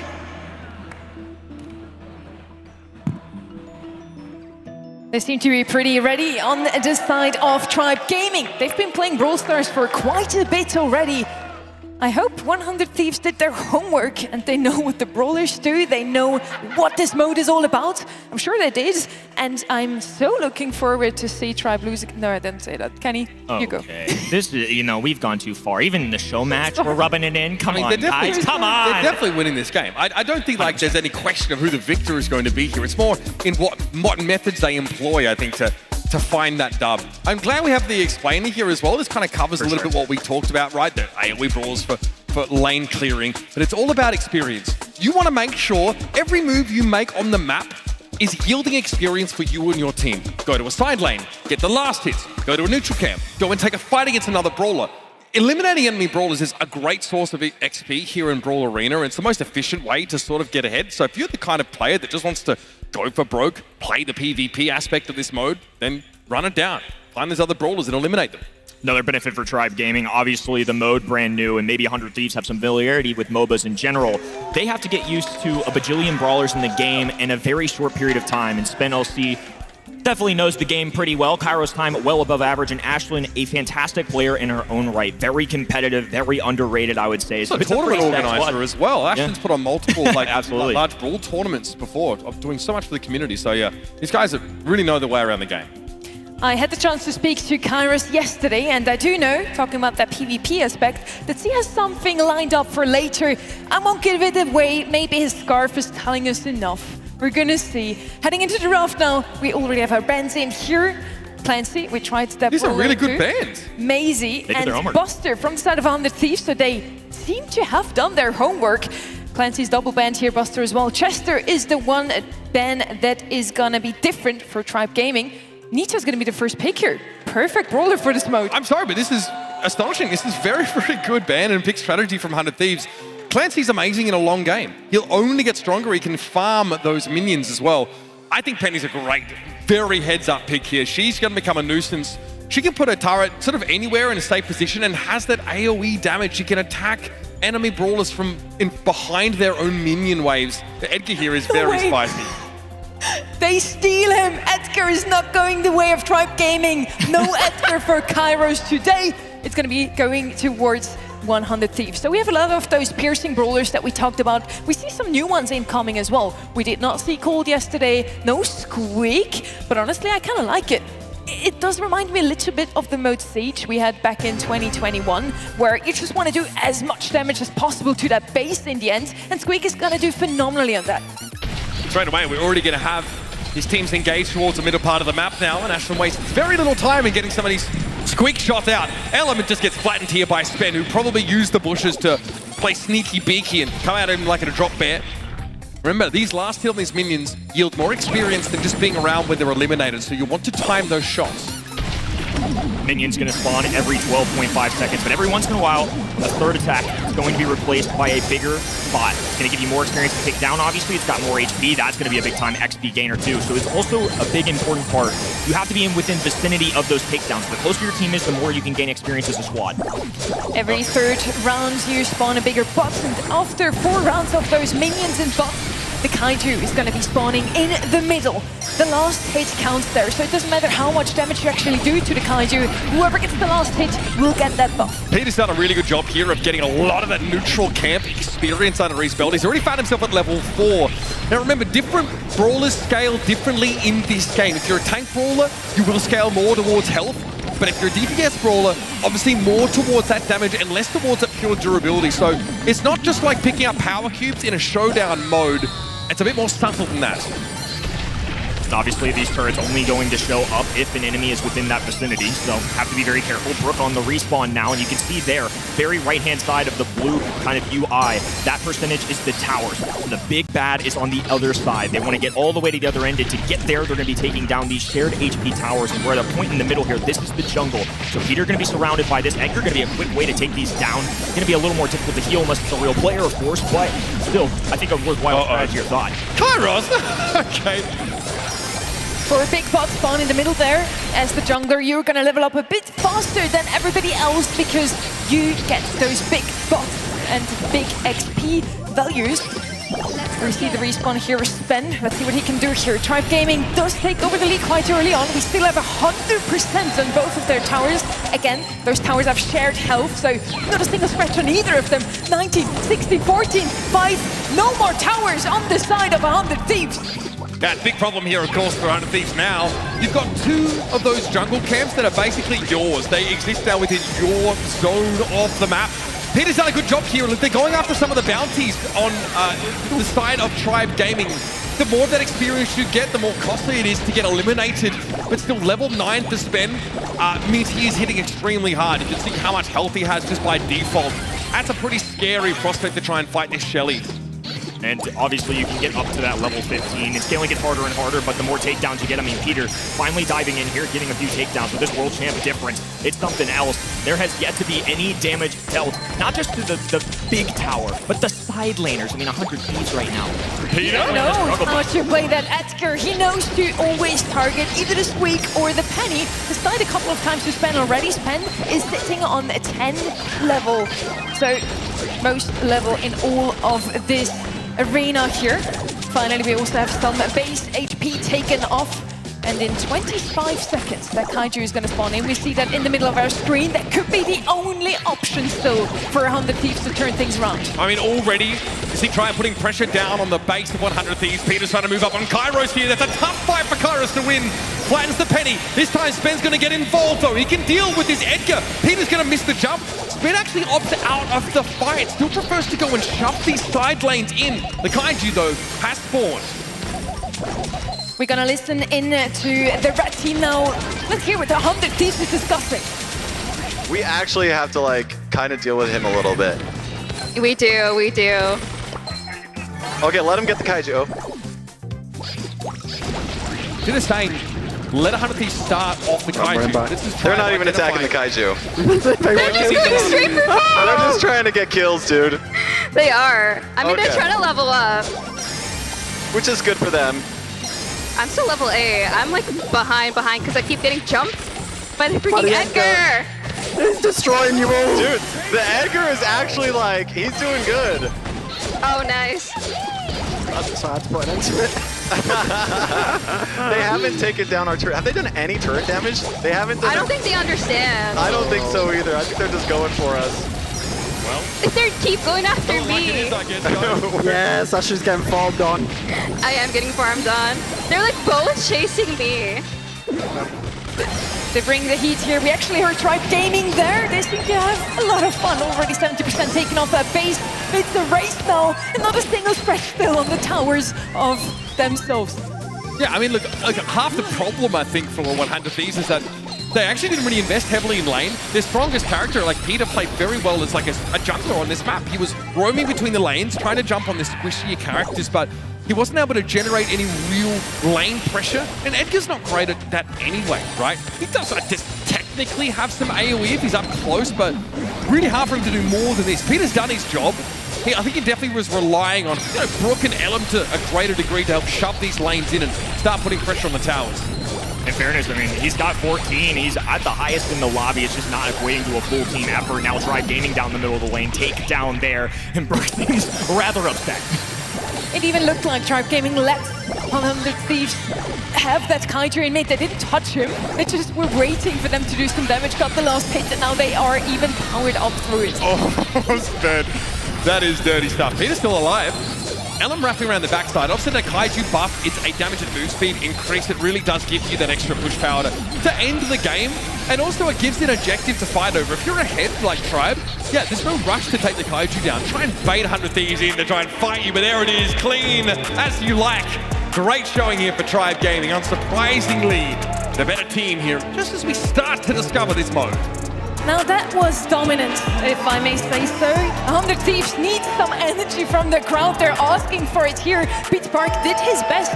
Honestly, I was surprised by just how well he knew how to play that Edgar. Again, focusing on Ashlyn, on that Squeak. Definitely the way to go. I think you're going to watch 100 Thieves get progressively better here. Maybe more focused now towards working with their minion waves, farming them for experience with last hits, and getting that tower pressure down. Now a reset here, so it's going to be best of 3 in this format. Brook trying to approach Ashlyn. Ashlyn, a very good player, just going to walk away from this Brook, trying to get sneaky in the grass, scouted out immediately. We'll have to backtrack. Peter, a star player for this roster last time, dives in top right-hand side, looking for contact. And there's that two little bots and big bot interactions. So if they can take down these, it's going to equate to about 75 XP versus the 35 that you get otherwise. So Ashlyn certainly profiting from that interaction. Oh, she just rinsed him. That is brutal. Element still yet to find a level. And Brook obviously is on Nita. Honestly, a Brawl that's amazing for taking these neutral objectives. Bruce the Bear soaks up a lot of that damage and gives her extra DPS. But she instead is sort of looking towards these lanes and is trying to shove them in a bit, which is fine, but you've got to look for those opportunities to get experience. Ashlyn is 3 levels ahead of everybody on the side of 100 Thieves right now. I just see those ones on the side of 100 Thieves and I'm already scared for them. At least this time around, they did some damage to the towers. You need to be in their proximity to even get them to come out of the ground so you can do some damage. You can either let your minions do the dirty job and just tank those incoming shots from the towers, do some damage from afar, or you go in yourself. You see Karis here chipping down that tower one more time. 16% left now. Hey! That's the world champ difference, baby! Sheesh!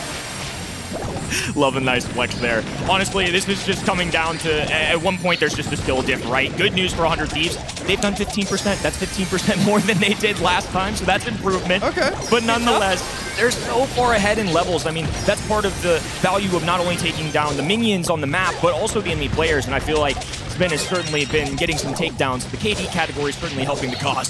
He's picked a brawler that is pretty unbeatable up close, right? We all know just how powerful Shelly is. No brawler really on the side of 100 Thieves can walk up into Spen, try and fight him, especially not at a huge level disadvantage. Elam is still level 1, folks. That is 6 levels behind Ashlyn. And now the towers are down, right? Starting to look towards the base here of 100 Thieves. This time around, we want to listen into 100 Thieves. Do they still have hope? Okay. I'm literally just going to follow Peter the entire time. Okay. You know, we don't even need rolls anymore. We just roll as a pack. This is what we need. Oh, behind us. Why am I dying? Why am I... Nice, I Peter. hate these bombs so much. Wait, you guys lost your tower already? Yes! Why do you think we've been with you? We've been following you! That was a long time ago! They're also destroying our base, low-key. There. Okay, I'm jiggle peeking. I remember what I got to earlier. I'm dead. High key. No! Stop it! Okay. No! How did I die? Okay, you did too. This is not looking good for us. Crash out. Run, Peter! I'm just getting eliminated by bombs. Instantly. Ashlyn! How did that happen? I am going to lose it. This is, Well, I'm enjoying myself. This is so much fun to watch. Also to hear what they have to say. Their base is getting chipped down now over. It's going to be over any second. Oh yeah, this game is done. Base is in danger, by the way, out of these. It's already done. There it is. First set of the series. Passes by with a pretty limited event. Ashlyn, she dominates. The squeak pick, brilliant. Her gameplay, cinema. Absolute poetry in motion there. You can see causing nightmares for 100 Thieves all the way through that map. Say what you want about 100 Thieves, but they're entertaining. They nailed that part. Bunch of laps going down. I think it's back to the drawing board a little bit. Look, it's important to make sure that you're nailing the skills. We're going to go over to Barney to hear from them themselves. Ashlyn. Hey, Ashlyn. She can't hear me. Ashlyn, can you stop being so mean to Ellen, please? Can you stop being so mean to him? I'm feeding. She's bullying me. I'll say it. Did you end that game on level 1? Yes. Okay, that's all we have to say about that. Brooke. We had voice comms, came into you. You seemed, we heard you. No, don't worry, everything was fine. I was a little stressed. I was a little stressed out, maybe, you know. But you seemed like you were getting into it. You were encouraging everyone. I was expecting a little more communication and direction from my team captain over there, so I'm gonna blame Peter on that round, but you know, I did get 0, so. You got 0. You know what? You're up against world champions, that's right. We'll handicap them for next time. Peter Park. you know what? We had voice comms from Tribe as well, okay? When we listened in, they were giving you props for your capabilities as Edgar, but we need to go for the OBJ a little bit more. When the Kaiju is up for grabs, you guys got to take it. Yeah, so here's the thing. I'm coordinating with a bunch of deaf, blind, mute people. They're impossible to take objectives. So I'm like, where do we go? They're like, they're on me, I'm already dead. Like, I have nothing to work with here. That last match, our team had a combined kill total of 5. I had 5 kills, okay? They are not doing anything. They're not pulling their weight. I don't even want to look. I don't even want to look at it. There's no way you're going to. I'm getting mad just You looking are at baiting. You are baiting me, bro. You are baiting yourself, buddy. Nah, there ain't no way. All by yourself, okay? Okay. Team morale's doing great. Team morale's spicy. I like it. Sorry. I'm coming over here. Ashlyn, you're picking on Ellen. What's going on? I don't know. They were picking on me. All 3 of them are going after me. So I was like, this time I'm going straight for all 3 of them. That's fair. Screw the OBJ. Straight at the people. Spen, give me some pro insights onto how you're playing right now. Like, how does this mode? Has it got legs? Like, are you enjoying it? Like, where do you see the future of this game mode? A bit of a heavy question, I know. I mean, it's a bit difficult to judge to begin with, but I think there's going to be a lot of strategy rather than just straight away just trying to take down someone. You got to think about where you want to take down the bot, the turret. I think there's a lot of different play styles with this game mode. I'm excited. I'm excited too. I'm excited watching you guys play because you're having a great time. You were practically trying to give them the Kaiju. I heard it in the comms. We heard you guys at the right time. What was happening there?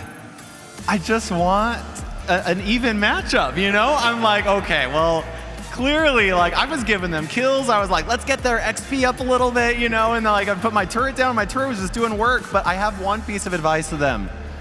Attack our turret. You need to damage our turret. We'll give it to you, but you have to attack it. You can't let Peter just kill everybody. You have to take advantage of it. Come on. I'm so excited to interview Peter after the next match. It's going to be so great. Okay, everybody, enjoy the next round. Let's do it. Let's send it back over to the desk. Thank you, Barney. He seems to have an awful lot of fun with those interviews this time around. It's also lovely to see that after all of the love, we are friends before we are teammates. After the Brawl Cup, we now have deaf and mute teammates. Yeah. I can't do anything to help them. I'm carrying, and nobody else is doing anything. Isn't Peter Park the perfect example of the ranked Edgar player? Amen. This is how I feel with my randoms. This is how I feel with my randoms. Zero concern for the objective of the game or the teammates. It's never his fault. It's just Edgar go kill and don't worry about trying to win the round outside of that.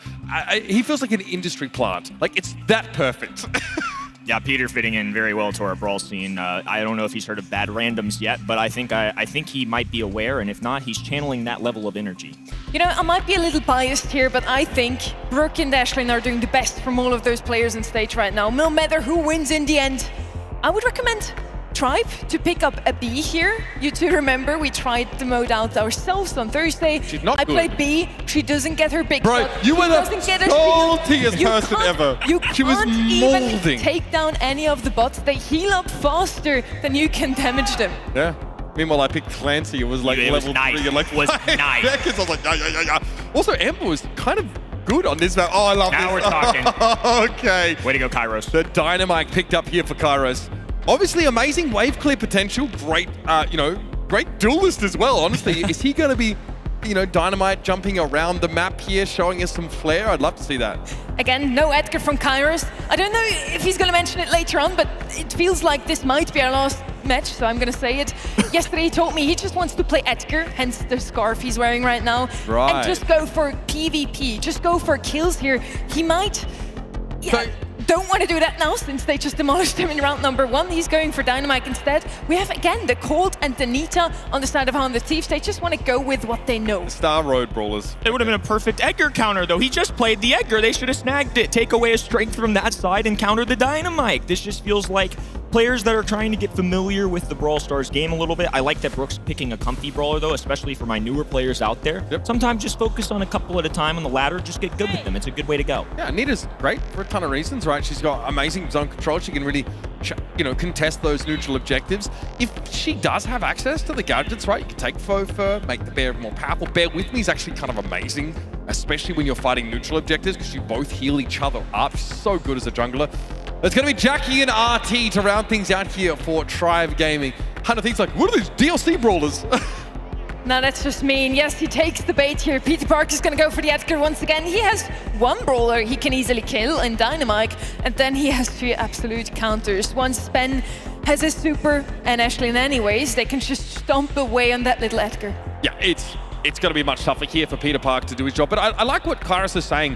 100 Thieves need to make use of the fact that Peter is actually getting these brawler eliminations, paving the way for 100 Thieves to take map control, to push up, get some free tower damage. They said they were following Peter around, which is good. Do that. That's fine. But make sure you capitalize on the kills he's getting. Definitely going to have to go about this a different way. What? I think both actually decent. Ashlyn just jumping in the mix. Kairos, though, going to fall in return. The 2019 pin being flexed consistently by Spin LC. Did he win a world championship? Brook is level 1. Just saying. Yeah. Let's go. Spen dropped the legs. He's dropped the legs, folks. He is going to run into Peter Park here, and he's on the pacifist run. Okay, gadget back to where his legs are dropped, and we'll be playing normally from here on out. Spen is chipping down those spots to get some more levels going. He's only on level 0 right now. Seems to not be in a rush here really, with a Chucky on level 3 and Icha on level 2. Those two are facing off against each other on that left-hand side lane, and Spen just seems to be trying to beat Jackie himself, just always placing his legs in the back. Maybe he wants to confuse the 100 Thieves a little bit with teleporting away from under the nose. Look, I thought at first this was like a troll strategy. I'm actually starting to think this is pretty legitimate. Look at the crowd control that you mentioned. On top of that, if he's in trouble, he just has a free gadget to disappear because he has a super already down. Peter, once again, though, popping off, looking for an interaction. Oh, and Spin will shut him down. He's all the way up to power 5 now. It basically turns his gadget into a cheat cartridge, like we see from 8-Bit. Spen also is like very reasonable. He's better at wave clearing with the legs dropped than he would be otherwise, right? That's kind of the premise behind picking up the Jackie. Ashlyn. I don't look. You know what? Benefit of the doubt, folks. We're going to offer that to our Tribe Gaming players here, who are behind in terms of tower health. So 100 Thieves are actually going to make some progress here, while Spen is challenging these neutral objectives. Remember, you've got to stand in the circle, otherwise the bots start to regenerate health. You cannot just poke them down from outside that area. 100 Thieves quickly up to speed here. They're in the lead. They're attacking those towers, chipping down at them. We're still on the POV of Spen here. We want to see just how this mode is played out. 4 bots are spawned in mid. Tribe is getting a few more levels in. We have 6, 5, and 4 levels on the side of 100 Thieves. We have 7 levels on Spen. And then with the Dynamite, still chilling on his level 1. I mean, Book's able to find potentially a first elimination there. Kairos does go down. I think it's safe to say the Tribe are offering a way for 100 Thieves to get into this game. I think they said they'd give them the towers, and then they'd play from that position. So you might just see them allow those towers to go down, and then they'll start fighting. But in doing so, they are a long way behind in levels. We send Barney onto the stage. He's gonna distract Tribe a little bit. I think that's needed at this point, even though Tribe is actually... What is he doing? Tribe is actually behind here, but I do want to see what Barney's... Oh, he's playing on Spen! Oh, I mean, that's lost. buff, no? Barney played No, actually we played this mode with Barney a couple days ago, and I would not say he was a boom to the team. You wanna play Barney? Do you wanna play? I mean, Do you wanna play Barney? Go on then. Go on. Go on. I can hear you. Come on, okay. Give us a chat. Talk me through it. What do I have to do? Just keep killing things.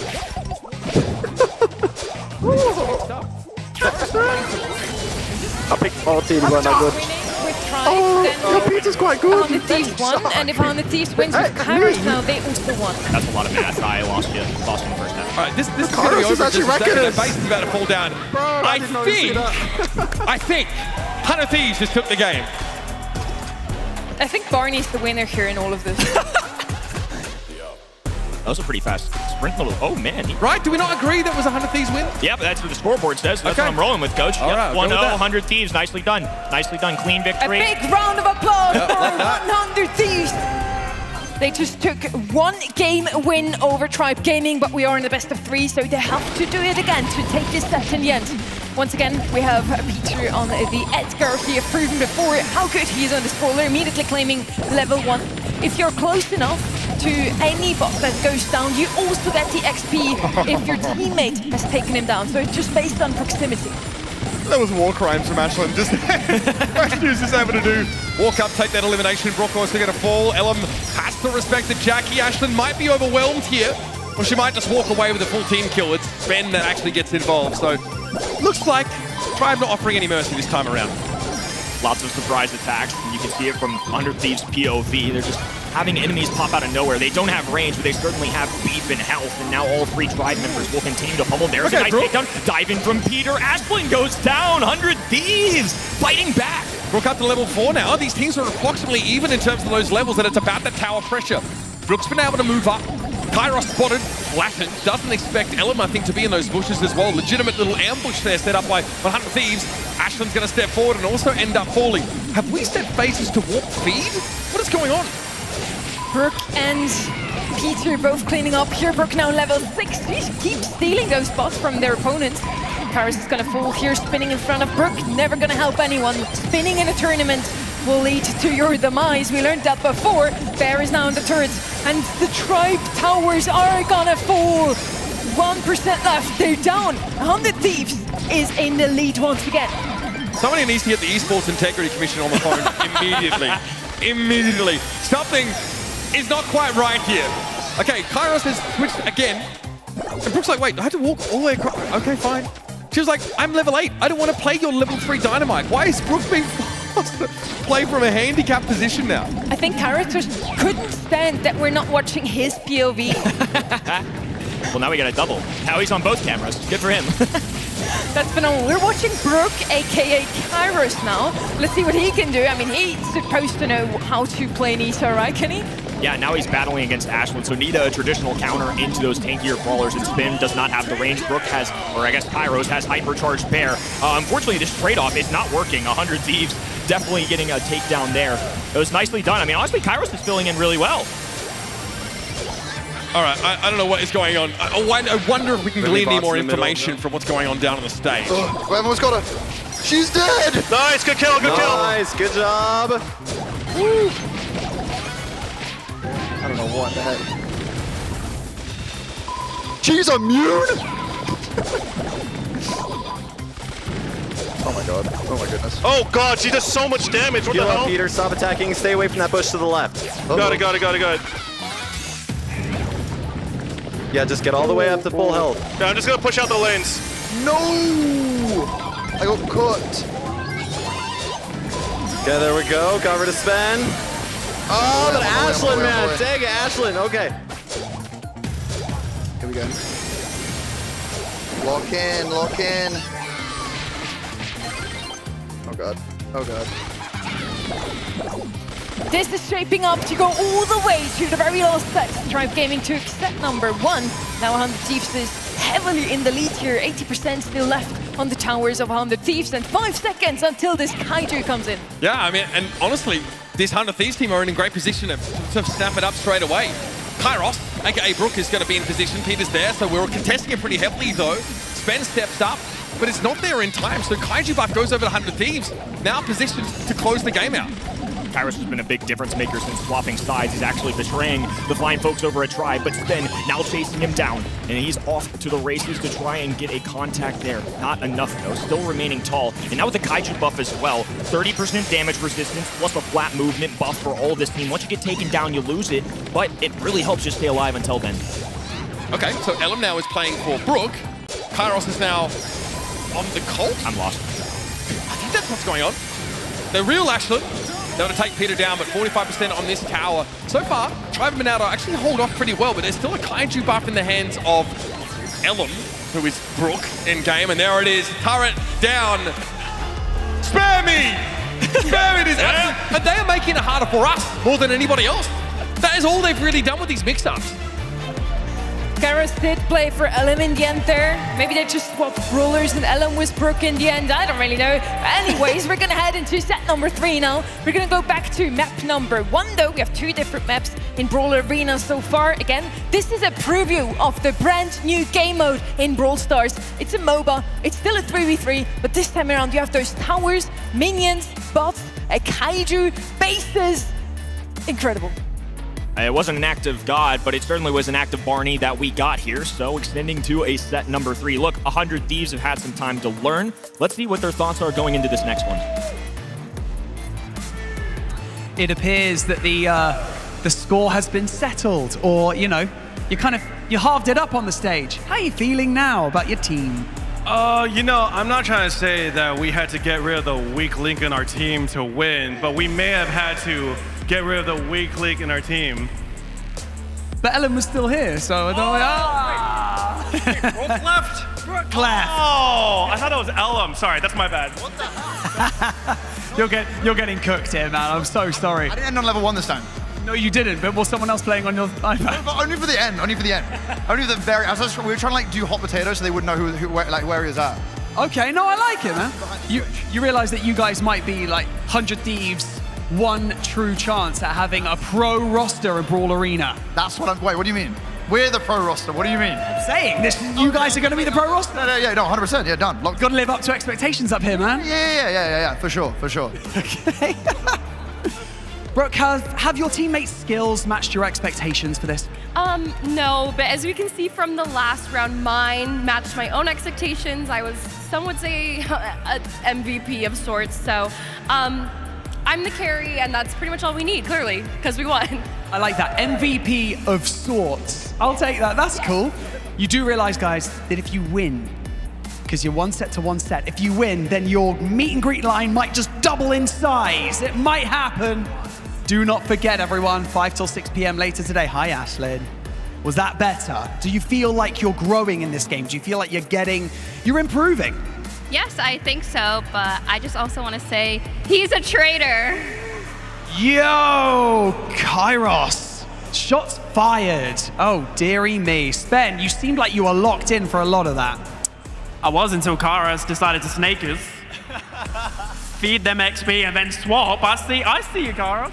Multiple swaps. It's got to even it out across that team, otherwise it just looks like Brooke's insane at the game. Kairos, I think you did the stream a favor. You did the audience a favor. You definitely did 100 Thieves a favor. Yeah. You're just a nice guy. Well, here's the thing. Brawl Arena is about having fun, and the best way to have fun is to ramp up your XP, level up, and then wreck everybody. So this was a 2-phase plan. I let Brooke and Ellum kill me over and over and over again so I could ramp up their damage. And then I got to play the damage dealer. I got to go over there and be the hero. Well, it's TBC if we're going to see any more shenanigans here on stage, but let's see what the crowd think about it. Do you think Tribe Gaming are going to win? What about 100 Thieves?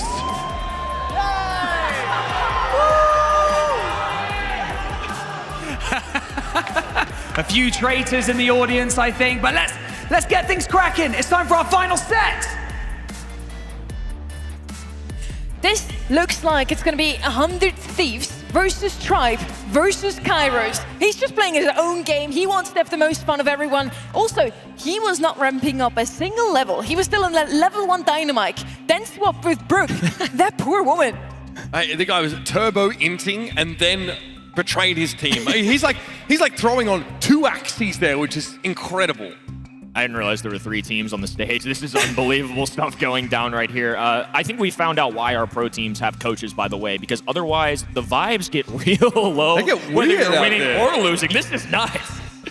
Usually you have someone to motivate you. Usually it's the teammates themselves, but so far we've only seen a lot of banter, a lot of hate, kinda, in between those teams. But yeah, Kairos is sort of a team player and his own player. I didn't really know. We have the same bans pretty much here. This time it's going to be Chester for 100 Thieves and Maisie going to be banned out by Tribe Gaming. The other 2 are going to be double banned once again.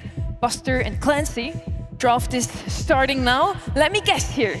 Cold, Nita, and wild throw here. Maybe an Edgar for 100. I think Ellum, yeah, I mean, Ellum might play something different. Lola here for Tribe. I mean, okay, we got to talk about Lola, obviously. Such a powerful, long-range brawler. Can be a real bully in lane. Great survivability. Kind of does everything. Brooke might be on the cult this time. Again, a very mechanically demanding brawler.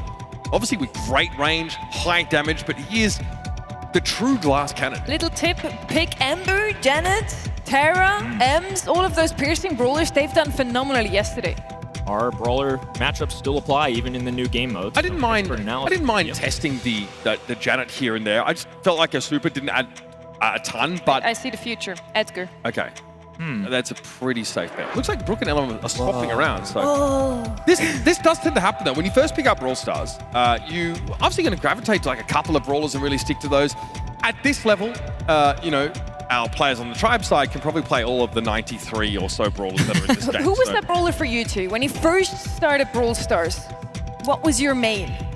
Gene. Gosh, I'm so good at all of them. Yeah, I played Gene and Carl. I played a lot of. Yeah. Well, I was such a good player. There's just all of them kind of came naturally to me. Gale. Right? Gale's always clicked. Yeah, he's definitely the favorite. I'm trying to think what the first mastery was. I think my first rank 30 back in the day, believe it or not, when it was 1,000 trophies, was Bell. Okay. Well, my first rank 25 was Crow with randoms. It was very painful, but it was a lot of fun. Not gonna lie. Jumping around, always fun. Brooke now again on that Nita. Huge surprise there. This time around against Kairos. He's playing for real. He's not just letting Brooke feed off of her. She could almost take it down of him immediately. Oh yeah, Ashlyn out of nowhere. I don't think Brooke's really going to be able to put enough distance here. Yeah, Ashlyn's able to find that gravity super. Peter realizing, wait a minute, these shades are kind of annoying.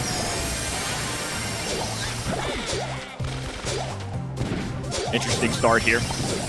Hopefully the vibes are a little bit higher. We'll take a look in and see how the team's feeling about this bet 3. I'm scared! I'm scared! Why is he spinning? Oh my, it's like a Beyblade. Oh my god. I leveled up. It's good. Oh, I got one. I gotta run. I need help.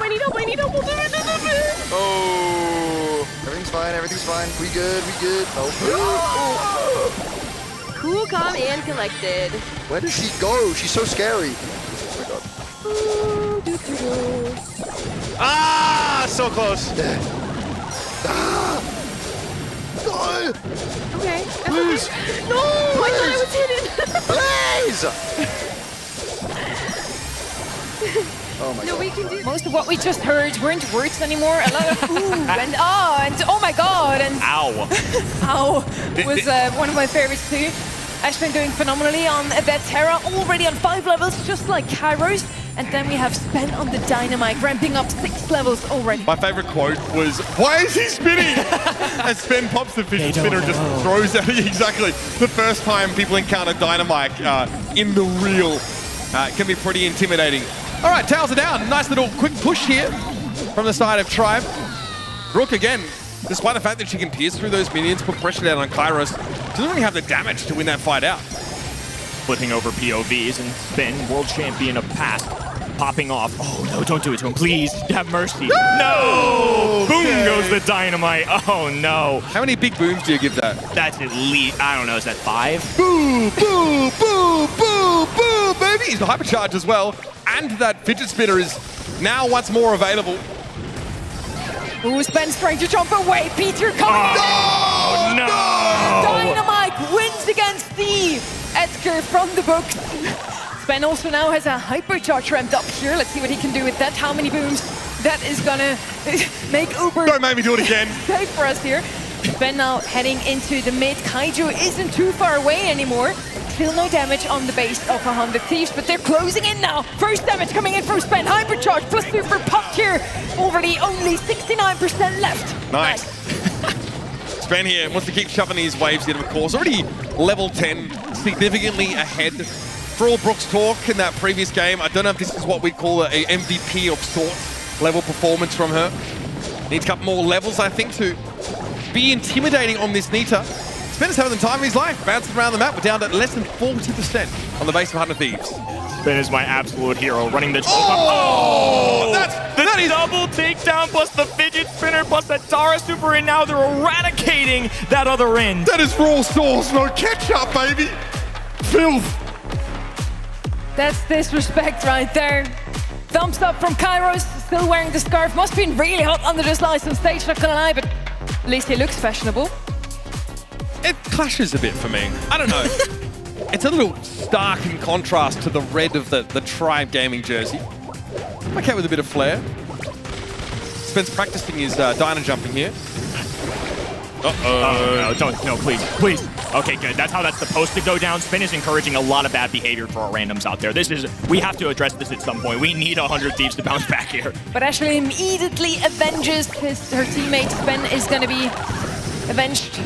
Peter falls as well. We still have 0 levels on Karis and Sven, though. They're now trying to get some more XP from those minions. Minions obviously give a little less XP than the towers to boss and the Kaiju in mid. Let's listen in here to what's going down on the tribe camp. Ashley, you are such a terrible person. You know what? You're just angry at that first game. I am. Okay, I'll take it easy. Right, I've not got enough kills now to set it on. Oh, that was so stupid that I did that. It's all good. That's all you, Sven. That's all you. Help me out! I'm not helping you. You're on your own.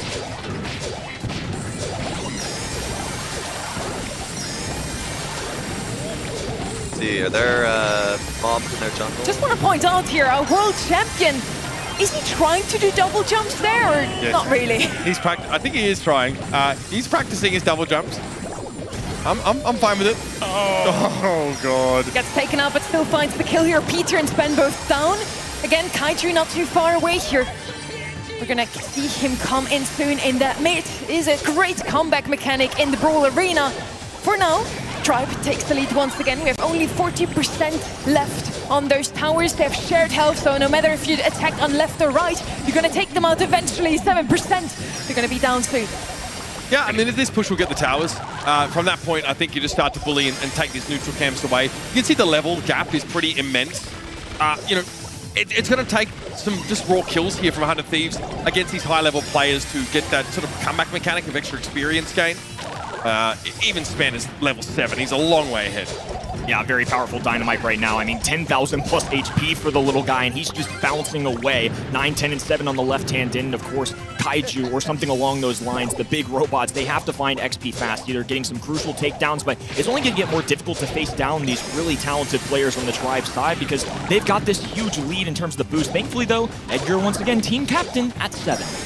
10 seconds till Kaiju, that big bot monster in mid. Every single time you take it out, you get 200 XP per teammate, a 30% damage resistance, and 80% flat movement speed buff. So that's exactly what 100 Thieves needs here.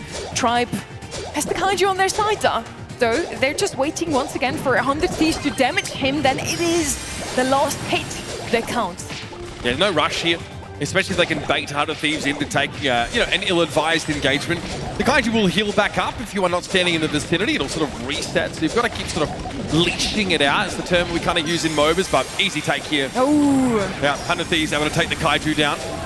It's like, yeah, Tribe didn't really fancy fighting for it. Interesting engagement here. 100 Thieves trying to do their best to make a comeback. They're finally starting to get the ball rolling a little bit in terms of power-ups, but Spin is just a menace, a problem to society as this little Dynamite just keeps growing more and more powerful.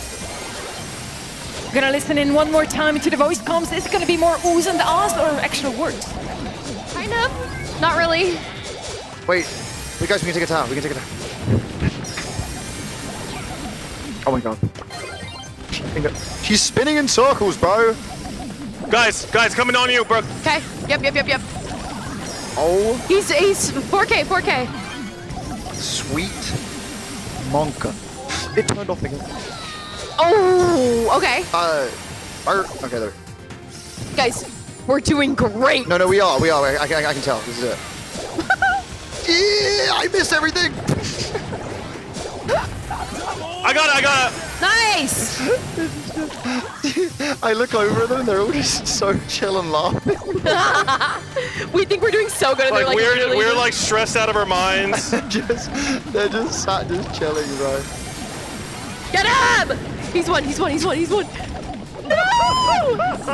Get him!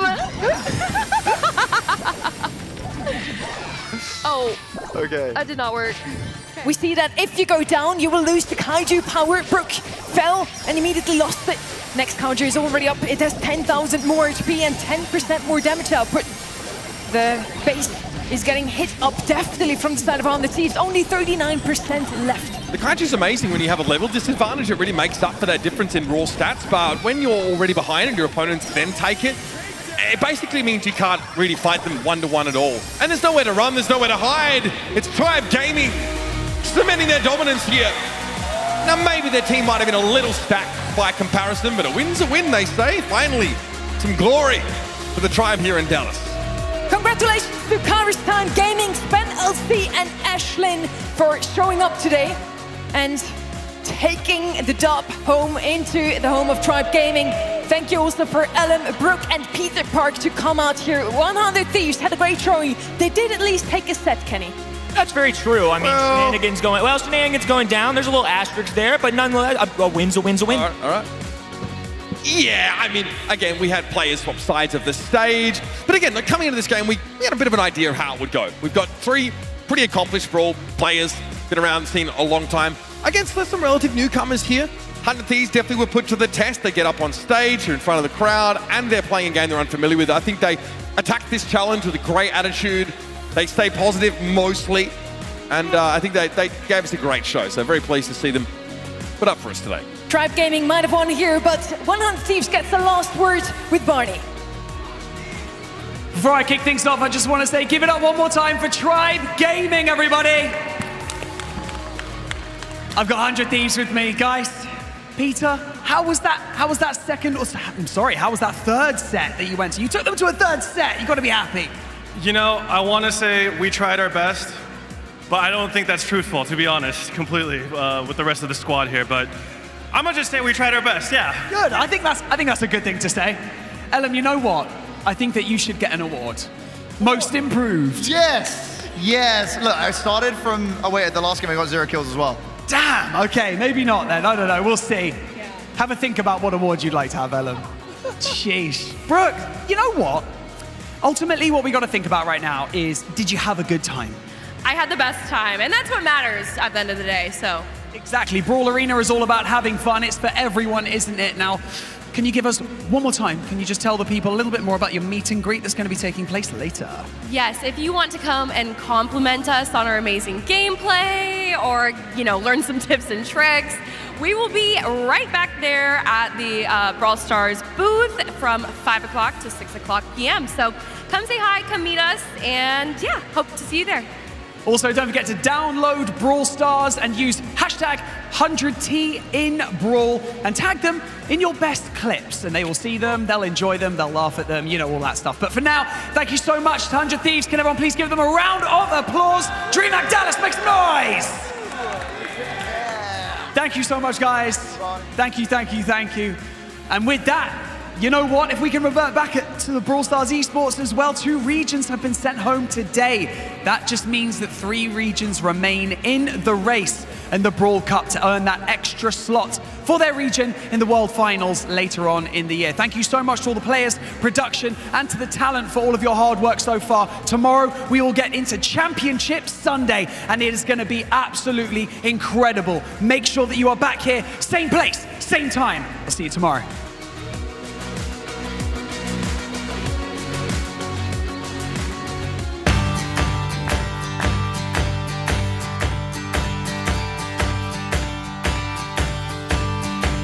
When the world is falling down around, we're holding out, we never give in. The world is falling down around, we're holding out, we never give in. With grit and glory, yeah, cause we're legends. With grit and glory, yeah, cause we're legends. And if we ever lose our way,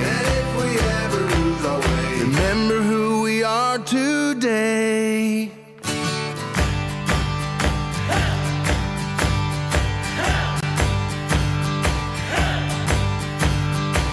We are lovers, we are fighters, flying higher, and we never give in. We are lovers, we are fighters, flying higher, and we never give in. Writing our own story, yeah, cause we're legends. Writing our own story, yeah, cause we're legends. A fire burning in our bones. A fire burning in our bones. And nothing can put out the glow.